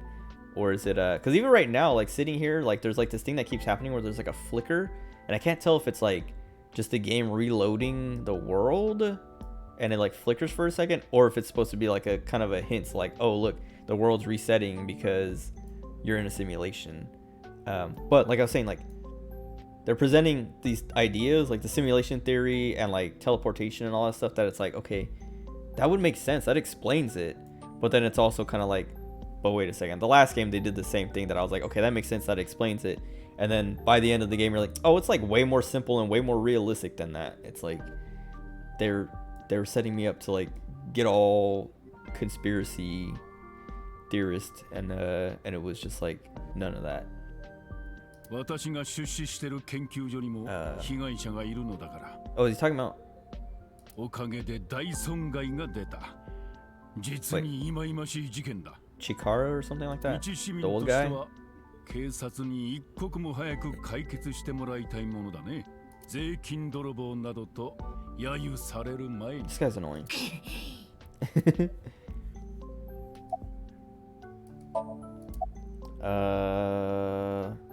Oh yeah, Chikara. We guess we can ask him about all this stuff. Do you have an alibi? 2月11日の20時頃は何をされてましたか？それと2月9日の Oh 朝 right, this 6 is 時 two 頃 different のことも。 murders. なんだねそれは。ええ、まあ形式的なものですが。Like he does this to everyone. It's like, all right, do you have an alibi for these two murders? And they're like, what? Me? And he's like, yeah, it's only a formality. It's like, wait, okay, hold on. You can't just go around asking everyone if they have alibis. 警察というのは Like this guy right here. I see the police have no problem wasting people's time. He's right. まあいい。一昨日のその You 事 can't 件は you can't 銀座で just 経団連の yeah, if you're trying to solve a murder, you can't just go ask every person in the neighborhood like, what is your alibi for not being a part of this murder? How can you like prove that you weren't available to cause this, like to kill this person? Federation of Economic Organizations. 9日は出張で京都のホテルに滞在していた。 Tom was gonna confirm 確 it. 認したわ。 Yeah. 今各所に設置された監視カメラの映像に彼の姿が映ってるから。I'll ask him about everyone except for Chikara, because I think that's the one that 最 progresses 初の it. 被害者のことだな。もちろん知っていると思う。 But yeah, this is the first guy who died. So we like find him split down the middle and just his right side. I guess left side looking at him, but this is his right side if you were him. But this is like just like laying on the ground with a sign stuck into it. And we kind of figure out how it gets there. Like I was saying, there's like this whole, they set it up to make it seem like, oh, it just like teleported and appeared out of nowhere. But we solved the mystery, and it's like, oh, it was like hanging up above in the rafters, and then it fell down, and like it fell down when the lights were out, because it was tied to a string that turned the lights off as it fell. And so when the lights came back on, it was just laying on the floor. But like the way it was set up, and then it caught on fire, which also made it look weird. But then we like examined it, and it's like, oh, there was like a mechanism inside of it, like a couple, like, I don't know, like a, what do you call it, a reaction occurred. There's like some stuff, like materials and things that reacted and ignited and made thermite basically, and caught the body on fire. But it like, yeah, like when it first happened, I was like, wait, okay, what happened? Did it teleport and then caught on fire because it, I don't know, moved too fast or something, or isn't supposed to be here in some weird way? Like the timeline is like, wait, this body is not supposed to be here, this doesn't make sense. Like simulation theory stuff, like what's going on?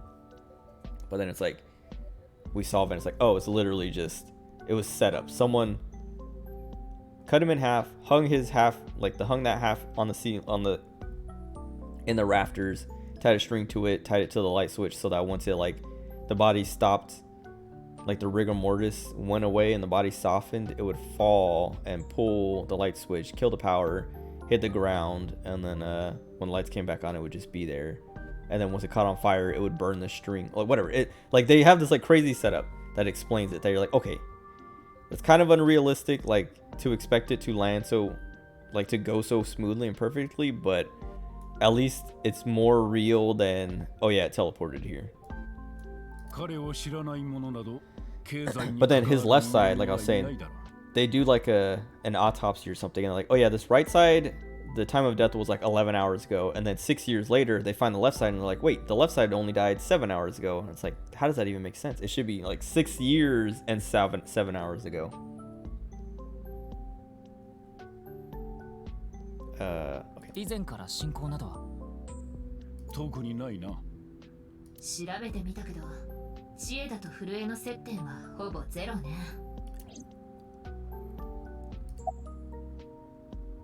The other thing I'm curious about is this guy, well, the guy they were showing, Gene. He everyone knows who he is. He's basically Elon Musk, but in this game. So he's like this tech guy that's like running, I don't know, these big old companies that are like coming up with technology, like crazy technology and stuff. Maybe not crazy, but like progressive technology. And so like everyone, he's like a billionaire, everyone knows who he is, but like literally nobody actually knows him personally. And so I'm like, I wonder if we'll actually meet anybody who actually personally knows him. 誰だね、それは。 Okay, so this girl, Simulation Theory, she's like a weird cultist. So like I was talking about like Iris talking about cults and stuff. She brings up this cult called Nikes, and in the first game, you're just like, oh, like maybe this cult is behind it, and then it comes out later like, oh yeah, no, this cult isn't behind any of this. They're not involved at all in any way. And you're like, oh, she just like brought it up. It was just like a red herring thing again. But then you get to this game and you meet her, and she's like, oh yeah, I am the cult leader of Nikes. And you're like, wait, it's real? Like it actually exists and is actually like a cult. Except she doesn't, I don't think she calls it a cult. She calls it like, I don't know, some society or something like that. But it's like that makes me kind of like more suspicious of like, is this game gonna get weird, or are they gonna like, are they just playing with me again? But it's fun. Like I like that. ナイクス日本支部の主催です。ナイクス。 See, そんなわけのわからん団体など知 he らん。 doesn't even know about Nikes. 聞いたことすらないな。関係も何も私が出資している研究所の所長だ。いや、だったと言い換えるべきかな。 Yeah, Chikara died. He got cut in half. And then his half of the body was hung up on a chalkboard in a classroom. But it was the same thing of like cut perfectly. But the way they explained how it was stuck to the classroom, like the chalkboard, was weird because they were like, they had me, we had Tama x-ray him, and then the x-ray showed that he was like stuck to the chalkboard like a suction cup, if that makes sense. So like they had taken out all of his organs and like his internal organs and stuff, and like put him up against a chalkboard so that like his skin would like suction cup it in a way that I was like, I don't know if that's possible. Like I don't know if like that's kind of reaching, but I'll allow it. 彼は非常にその変わり者だったと思いますが。 He also was a really weird guy. だからなんだね。私は彼の仕事に出資していた。 Dude, I kind of want to start skipping this guy's dialogue. Like read it, but not let him finish talking. Because I like to let the characters talk. But like when they're annoying, I'm like, all right, I don't want to listen to them. Like in the last game. Okay. Iris's mom. I don't know if we have a file on her. Her name's Hitomi. No. Unless. No. Whatever. Iris's mom, she like talks in a way that was like super annoying. Like she paused like every 3 words and like was very like she talked very breathy in a way that was like annoying, that I was just like, all right, I'm just gonna like let the text read the text and then go to the next line instead of letting her finish talking, because it would take like she'd be like, I don't care what his personality was like, it doesn't concern me as long as it doesn't affect his job. And it was just like, dude, hurry up. Like I'm trying to, like, I want to listen to you, but you're taking too long. I feel like I read faster than they talk anyway, but that like hers was extreme. 仕事を通してのトラブルなども。全くなかった。But this guy is different. This guy is just annoying. I don't like him, and I don't want to let him talk. 君は私がホラドリを殺害する動機を探しているのかもしれないが、彼の死によって私が得したことなど何もない。ただただ損害が生じただけだ。つまり私も被害者ということになる。そんな私を疑うとは我が国の警察の。Alright. なんなのよこいつ。She's. I'm on Tama's side. 権力者じゃなかったら難癖つけてしょっぴいてやるのに。まあまあ。She just wants to frame him and get him arrested. 千枝さんはホラ研の筆頭株主でいらっしゃる。実質的な研究所のオーナーであるあなたなら、研究所の成り立ちや内情もご存知ですよね。何が言いたい？ Oh, right. So this guy was like trying to research immortality. And yeah, was doing like weird human experiments and stuff.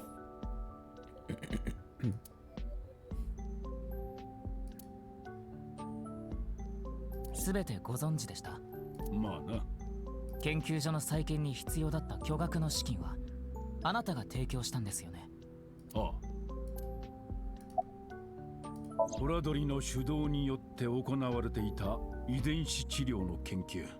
それはとても有益で将来性のあるものだったのだよ。ここまで進歩した時代であっても、不治の病に悩まされている人々は。I was gonna say, I wonder if he, Tom was pretty good.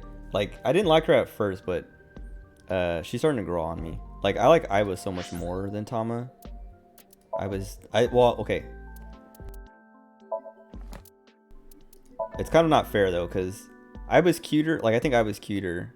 Like I'm more into Iba's figure, like looks and stuff like that than Tama's. But also we spent a whole game with Iba, so we have like she has like the advantage. She has a whole game ahead of Tama, where Tama is like, we've only known Tama for, I don't know, this first chunk of the game.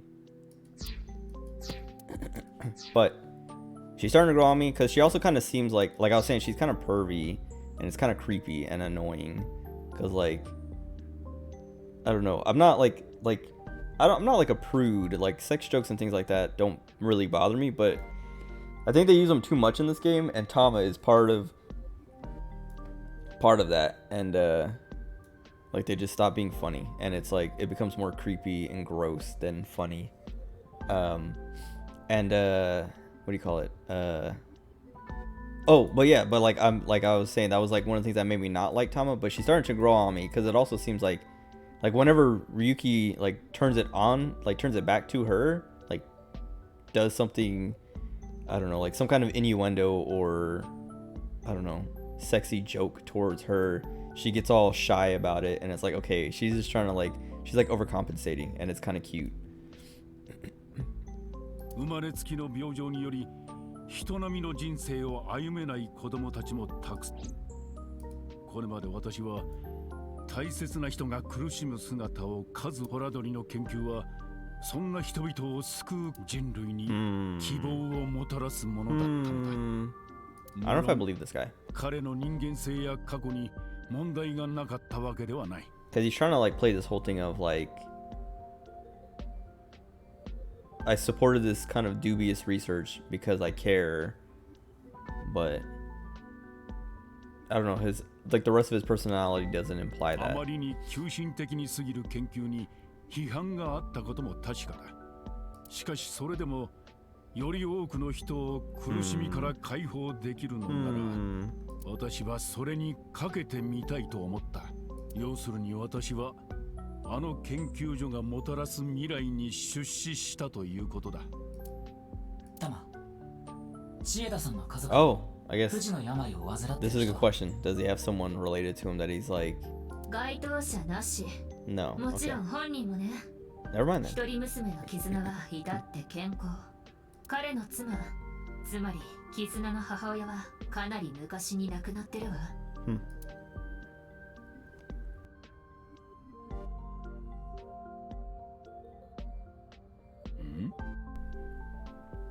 What, did you barely notice that she was here?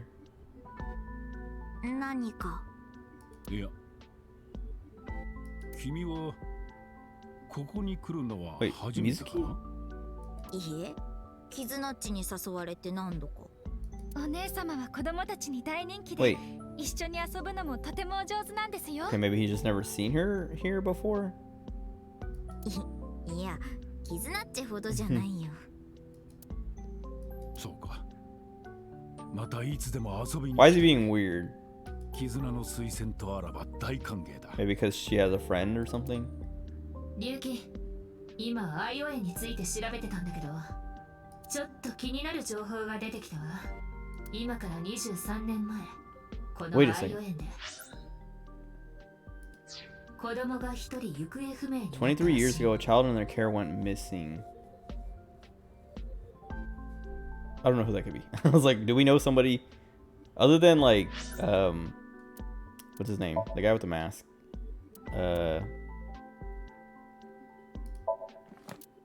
Gen. Like, we don't know his birthday, but I'm pretty sure he's Tokiko's son. But it could be like,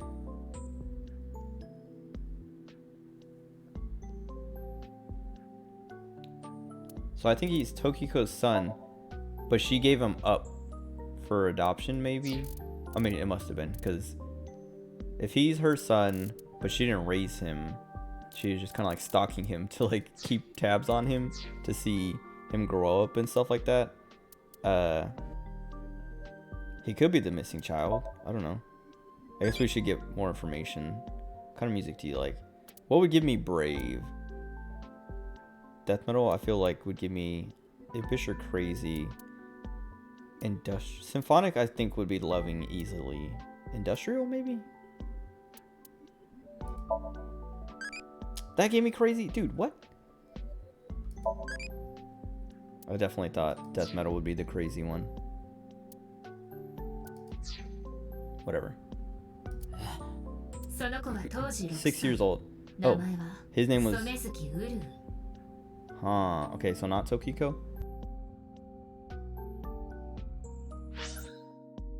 What's Tokiko's last name? If we know it. Shigure. Okay.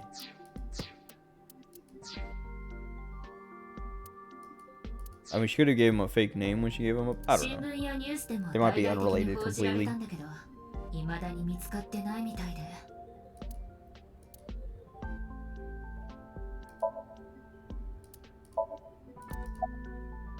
Wink scene.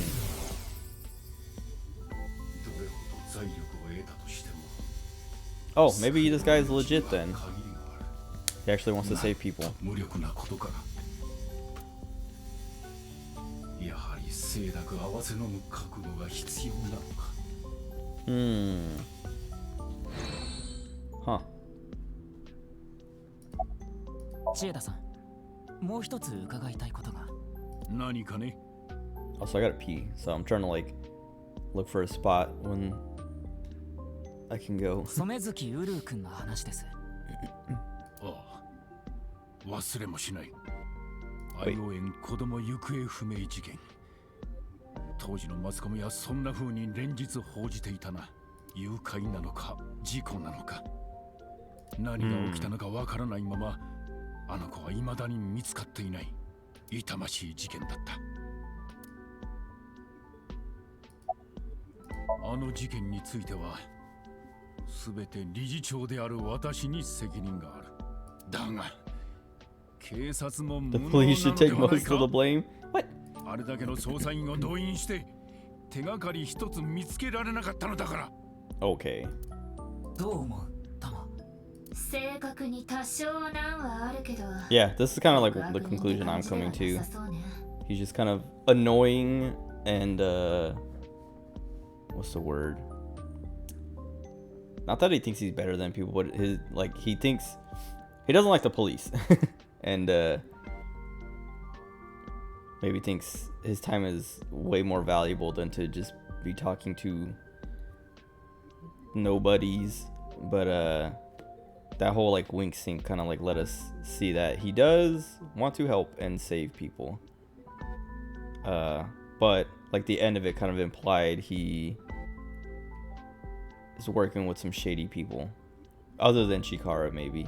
嘘を言ってるようにも見えないし、ただ彼の周りで不可解な事件が頻発してるのは気がかりだけど。話は終わりかね。随分と時間を無駄にしたな。では私はそろそろ。Okay. Wait. Oh no. He's gonna propose again. Oh no.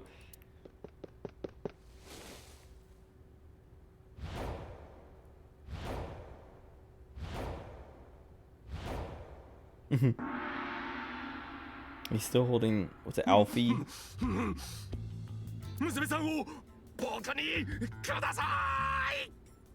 She doesn't even want to marry him. Oh, has Mizuki? No, yeah, she was there. No. Yeah, she was there when he first showed up. お天道様に誓って幸せにします。だからどうか俺に、いや私めに娘さんとの婚姻の許可を。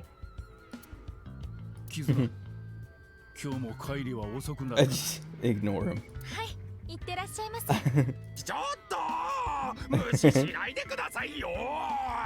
キズナ、何なんだこいつは。知らない人です。いや、一昨日松下食堂で知り合った仲じゃん。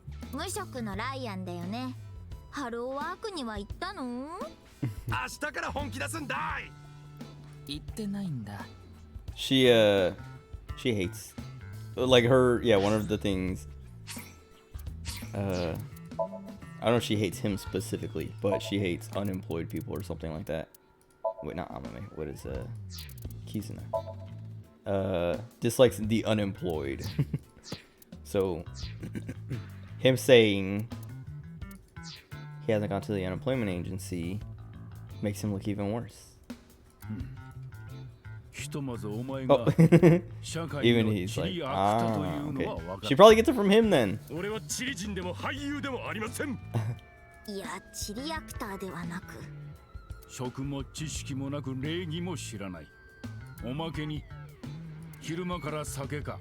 Drinking in the middle of the day, it's alcohol free. これはノンアルのやつでして。 Non-alcoholic. 控えめに言 Al って free. 鹿の塊のような男だ Oh な。 god. 失礼な。俺はれっきとした人間ですよ。角も生えてないし、奈良にも行ったことはありません。とにかくこれ以上娘につきまとわんでくれ。もっとも娘がお前など相手にするはずもないがな。あ、ちょっと待って。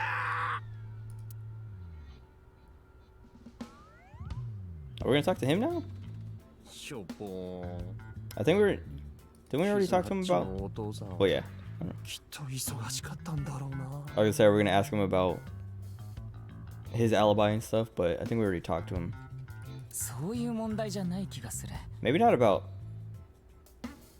Tokiko or Chikara, one of them. I don't know. I know we asked him about one of them. 落ち込んではいるけど、核の部分はノーダメージね。 Okay, I gotta pee. I'll be right back. I'm gonna run ads, so I apologize if you're unsubscribed. I'll be right back.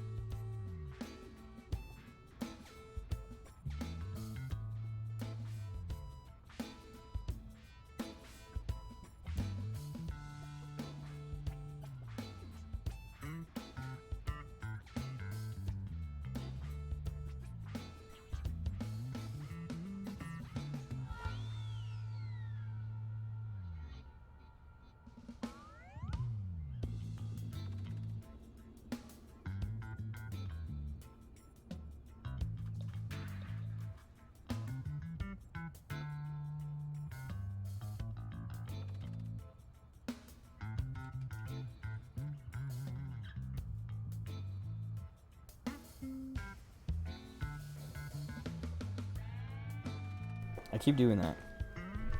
Like I pull myself on my desk, but the carpet is too like stiff that my chair doesn't roll very easily, and so I like end up like yanking my desk and like everything shakes on it. It scares me. Nothing's fallen over yet, but the way everything wobbles and the desk itself shifting so much, it makes me like kind of paranoid. Hold on. Okay. Checking OBS because I was watching Germa earlier, and like he was doing like a recap of his baseball stream. Oh, it still keeps like the stuff I looked at as if I still looked at it. Cool. I can't turn far enough to look at these kids. But yeah, he was recapping, or like recapping and like kind of like doing like behind the scenes stuff from the that baseball stream, and he kept dropping frames, and I was like, dang, like now I'm kind of worried that I might be dropping frames later. Excuse me. But it seems like his is like a personal thing maybe, because I was like thinking it was oh, I haven't looked at the sandbox before. Oh, that's it. What was it? Last week and like the week before, like every time I would stream, hold on. It took forever for that scene to come out. But yeah, last week and the week before or whatever, however long, I don't know. When I would be streaming, it like I wouldn't be dropping frames, but my stream preview itself would like hitch and freeze, and like make it look like I was dropping frames to me. And then I would check OBS, and it's like, nope, you're good. So it's like, okay, Twitch must be having problems, or I'm having problems like downloading my own stream. But yeah, Germa like having issues today. I was like, okay, maybe Twitch is still having a thing, but then he was saying that he had dropped 10,000 frames because he was talking about this before the baseball stream. Like the last few times he had streamed, he kept having, or he was having, people were complaining about, like people were typing like F in the chat for like frame drops and stuff like that. But he's like, my OBS is saying I'm not dropping anything, so it has to be Twitch. And like I was having the same problems, and I was watching like Wooly and other streamers. I think like the Castle Super Beast podcast stream also had like issues like that, where it's like, okay, stuff's going on with Twitch, but seems like they might have settled down and solved it. I haven't seen like my stream preview hiccup at all.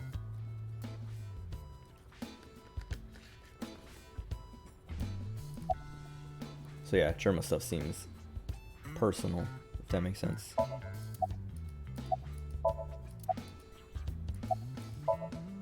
What did it say? We meet again.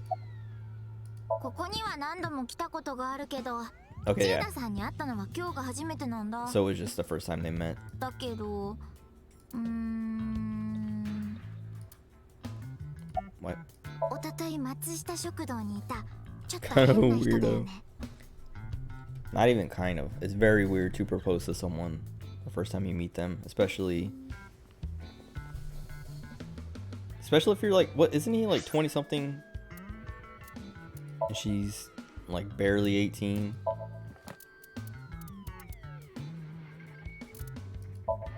Oh, he's only 22. That's not that big of a gap.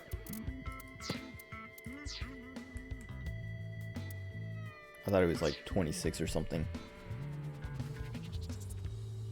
悪い人ではなさそうだけど。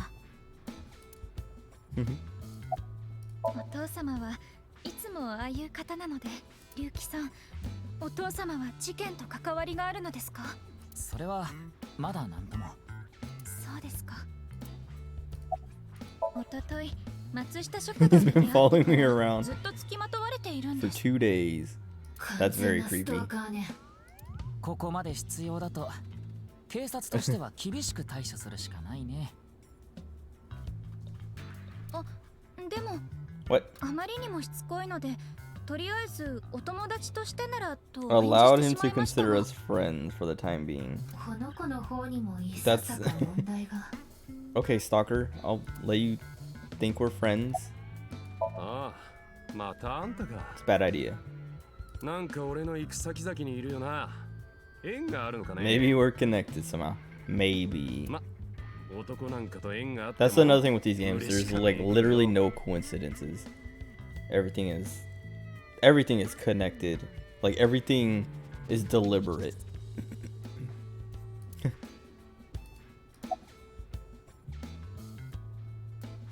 ああ、確か君も一昨日松下食堂にいたよね。いたけど、それが？あれ？なんて言うんだっけこれ。Rendezvous. はあ？いや、 Oh, deja vu? DJ ポリス？ What? 何が言いたいのこの人。さあ、ああ、ここまで出かかってるんだけどな。この辺、喉。 Right at the back of this stupid sensor noise. 喉は落とし。食らわせてもいい。Do it, Mizuki.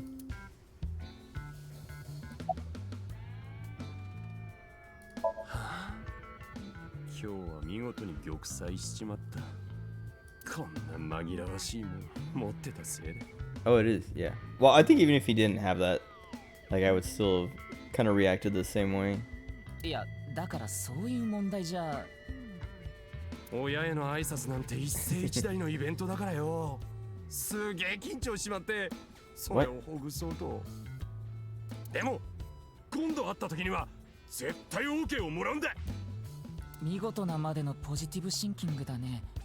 おうよ、勝ちに行く気持ちを忘れたらそこで負け確定だからな。打たれ弱い龍騎も Okay. 少しは見習ったら。ほっといてよ。だけど、 Oh, yeah, Riki has his own kind of like psychological troubles. さすがに何度も言われるとへこむよな。 I like how they're all just kind of like not acknowledging him. Like she's just staring off over here, like, yep, whatever. And Mizuki was like looking at him, but now she's like, are you gonna do something about this? ああ、あんたも知っての通り、俺とキズナッチが出会ったのは2日前。あの松下食堂でのことだ。キズナッチに一目惚れした俺は、ひたすらに猛アタックを繰り返した。キズナッチが食堂を出れば、俺も後を追いかけ。キズナッチが電車に乗れば、 Oh 俺 god. もなけなしの金をはたいて Dude, 同じ super 電車に乗り stalker. キズナッチが女子トイレに入る。 She went in the girl's bathroom, I followed her. 龍騎、手錠を Yeah. ついていくのはさすがにやめて。 What? Okay, he followed her but decided not to go ず inside. ーっと無視されても、俺は諦めずに声をかけ続けたんだ。そしてついに、代々木公園で振り返ってもらえて、キズナッチはとうとう俺の愛を受け入れ。とりあえずお友達としてならとお返事しま Her した。 eyes. Strictly friends. 屈したんだ。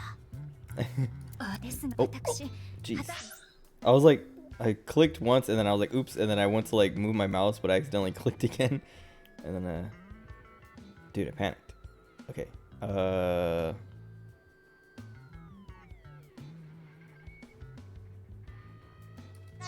do not お associate 友 with those 達 who ど do こ not ろ work. か知り合いにもなりたくありません。いや、だから昨日はここに来ちまったから。確かに子供たちの遊び相手をしてもらえたのは助かりましたが、最初にした約束もきちんと守ってください。ごめんよ。俺、キズナッチには運命を感じてるか Dude, ら。 I don't want them to get together. So like, if the game ends and they get together, I'm gonna be annoyed. Cause this guy's creepy. Like even if he like ends up being a cooler character, just like this will always be creepy. ずっとキズナッチのそばにいたくて。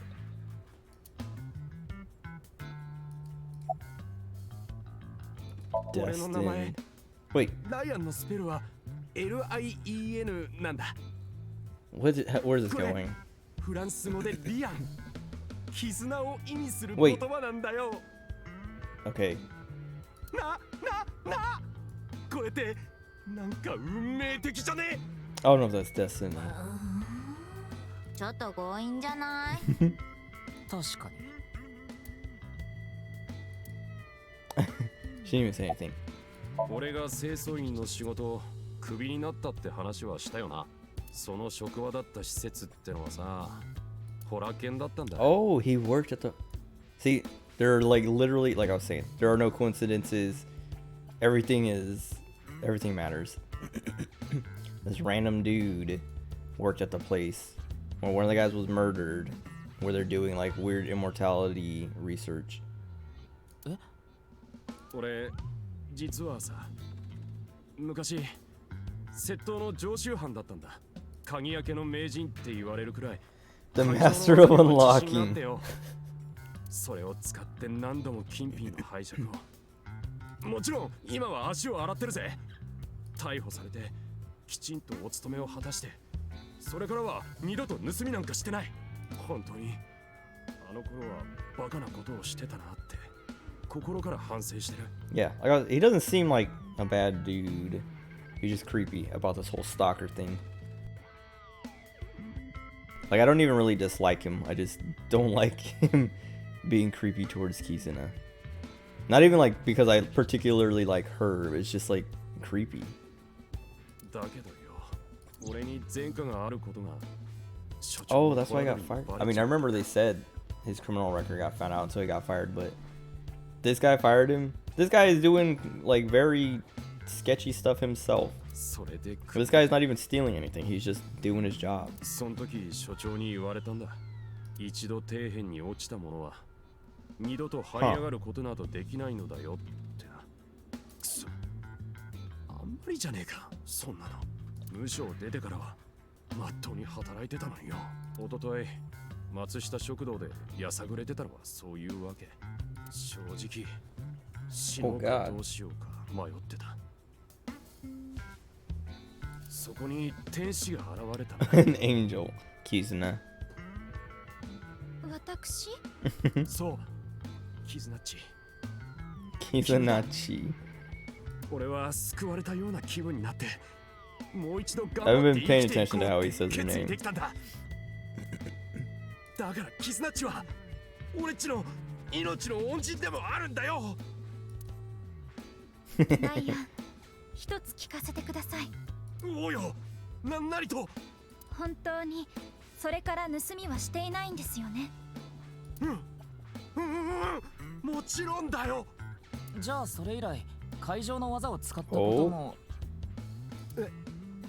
So he's been picking locks. ちょっと待って。 If he hasn't stolen anything, what's he picking locks for? To get into places? まさかまたどこかの家に忍び込んだっていうの？違うんだ。違くないけど違うんだ。確かに最近鍵を開けてある場所に侵入 Wasn't した。 committing a crime. でもそれは犯罪じゃなくて。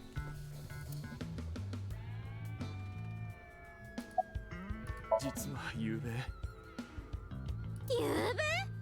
どこかのお宅に侵入されたんですか？お宅じゃなくて、これだけは言っちまうか。侵入したのは。 Wait, he broke into the institute, Horadori Institute. Why? なんだって。だけど何度も言うように犯 The 罪じゃなくて。 breaking in is already a crime. 捜 What? 査。警察の捜査協力 Helping だ the ったんだよ。 police. What? 警察の。変ね。そんな捜査が行われたなんて情報は HB 事件とは無関係の捜査だったのかな。目的はホラ犬の中にある隠し部 Hidden 屋、 room. そこに入ることだったんだ。だけど結果的には何の手がかりも見つからなくて、だから俺はそこからは何も持ち出してなんかいない。本当なんだ。信じてくれ。ねえ、その捜査を依頼したのは誰？これ以上はさすがに言えねえって。 Ah. 秘密の依頼だったからよ。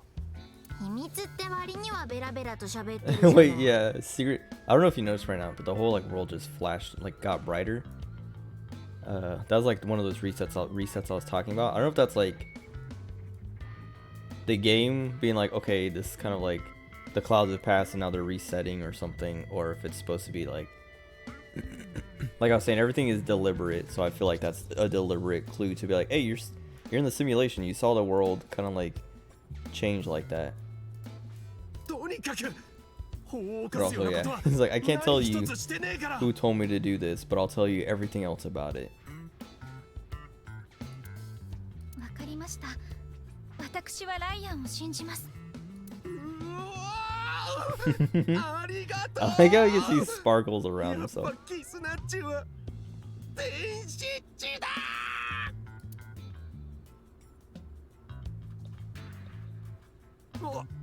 いけね大事なことを伝え忘れてた本当なら先にキズナッチに言うべきだったよな伝える順番が逆になっちまったけど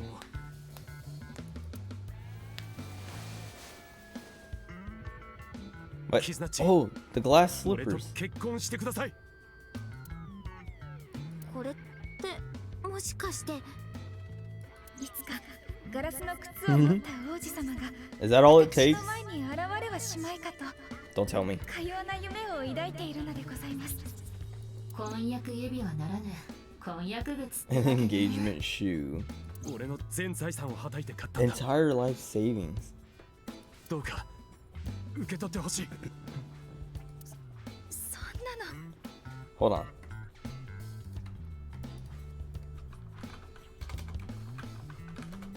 I want to see how much actual glass slippers would cost.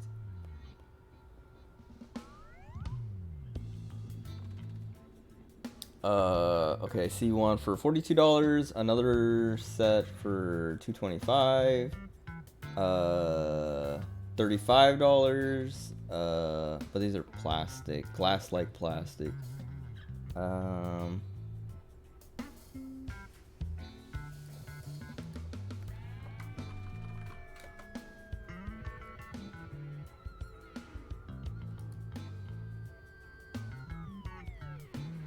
Oh god. Etsy glass slipper shoe. Oh. I was like, this one's only $4, but it's like a weird hologram, like sticker. I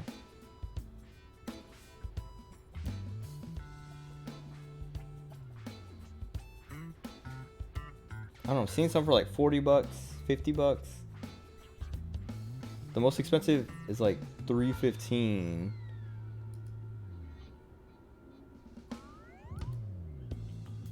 So like this guy's entire life savings was like $300. 受け取れません。 His き face. ちんと交際の期間を経ないと。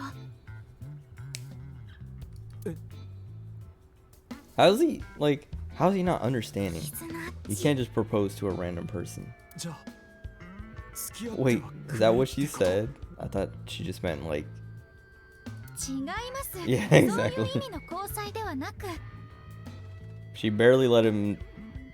She barely accepted the idea of being friends お with 友 him. 達として共に過ごす時間が必要ということです。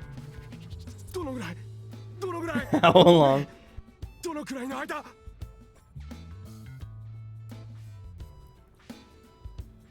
そうですね。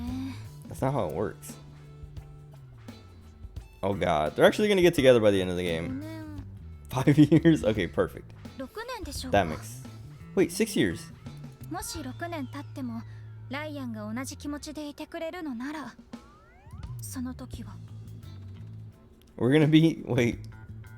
オッケーわかった In the future timeline, when we play as Mizuki, we're gonna run into these two and they're gonna be married. じゃあこの靴は6年間大事に取っておくよでも大丈夫なくしたり壊したりしちゃ Why う doesn't he ね just like get a refund あのさ、 and then buy new だっ ones たら later? いいアイディアがあるんだけど、いいアイデア。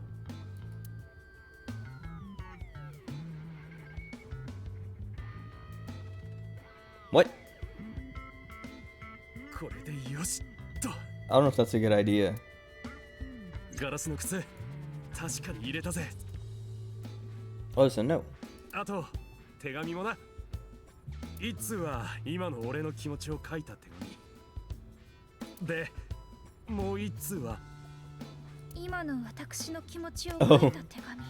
Okay, so they both wrote how they feel right now. What a weird time capsule. What a weird time それは capsule. タイムカプセルだ。ここに埋めて6年後に掘り起こす。もし6年経っても Oh, dude, I wonder if there's gonna be some weird clue on the letters. Like, we're gonna play as Mizuki in 6 years and be like, oh, let's go dig that up. Because, like, there's something about one of them or both of them that we need to figure out. We dig this up, open up, read one of the letters, and find out, like, Kizuna wrote some secret message in there or something. Or this guy wrote some secret message. Or something. Some kind of clue. ああ、その時はキズナッチ。このケースの中の靴。はい、その時は多分。へえ、なんかロマンチックなアイデアじゃん。I don't know. I mean, it's kind of romantic, but I don't think it should be. I don't know. ゆうきってそういうとこあるの I like it when her eye does that. じゃあ、埋めるぜ。That's so weird. ああ、6年後が楽しみだな。To be like, hey, we barely know each other, but sure, let's write letters, put them in this box, and bury it underground, so that in 6 years we can get married and pull it up, like, or pull it up and get 6 年 married. って結構長いけど、気持ちが変わらないって自信あるんだ。もちろんだとも。俺っちの愛は永遠に不滅なのさ。What? キズナちゃん、突然どうしたの？ああ、またいつも Oh, is she の gonna あれ dance か and sing? あれ？犬ってさ、興奮するとおしっこしちゃうことがあるでしょ。 Dogs pee when they get excited. What? それみたいなもん。意味がわからないんだけど。There's no way. 見てればわかる Oh って。 yeah, just watch. Everyone watch her pee. それではいざ参ります。 Why is she? ミュージックスタート。 I knew it. But why? Why is she excited about this? Like, he does not. Wait. The stupid lyrics to the song.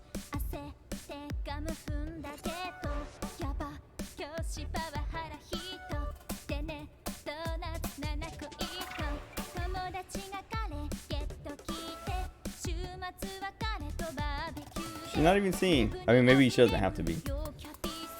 Because she's just dancing.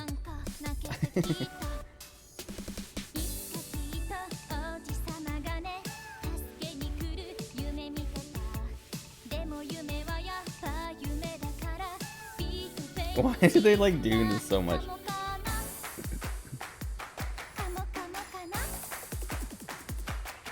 Even Mizuki.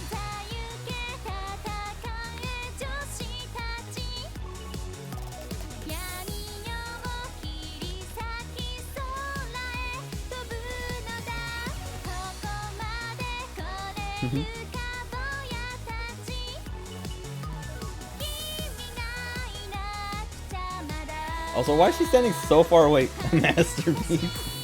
They did this in the last game too with a different girl, with Iris. They had like a bunch of moments where she just breaks out in song and dance like this.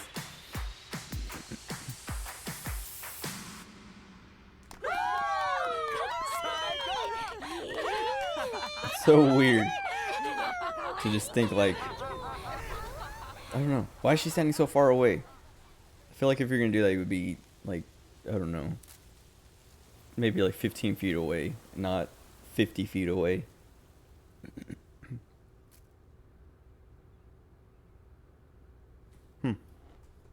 That was a weird moment. Like the whole lead up to that and everything. 一昨日も見せてもらったけど。 Of like, this guy's been stalking her for days and proposes to her again. Proposes, well, asks her dad to allow him to marry her, and then proposes to her again anyway without her dad's permission. And like bothers her enough to get her to be like, all right, fine. In 6 years, I'll marry you. Let's make a pact and like bury it in the ground. That's such a weird. And then for her to be like, you know what? Now I'm gonna sing and dance for everybody. Weird sequence of events. お粗末様です。いやマジで悶絶するほど最高だったよ。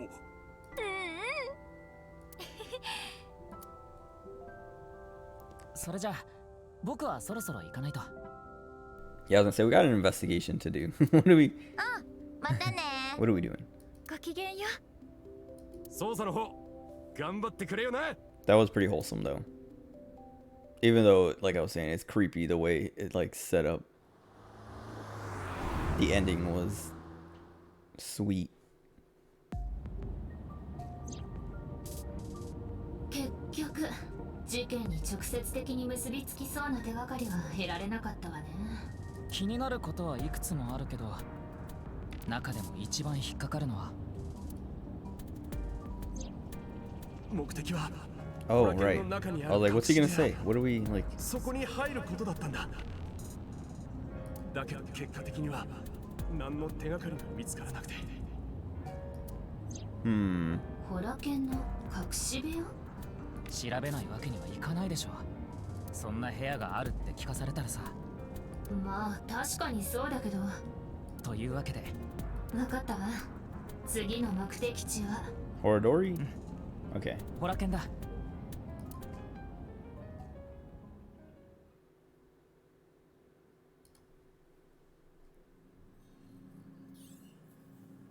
Does just nobody work here anymore because that guy died? They just have the robots running? 誰もいないね。もう業務時間外だからね。 Past business hours, so they all left, but nobody locked 明 up. かりがついてるけど。 And the lights aren't. The machines are still running. 入り口の鍵も開いてたけど。指名はするだと思うわ。守衛もいなかったけど。Yeah, no guards. 有給休暇中よ。Thomas setting us up. もう悪かったわよ。そうね。確かに様子が変よ。まるでどうぞ中に入ってください。 Oh, yeah, this is what I was saying. Like we're being set up. Especially after Lion told us. 罠かな。誰が何のために？私たちがここに来ることは誰にも予測できなかったはずよ。 No one could have known. じゃあ、僕ら以外の誰かを。Oh, maybe, yeah. Maybe it's for someone else.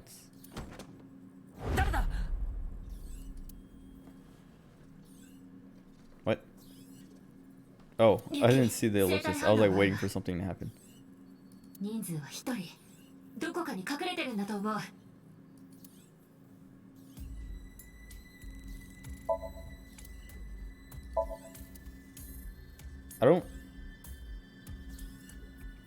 I mean, I heard the noise, but it just sounded like it came from this direction.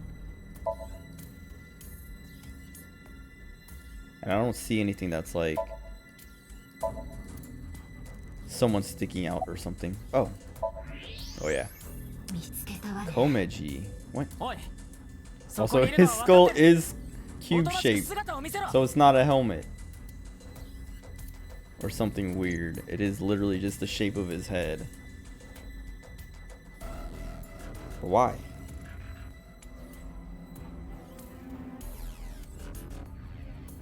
So this dot on his forehead must be like a mole or something? Or... Because at first I was like, oh, he's wearing a helmet and that's like a camera.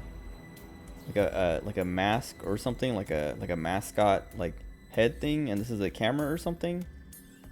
But since this is his literal skull and head shape, that must be like, I don't know, a mole or something. The way it's shiny though makes it look like look like a camera or something, or a bead or something, like something not like a mole or whatever. なんでコメジがこんなところに?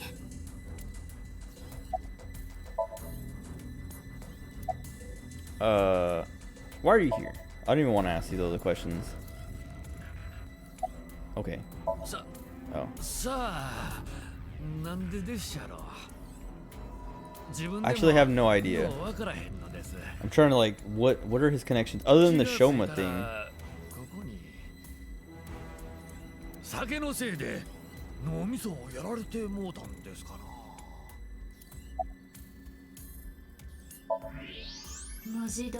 He's clearly lying, but he said he's drunk. So if he's drunk, wouldn't his body temperature also be higher? 後ろぐらい事情があるのは明白だね。あとはどうやってそれを自白させるかだけど。 Make him talk. 何か隠し持ってる可能性もあるわ。調べてみましょう。 Oh, okay. あれは Why's he got a gun? なんでコメジさんがあんなもの。コメジさん。 Wait, were we set up to come here and he... So is the Yakuza involved somehow? Because he owes money to the Yakuza.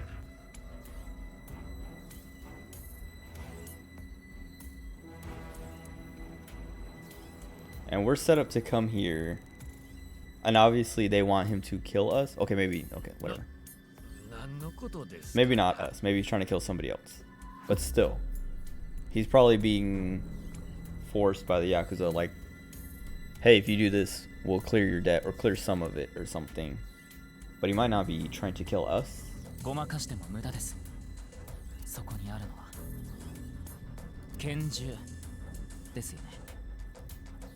コメジさん、話を聞かせてもらえますか。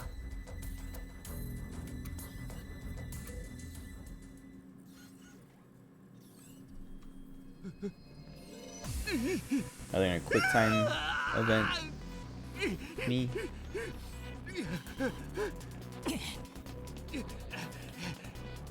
How is he outrunning us?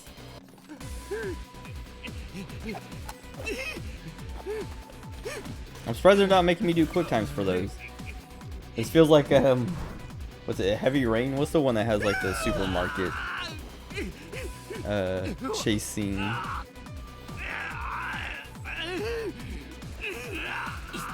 どういうことなのか探らないと。だけどこんな興奮状態じゃ話も聞けなさそうだし、リンクシンクもできないわ。 Oh, we're gonna knock him out and then 龍騎 actually sync with him? シンクして。 Yeah. We keep doing this. So you do this thing called syncing where you go into someone's dream and like get a bunch of information out of them from that. But we keep doing it like we just kidnap people and hook them up to this machine and invade their brain. It feels very, very illegal. I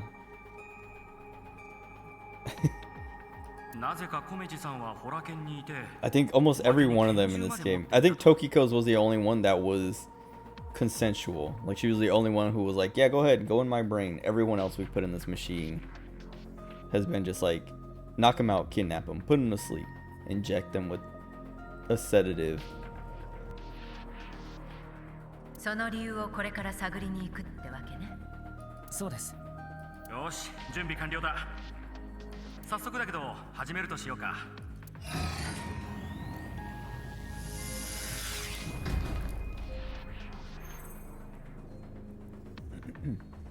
龍騎くん、忘れてないと思うけど、ソムニウム内の滞在時間は6 minutes。6分が限界ですよね。オッケー。それじゃ行こう。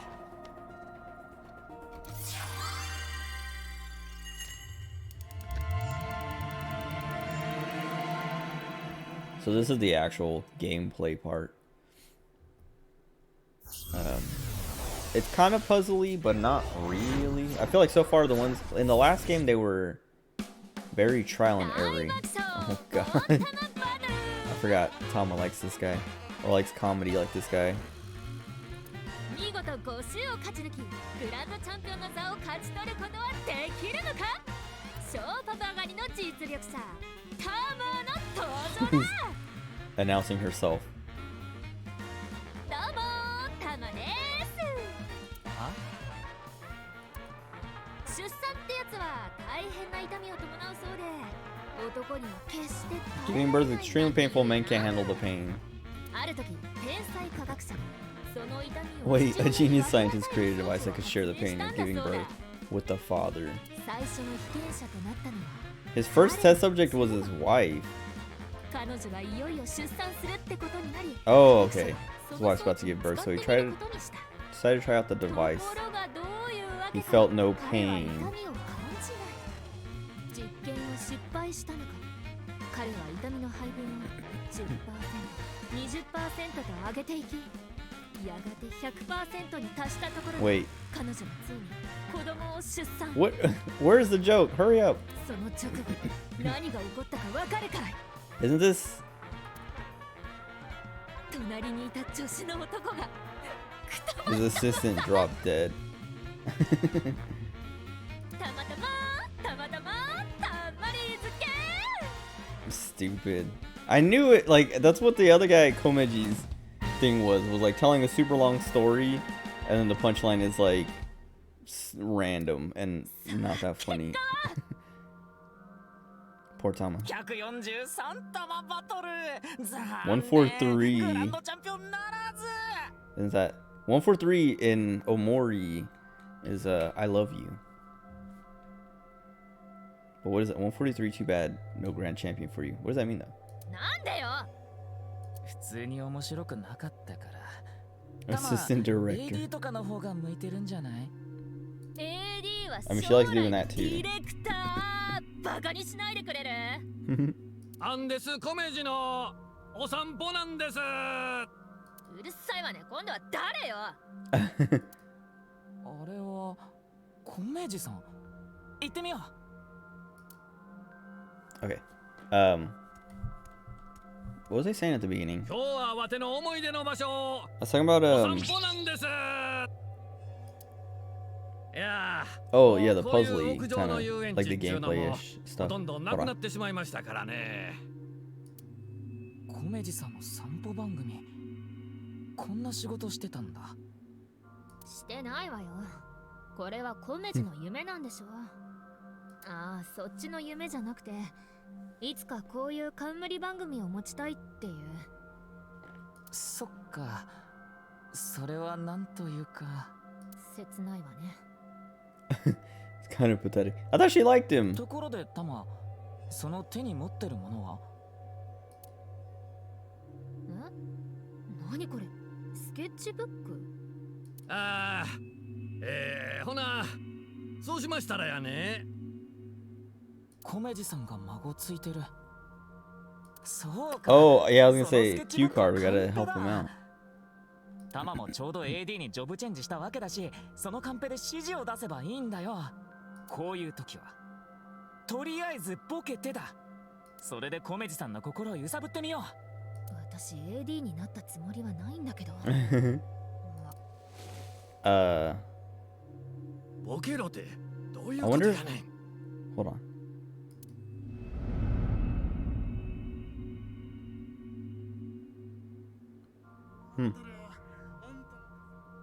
What? Weird. それはどういう意味や。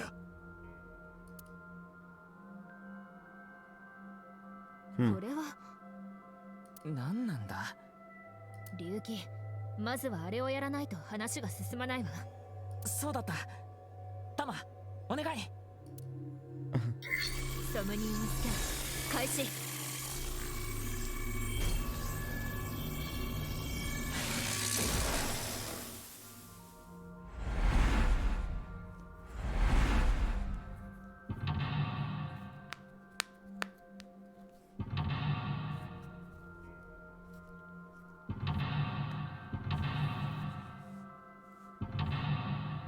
Oh god. Oh okay. Oh wait. So there's two splits, or is there one split?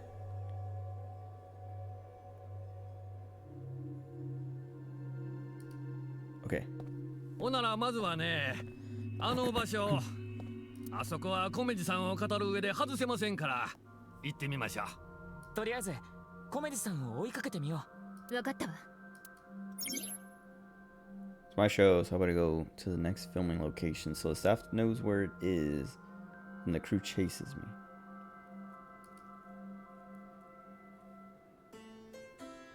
Okay. So in the last game, these were very like trial and error-y. Like you have like all these like things to interact with, but you don't know. Like they're dreams, so they work on dream logic, so things don't make sense. So it's like, we need to unlock this door. How do we unlock this door? And there might be a key, and you pick up the key, and it's like, put the key in the keyhole and unlock it.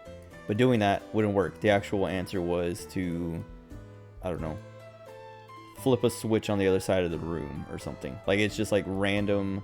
Like there's no way to know until you try something, and then it's like, oh nope, that was just wrong, or oh yep, that was right. This completely unrelated thing. And it kind of became annoying because it's like, it's literally yeah, you're just guessing. And so sometimes you would fail because you just guessed wrong too many times. And then when you restart and you go to do it right, like if you fail, you have to memorize everything you did right and like just pick all the right answers. So it's not like, it's not challenging, and it's not like what's the word, like it's never really like a puzzle, at least in the first game. But in this game, it's very like, it's less trial and error, but it's a lot more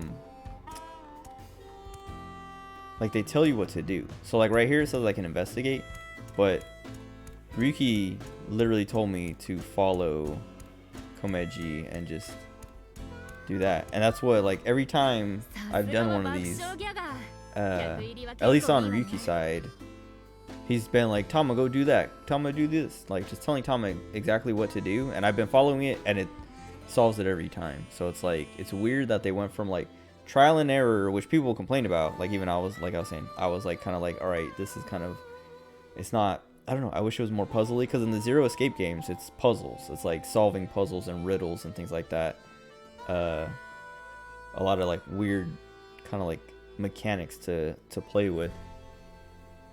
But here they're like, oh, there's an eyeball.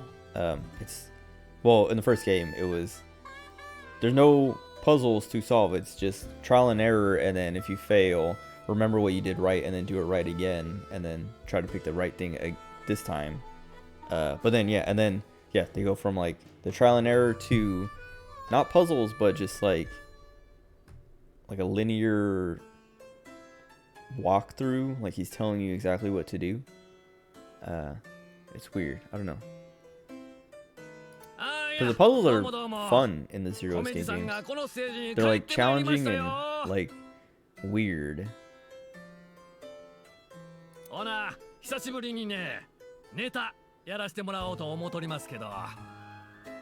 And like, I understand what they're trying to do with the whole dream stuff of like, oh, dream logic, but I feel like you could still fit puzzles in on that, or in with that.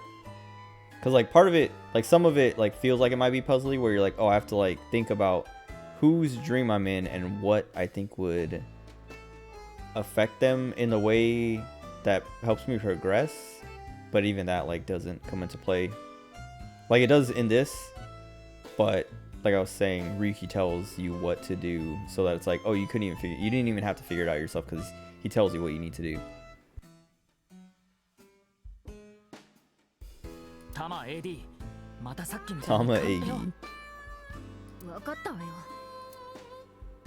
Okay, so this is like, we have to tell him what to do, but we have to, like, this is where the trial and error comes in. Like, Ryuki's telling us what to do, but I think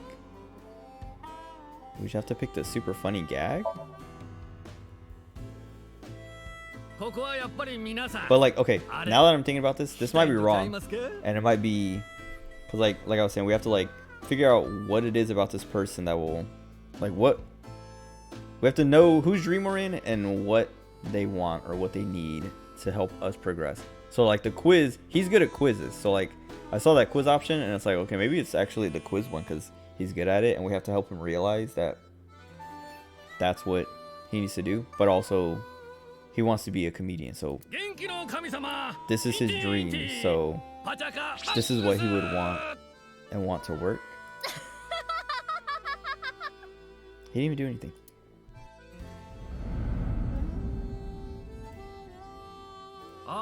Excuse me. そんなとこ立ってたら疲れるやろ。わての We 前 did の席 something. 空いてますし。休めるついでにわての金メダル級の爆笑ギャグ聞けるやんか。お得やで。あ、ええの。I wonder if that's actually supposed to be someone. Or if that was just one of the like NPC things. 月1回の営業で日当5000円って。実際僕らが見に行った時も客なんかいなかったからね。面白いはずなのにおかしいわね。Why not? He's funny. その話は置いといて He's not. 客がいない方が実際にあったことだよね。何かきっかけさえあればフラッシュバックするってことね。そうか。さあ、わての原点を見てもろうたところで、次はあっちの方行ってみましょうか。The trigger. Wait.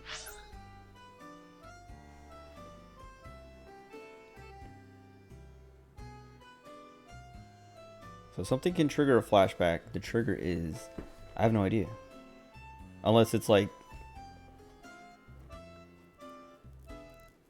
I don't know. Not having an audience? I don't know. コメジさんが移動するよ。追って。 Let me see if I can grab that eyeball still.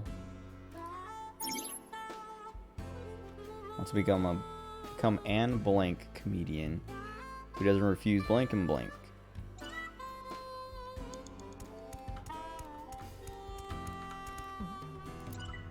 Okay. But yeah, see, like, there's all these things to interact with around here, but Ryuki is literally just like, no, just go straight. Just go straight for the thing. Do the thing I tell you to do. 5分も働いてもうたからね。休憩しよう思うて。I've already worked for 5 minutes. It's time for a break. 早い。 That's funny. コメジさんもいい年だし、疲れも溜まりやすいだろうからね。これは冒険なのよ。 He's just joking. はいけないの。はいはい。油性ペンなんか握りしめてどないしました。カンペを出してみよう。Tease them? どうも。自分年に見えるけど普段何しとる人な。ほう。ヒラメを開きにして加工する仕事って何の仕事やねんそれ。何薄さに挑戦しとんねん。ようわからんけど決まりや。ほなな。Dumb. サインとかいらんの？いらん？いらんか。Oh. Autographs? しかしどえらい仕事やったな。 Oh, because of the そんな marker? 仕事 I didn't realize that. I didn't think about that. I was just thinking, like, what's he supposed to do? He's supposed to be funny. 番組的には素人さんとの会話を楽しむのが一般的だと思ったのに。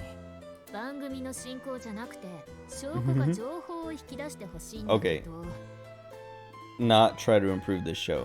じゃあどうすれ I ばいい mean, って that's what we did at the first one, and it worked. うるさいわね。コメジすごく Yeah. See, like, this is what I'm saying. They literally tell you what, like, if you get it wrong, even they're like, okay, we got it wrong. Do the right thing. Do the autograph thing.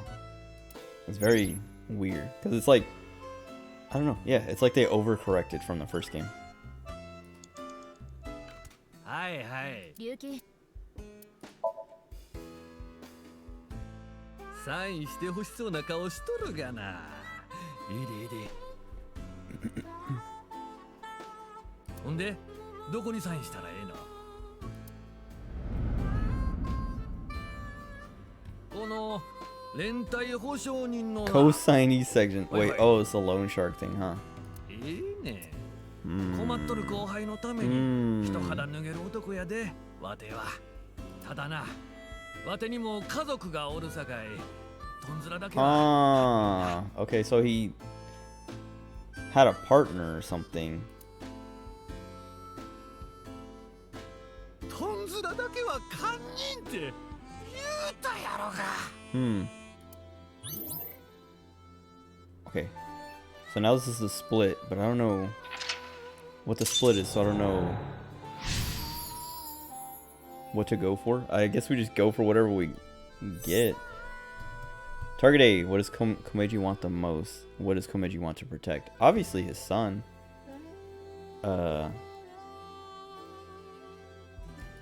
But took on someone's set. Okay. バカね。逃げられるに決まってるのに。ただこれでコメジさんの記憶がフラッシュバックする条件がはっきりしたね。カンペの指示内容と過去の記憶がリンクするのが条件ね。ほな、そろそろ次行きましょうか。移動ね。行きましょう。Any eyeballs around here? I don't see. It's annoying though, because those eyeballs are just like an extra little currency thing. But sometimes they don't show up until you get really close to them. I was like, where'd he go? こちらね、なんと風船を売っとるんですわ。風船ってなかなか金払って買わんでしょ。確かに。確かに。じゃないわよ。 Don't agree with him. Give him なん a で出すんでしょ。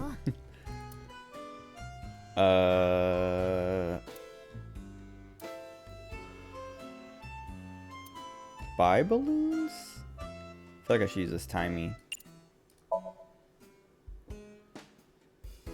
ほな、一つ買うてみましょうか。こんなんぼあってもええですからね。わてが自腹で払うんかいな。これくらい番組で払ってくれまへんの？これくらいええがな。なあ、そんなに予算絞られてんの？まあええわ。ほな、自腹で買うたりますわ。ああ、普通の風船やね。何の変哲もないただの風船や。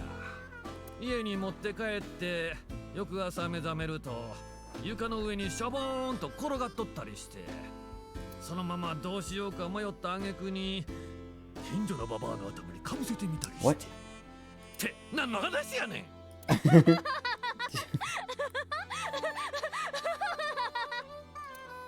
まあ買うんじゃなくて。Make him do something funnier, more TV friendly. テレビ的ね。 Become an open-hearted comedian who doesn't refuse autographs and interacts with fans in a fun way. 龍樹くん、残り5分よ。 Yeah, yeah, こちらね、なんと風ここは fly with balloons then, I guess? すみません。風船で空飛びたいんやけど、なんぼ買うたらええですか？飛ばれへんの？わお！じゃあ当たり前やがな。なんちゅうカンペ出しとんねん。 Okay. そうよそうよ、このポンコツディレクター。 I thought it's a dream. I thought it would work. What is happening? 空なんか飛べるわけないでしょ。 Think more logically in the dream world. いいでしょ、ソムニ See, ウムの even he's like, this is a いつも somnium. 常識にとらわ You're れる always なって telling me 言 to って think るじゃ outside ん。 the box. Oh, this is what I'm talking about. It's this one's less, I guess, guided, and I was like kind of hoping this would happen, but now it's back to the completely どんなカンペを出せばいいかしら。 arbitrary guessing. Like it's like there's no way to like reading these. There's no way to know what the answer would be. Like everything is just like inflate balloon is the answer, but it's like that doesn't. How does that? How are you supposed to get anything out of that? Or how are you supposed to come to that conclusion? Because they didn't even hint at it. Like I was saying, like he's been pretty. Ruki has been pretty like backseaty, I guess. Like he's been telling me exactly what to do until this one. And I think the last Somnium I was even like, man, I hope that these are just like the tutorial ones and he stops kind of telling me what to do. But now that he's not telling me what to do, it's like back to the old way of like, okay, now I guess it's just complete guessing. Which it's not, I don't know. Like I wish it was more logical. Cause even like, dude, like I wish it was more logical, but even this is supposed to be logical. and it doesn't make, it's not logical. Because even when I'm trying to think logically for the Somnium, because the clue was like, oh, you want to like do something funny or interact with your fans, and I was like, okay, maybe flying with the balloons or something to like, it's not really interacting with fans, but neither is inflating balloons. But at least it's kind of funny, and it's a dream world, so it could work. And then they're like, that's impossible, that doesn't work. And it's like, what? It's a dream. That's even like Ryuki's like, it's fine, this is a Somnium, it's supposed to work. But it's like, yeah, I don't know, it's confusing. It's like trolly in a way of like, oh yeah, you thought this was the answer? Well, you're wrong. Try again. And then, yeah, you just have to guess. Because even the names of things don't really give you a clue or a hint on what you're supposed to pick or what makes sense. ほな、やらせてもろてもええですか。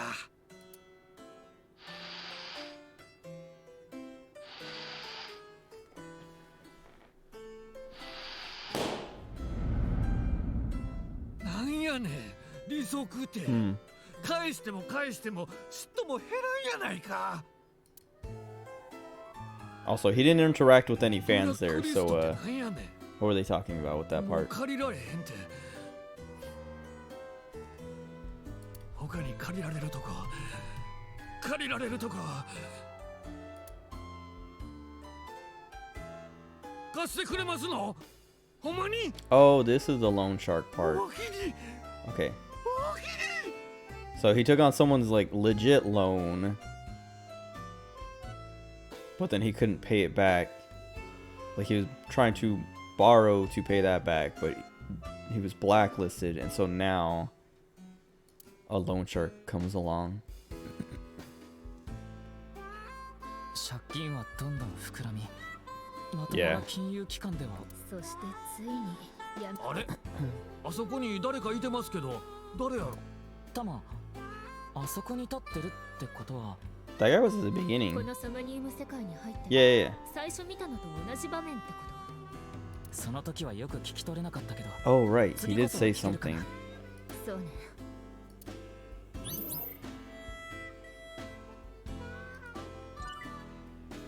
Okay. I think I'm gonna go with the one that he wants the most. Oh, why does that guy disappear? Oh, because of the circle around us. もしもし、どうされました？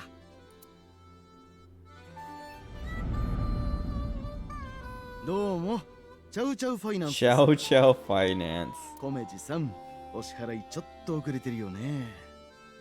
ああ、それやったら必ずお支払いします。本当かな。その言葉もう何度も聞いた気がするけど。もうこうなったらあんたの家族に何とかしてもらうしかないかもな。I wonder if his wife had left him by this point. それはどういう意味や？コメジさん、借りたもん返せないなら。まあ、とにかく何とかしてよ。頼んだからね。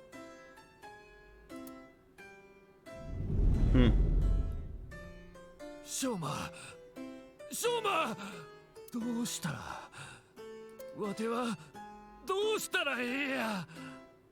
今だ。え？ここがカンペチャンスだ。Okay. Prepare the money would do what does he want the most, I think. Protect Shoma would be what does he want to protect the most. Someone do the money. せや、とにかく金を用意せな。 This feels like the bad end, but I'm 前に curious. 営業で知り合った暴力団の連中。あいつら、なんや割のいい仕事があるって言うとった。Maybe this is the right one. Good job, good paying job for me. こうなったらもうそれにかけるしかあらへん。 Which is why he had the gun. Kill somebody.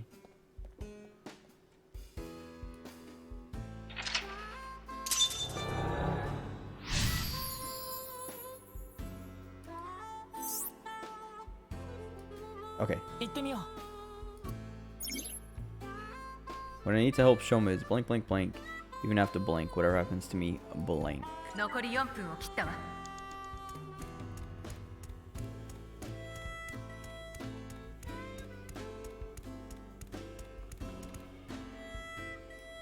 射撃のゲームか。Hmm.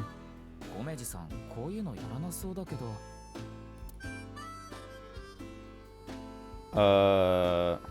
Try it, I guess. わて、ゲームはヒゲのおっさんが飛ぶやつもようやれんし I don't think it was the left one. The left one said find someone good at it. But he literally tried to do it himself. Like he actually had the gun on him. So I don't think it would be that one. まあ、縁日の射的や思うてやったらええんかな。 And the other one was like, whoa, whoa, whoa. あれ、的になるんちゃうんかい。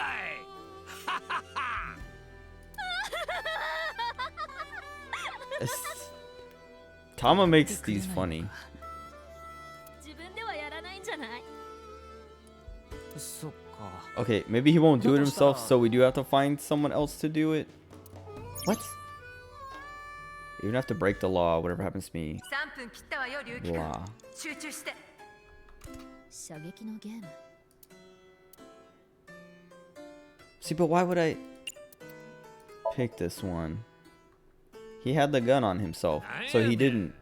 わてがやるんと I ちゃ mean, う maybe の？ he tried to find someone else and then gave up. わて、こんなん得意とちゃうからな。ほな、そこの人、銃で人殺しそうな顔してるやん。ちょっとやってみてや。例のもんや。代金はもろとくで。足はつかへんようになっとるから。I'm gonna take the pay. ほな、おおきに。 Go kill someone for me. For free. Black market. Okay.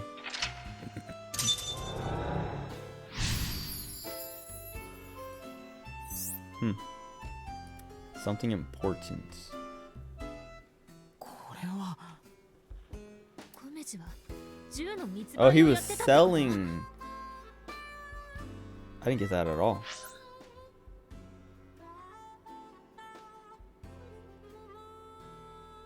Okay, yeah, so this is the good. So he, yeah, take this gun, pay me. Okay. コメジがいないわ。なんだって。 But that's another thing. How am I supposed to know that? So how am I supposed to know what answer to pick? But I guess part of it is like that's how the story they set it up so you don't know. So you're like, oh, I'm gonna pick this because that's what it is, right? Or like they set you up to think one way, so you pick that, and it's like, oh no, actually go pick the other one because that was a surprise. Like I was like, oh dude, I had no idea, and like that was part of it. Even the characters are like, whoa, wait, he's selling guns. But I feel like that's a bad way to do that because we're on a time limit, so that's like making making the player waste their precious time as part of your like storytelling. But that's like an easy, like someone could fail off of that, and that's just like frustrating. 表情が死んでるわね。タマ、コメディさんにカンペを出せる位置に乗って。Oh god, jump off. One more round? For drinking? なんでやねん。なんでもう一周。 I have no idea. I don't even know what any of these そんなこ meant. と言われてもさ、ここでやめたら。 Oh, okay. また One more 借金増 round えちゃう of でしょ。 doing something. なんでや。借金はちゃんと返したやろ。まだまだ全然足りないんだよね。ぐるぐるぐるぐる同じところを回り続ける。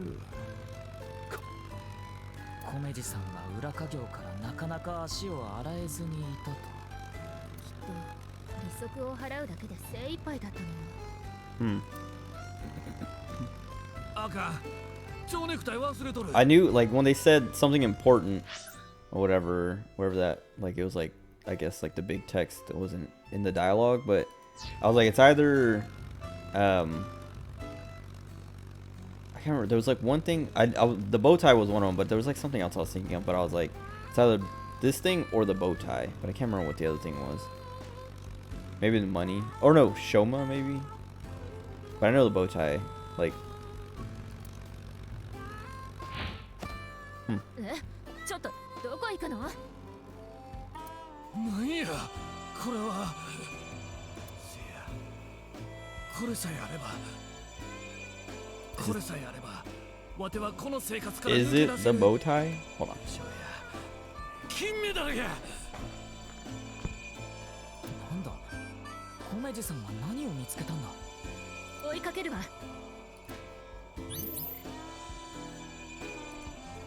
Oh wait, this is the last one. I didn't realize. I thought we had one more after this. Cause I was like, the way they're like setting this up with like the sparkliness and things like that, it seems like something important, like the last thing we do. これは何なのかしら。 Oh god, it's my last choice. This is what I'm talking about though. I mean, I don't have, like, I wouldn't have had enough time to make a mistake here, but I have to guess, and if I guess wrong, I just lose, and then I have to start over. Well, I have to start from the last checkpoint at least.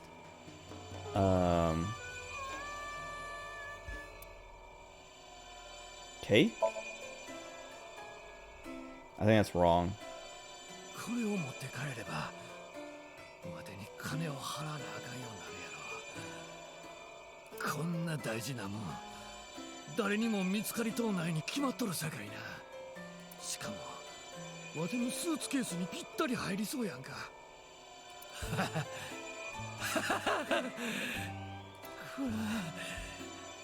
わてにも持って帰ってくれて言うとるようなもんやないか。これさえあれば、こんな生活から抜け出せる。これは優勝のチャンスなんや。もう後戻りなんかできへんねん。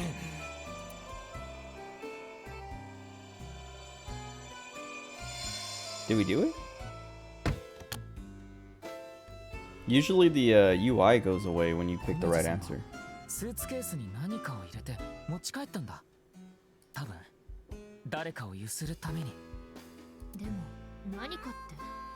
それは。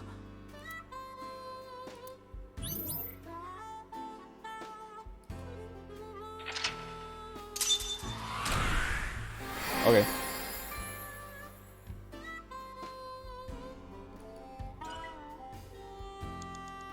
Or wait, did we just lose? Because that wasn't... Oh, it was the end. Okay. That was a weird ending. Like I was saying, it's usually like the UI goes away and there's like a kind of like a cutscene.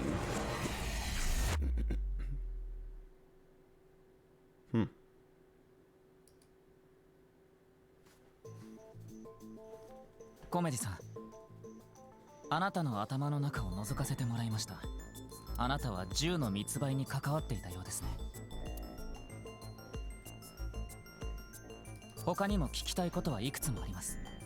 話を聞かせてもらえますか？ I gotta look around.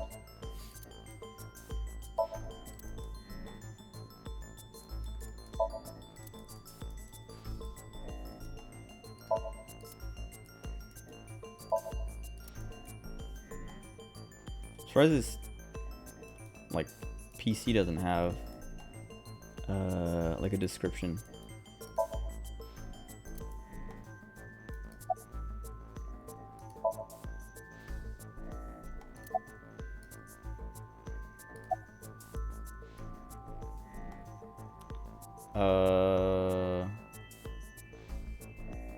Was the gun for trafficking? Maybe? Maybe he wasn't actually trying to kill anybody or us. Also, he's not going to answer any of our questions. Also, this is another thing this game does that's like, they didn't do this in the last game, but if you like click on someone, in this game, it shifts to like put them, I don't know, not even like,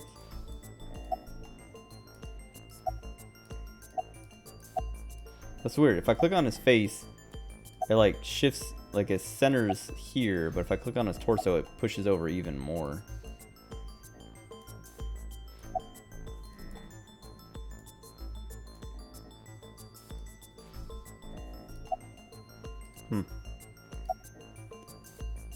Anyway. Wait, why is it... Okay, it's still pushing.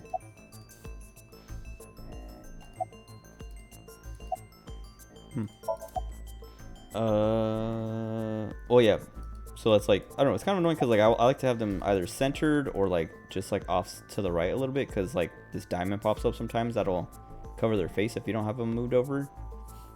But yeah, like this game has done this a few times where it like shifts them to places I don't want them to be, and it didn't do that in the last game. I don't know why it does it.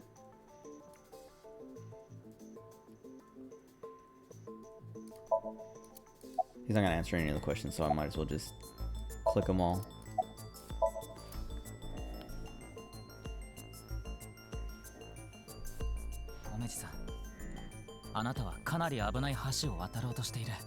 Promise him witness protection. このままでは翔馬くんに危険が及ぶことも考えられます。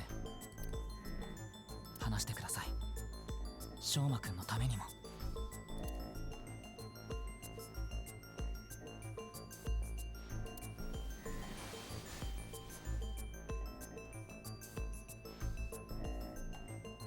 Oh right, the thing that his son broke. 翔馬を Can I protect him? 翔馬くんを。あいつが安全やって分かったら、そうしたら全てお話しします。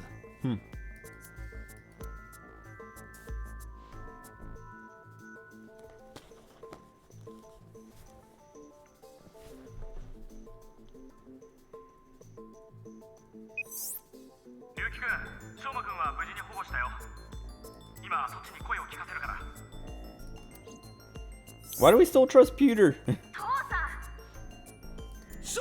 Like we send the least trustworthy guy to go pick up some dude's son to protect him from the Yakuza.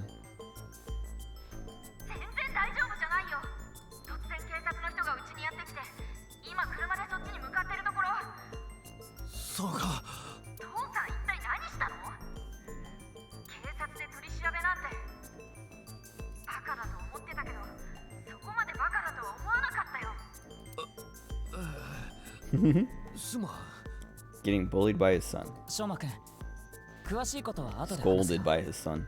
今はお父さんと話をさせてくれないか。分かったけど。それじゃあ龍樹くん、あとは任せたよ。では小道さん、改めて話を聞かせてください。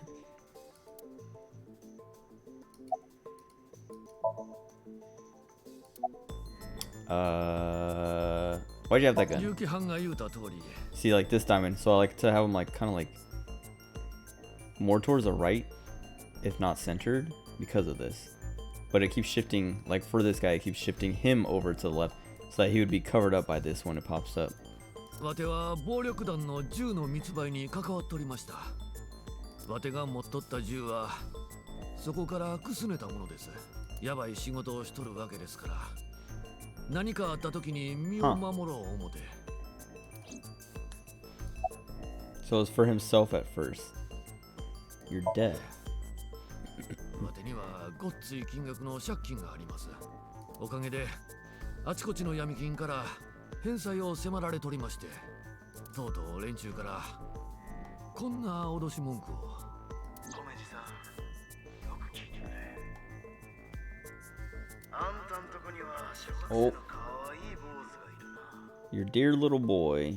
もし一月以内に返済できなければ Taking him and selling him overseas. Oh god. 警察には相談できませんでした。さっき言うた通り、わては暴力団の銃の密売に加担しとったもんで、それも全て金のためやったんですが、あんな連中とはずっと手を切りたいって思うとりました。せやけど、借金を返すにはその仕事を続ける以外に方法がなくて、わての芸人としての稼ぎなんてスズメの涙みたいなもんですから。それは。 Okay. So, yeah, what was he doing there? 店単の屋上で見つけた大事なもん。その件については知っとるんですね。 The thing on the rooftop? What? ええ。 Oh. あなたはそれをスーツケースに入れて持ち去った。 Was that at Horadori? 誰かをゆするために。 Or was he bringing it there? ええ、そうです。そのこととホラケンのことに何か関係があるんですか？龍騎班、これを見てください。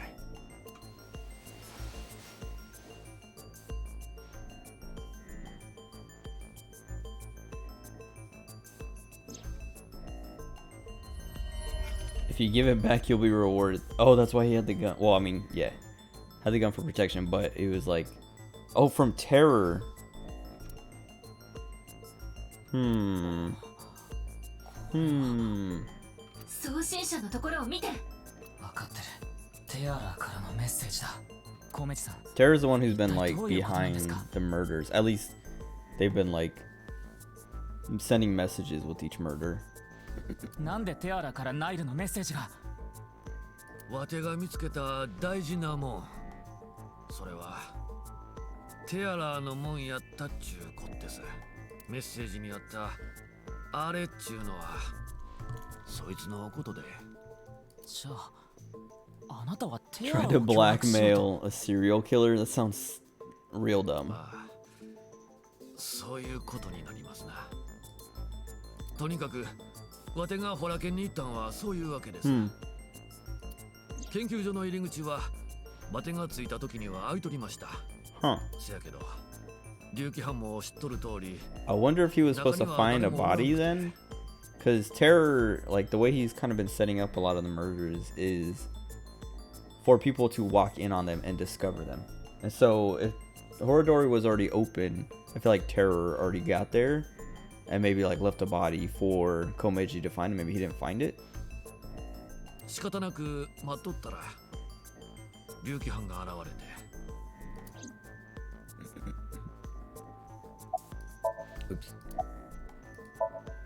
コメジさん、この後に及んで隠すつも Wait, りです yeah, か？ what is in the suitcase? I thought he said he was gonna tell us.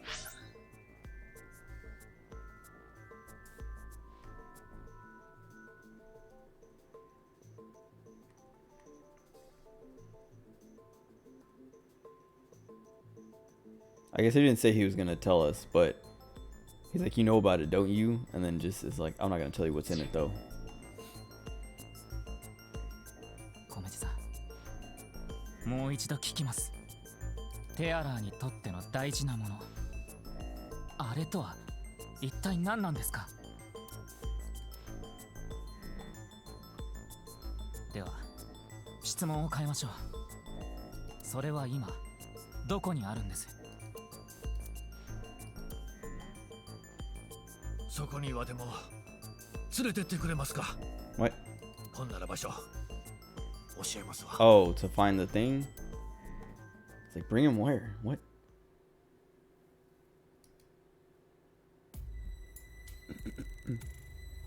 コメジさん、ここって。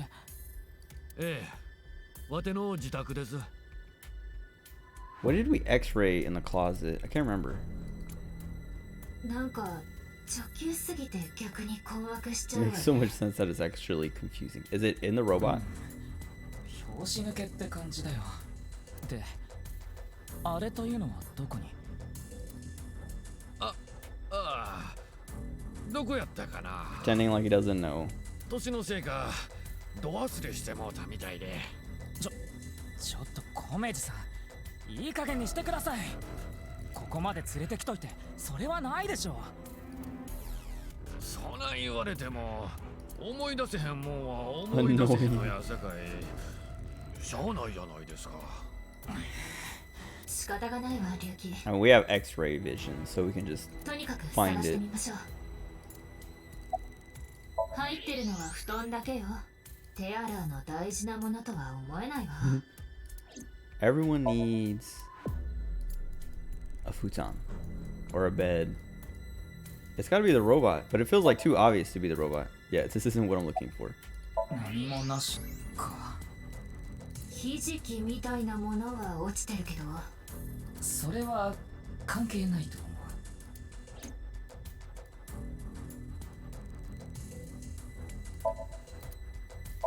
I should check the living room first. それらしきものはないわね。 Okay, it wasn't in here. This guy's wasting my time? 小メジさん、本当にここにあるんですか？そのはずなんですが。 Now I'm like, maybe he is actually wasting my お time. かしいな。一体どこやってもうたんやろ。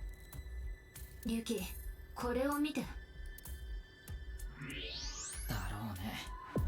I mean, it's obvious he's lying. 本当、どういうつもりなのかしら。小メジさん、僕にも限界ってものがあります。これ以上嘘をつくようなら。 Why should we protect his son? What? 君たち、なんでここに？ Oh God. Why is everyone here? ゆうきさん、しょうまくんをアビスの本部に置いていったでしょ。ひどすぎますよ。置き去りにするなんて。 How did they know? 私とイリスさんとマメさんは有楽町でディナーをいただいていたのです。するとそこにしょうまくんからナイルが。 Yeah, okay, but how did they get in and get him out? それで事情聴取のことを知って。しょうまくんが警察にいることもわかり。 What a weird way to like try and break up this. I don't know. こいつはやべえ。バチボコ大変なことになったぞ。そう思って私たちしょうまくんのところに向かったんです。だけど着いた時にはもう事情聴取は終わってて。そのようなわけでしょうまくんをここまで送ることになったのです。3人はしょうまくんと知り合いだったんだ。 Wait, also, yeah, they all know Shoma, but also he's a little baby.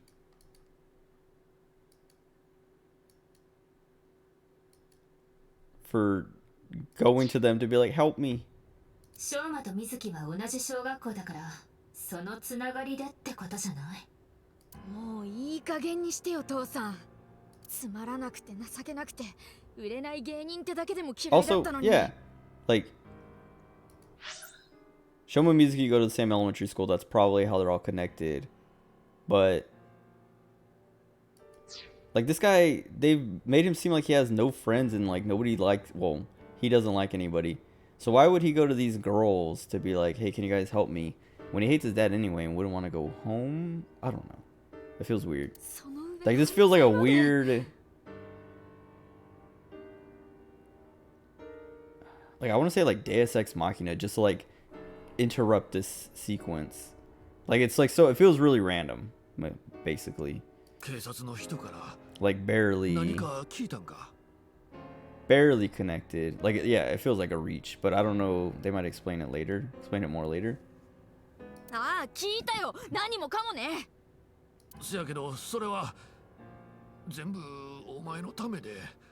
言い訳すんなよ。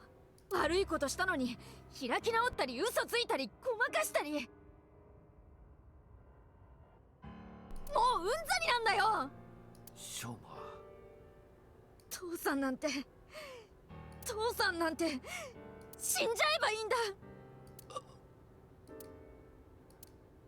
This is what you guys get. You wanted this. I was gonna say, whose phone is that? There's like 6 people here. これは More terror. どうしたんですか?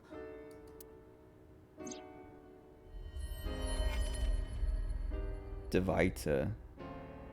Wait, that's Gen's place. Oh god, is he gonna be dead? とにかく龍騎、これは好機と見るべきよ。ドバイタに行けばティアラを捕まえることがで It's きる。 probably a setup again for us to discover it ourselves. ひとまずあれの件については後回しです。僕はこれからドバイタに行きます。凶悪犯がいる場所にあなたを連れて行くわけにはいきませんから。いや、それは飽きまへん。そないなことしたらティアラに逃げられてしまうやないですか。最初はティアラを信用させんと。龍騎犯はどっかに隠れとってください。 We're not gonna catch him. Stop it. 奴が姿を現したところで。それはつまり。ええ。わてがおとりになるっちゅうことです。せめてもの。Oh wait, I just realized too. So Mizuki, oh I guess she's not here. But Mizuki has the Adore rabbit, and this guy has this Adore rooster or whatever. Probably because Mizuki has the rabbit. He's trying to impress her. Also, I don't know. Is he? If they're trying to redeem Komeji, I don't know. I don't think it's working.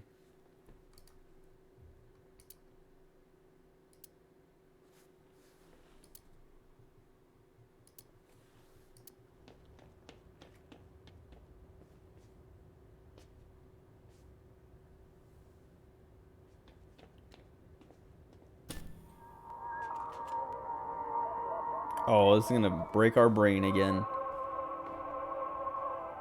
Every time we watch one of these, Ryuki freaks out.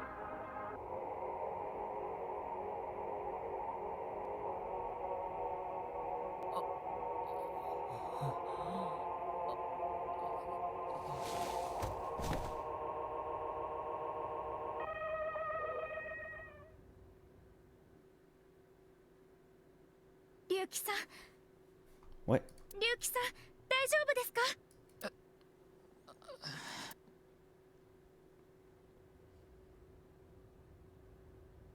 Okay. 僕は一体 His eyes. Unless Tama ran out of power or something, so she turned gray instead of red? Okay, where's Komeji? よかった。無事みたいですね。 This feels so weird with them all just showing up randomly for this. 一応怪我はないみたいだ。君たちはどうしてここに？説明は後です。それより何があったんですか？ Oh, is Komeji dead now? わからない。何か Look 幻覚 behind みたい here な and も he's のを見 dead. て意識を失って。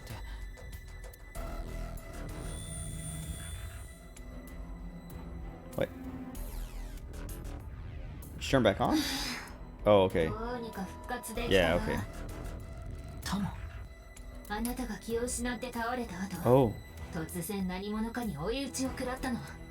背中に高圧電流を流されて、 Oh. 私の回路はショート。 They tased him そのせいで私は機能停止状 to 態 shut に her down. 陥 So っ she ちゃっ couldn't. て。 Because Tama and Aiba, like, they're AI. And so if Date or Yuki or Mizuki, whoever has them in their eye, if they get like knocked out or something, as long as the AI still has power, Tama or Aiba, they can record stuff and still see what's happening and still like process things so that like when you wake up they can be like, oh, this is what happened while you were knocked out.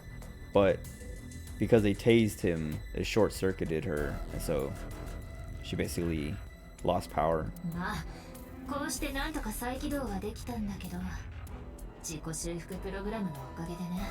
So we didn't get to see anything that happened there. その電流ってテアラが。わからないわ。姿は見てないから。あなたが失禁してる間のことも全く。I don't know anything after you lost control of your bladder. 失神では。そうとも言うわね。Lost consciousness? Yeah, whatever.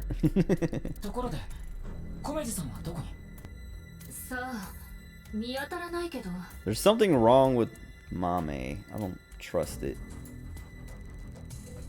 Oh god, it's gonna be the dead, or his dad. He's gonna be the new Mizuki.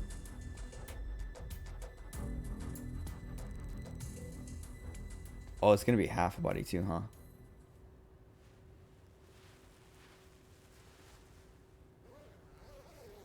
Mame knows something.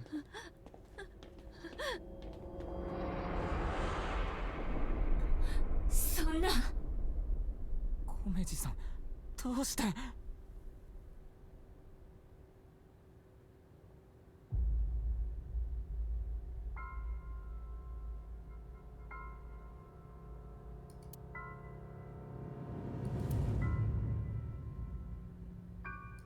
This is what you asked for. Yeah, she has to know something.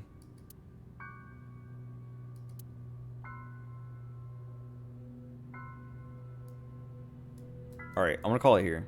because I gotta pee, and I'm hungry, and I'm tired, and this feels like a good spot to stop before I get super like, because if I keep going, I'm gonna get dragged into like, I don't know, way more, because it's gonna keep like I have to stop myself with these games, because if I don't, I'll just keep going, and it'll just be worse and worse for me. But anyway, I knew he was gonna die. Like as soon as like I was saying, when we got knocked out, and then the fact that like he was missing, like I thought, I assumed he was gonna be dead behind this because he was like peeking behind it or whatever, but there was no way they're gonna let him live. But I knew like the fact that he was coming along with us was like, there's no way he survives. That's not how this works. Terror isn't going to. That's like, yeah, like up until these girls all showed up, I was like, all right, like we're learning, we're getting there, we're solving some mystery, and then they showed up and it was kind of like jarring, like what, why are they here? And then it was like, then it got back to like, okay, well now we're leaving them, so it was just like a weird little interruption, but now they're back. But it's like now it's even like, now that they're here, it's like, okay, Mame is super suspicious. Mame, because like up until this point, she's been like very like every time we find her, she's like kind of like depressed, and we have to cheer her up. But this time, like she seemed depressed again, but in a suspicious way. And these two girls being separate from her, like her keeping herself separate, is like even more suspicious. And also her being the only one in the light because everyone else is standing in the shadow. It's like, hey, look at her. She's very suspicious. So she definitely knows something or is involved somehow. But yeah, I was like kind of annoyed when they showed up. Like, what are they doing here? What is this? Like, they're interrupting my investigation for no reason. But now it's like, okay, she's involved somehow, and I'm interested. But anyway, that's it for tonight. I'll be back. Oh, well, I mean, I'll be back tomorrow night. I was gonna say I'll be back with more of this tomorrow, but I'm actually gonna be playing Splatoon 3, the Splatfest. But I'll probably start. Well, I'll have to start earlier because it ends at 9 p.m. my time, which I usually start streaming around 8ish anyway. So that would only be like a little bit of time to play it. But I don't know what time I'll start. But I'll play Splatoon 3 for a bunch tomorrow afternoon to the evening tonight. And then I guess I'll probably pick this back up on Sunday. But I'll be back tomorrow for sure. Thanks for hanging out. Thanks for the subscriptions, the follow. Well, I guess nobody followed, huh? We just got some subscribers. I appreciate it. And I'll be back. And yeah, enjoy the rest of your day or night. Whatever time it is for you. Wait, what was that? Oh, okay. Thank you. I was like, you are subscribed, but I don't know. I was like, maybe I missed a follow at some other time or something. But thank you. Yeah. Enjoy the rest of your day or night. I'll be back tomorrow with Splatoon 3. Goodbye.